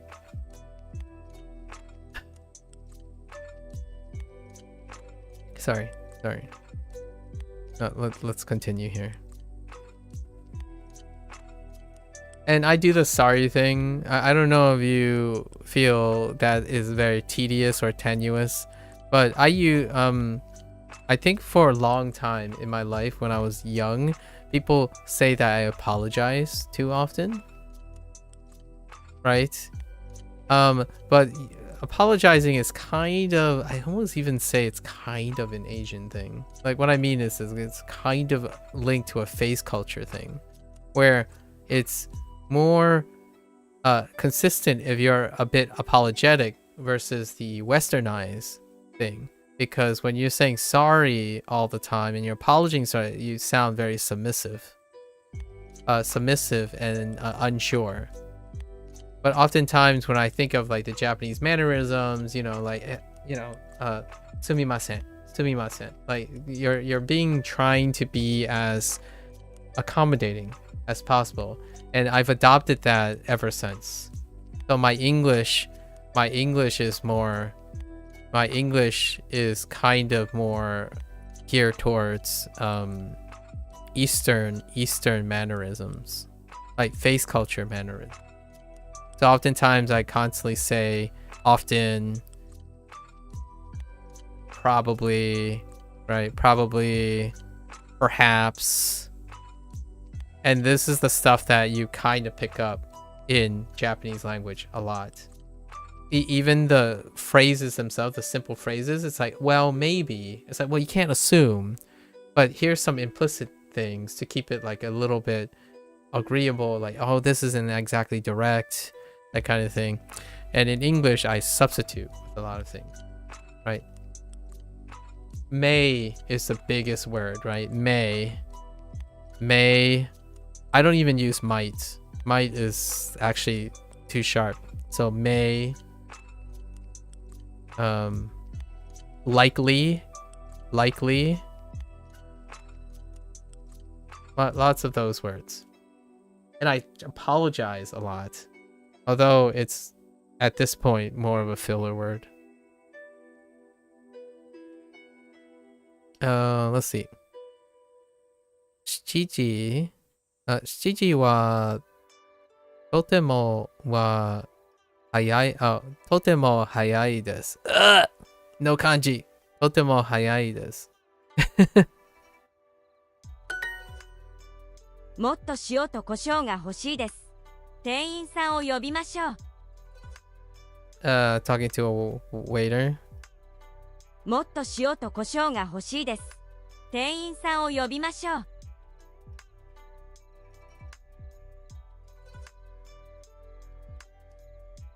What was that last part? もっと塩と胡椒が欲しいです。店員さんを呼びましょう。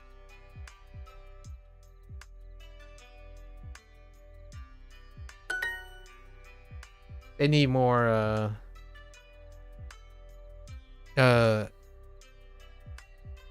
almost, was it soy sauce and pepper? But the predicate, I couldn't really pick up the predicate at the end for the waiter. I thought they would use maybe like ask the waiter, but they didn't use ask the waiter. It didn't sounded like it. That's okay. このチャーハンは、yeah, sure. That's good enough.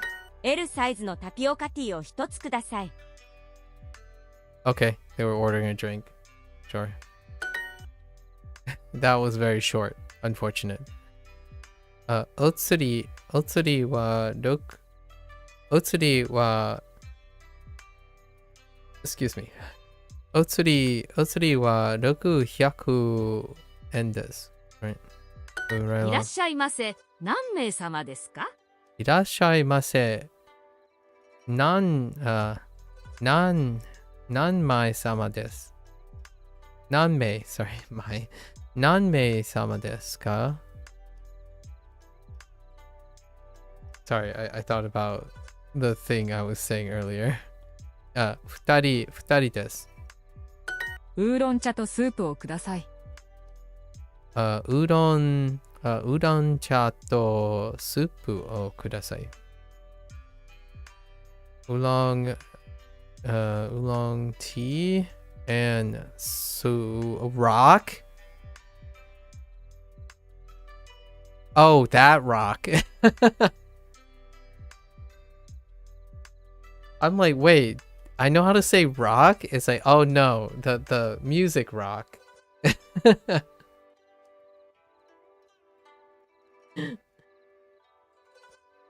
It's like oolong tea and rock, please.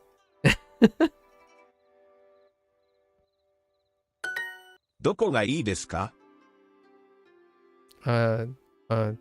どこがいいですか?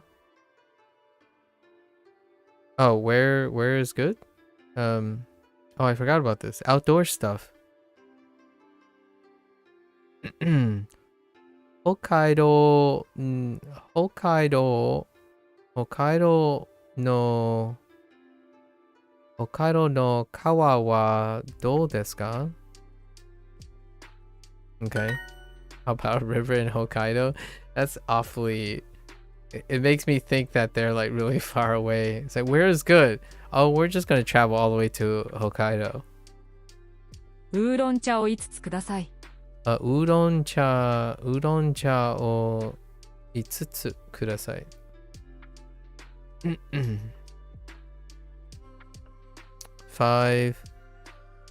oolong teas, please. 麻婆豆腐はどうですか？麻婆豆腐はどうですか? 麻婆豆腐はあまり食べません。Stop saying that. I don't like this. I don't like you. トマトは焼きません。トマトは焼きません。We won't grill tomatoes. We won't grill the tomatoes.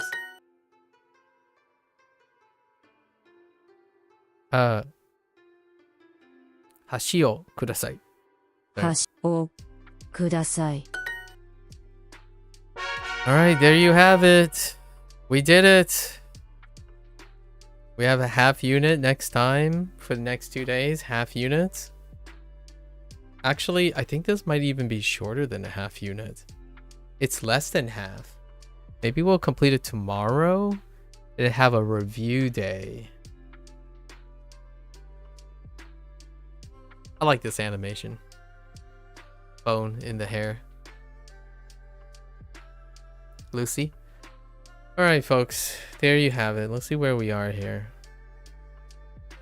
Yeesh. Oh. Okay. The last unit doesn't have kanji, but that's fine. I'm okay with unit 18 not having kanji since it's a half unit.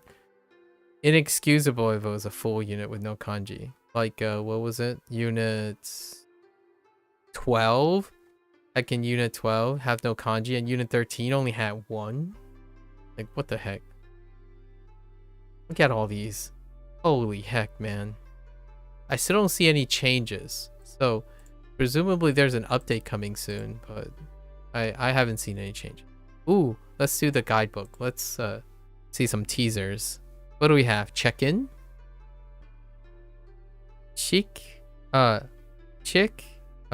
Check-ku. In.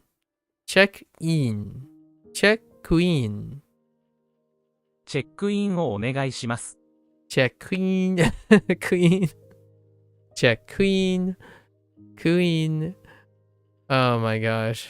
Check-in o onegaishimasu. Okay, yeah, fair enough. Onegaishimasu. Oh, here's credit card. We were just talking about this. Here's the credit card.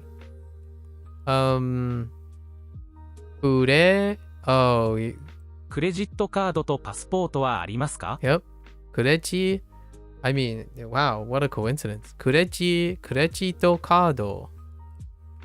クレジットカードとパスポートはありますか？ありますか？ Room? No, we already got room. And this is old. 部屋は3階。3階です。はい、3。Elevator. Oh, they brought it back. And they brought back lobby too. Lobby. Oh, behind. Interesting. Is behind. Oh, like it's used in a similar way as with no in a position. So like chikaku. But in this case it's ushiro. Ushiro. So lobby no ushiro. Fair enough. Check out. Chikuauto.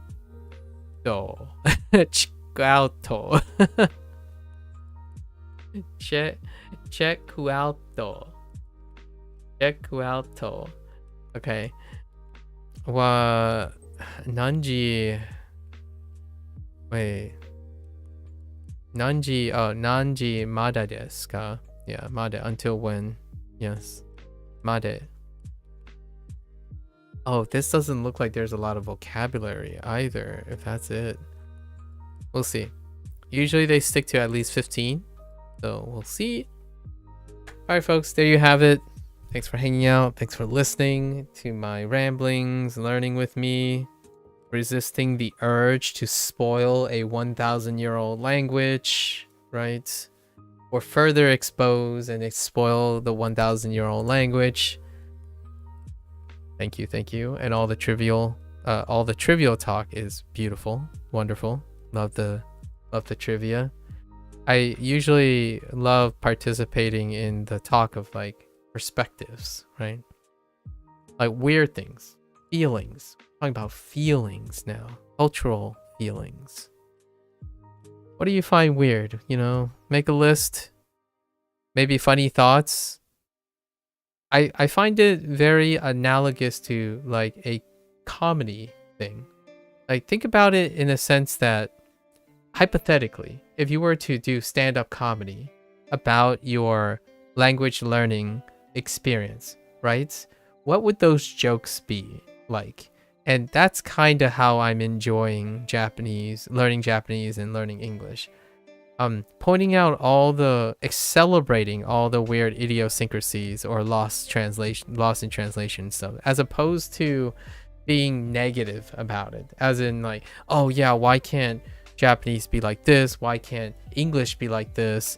Or English doesn't have this, Japanese doesn't have this. As opposed to saying, oh, you know what? English doesn't have this. But because of what? Like, what do you think why they don't have this, or why they get away with this and get away with that? Like more about understanding the practical and emotional reasons or different things that, you know, takes and feelings about it. It's like it kind of helps appreciate all the differences and the similarities at the same time. Make those lists, check them twice, come back and tell me about them, and we'll have long discussions, you know?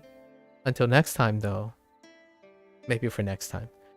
Until then, stay safe, stay healthy, keep on thinking, you know, continue learning different things. It doesn't have to be language learning. I would love to hear about what kind of projects you have going on and whatnot. Maybe ways you're using Japanese. And as always, mata ashita. Ja ne.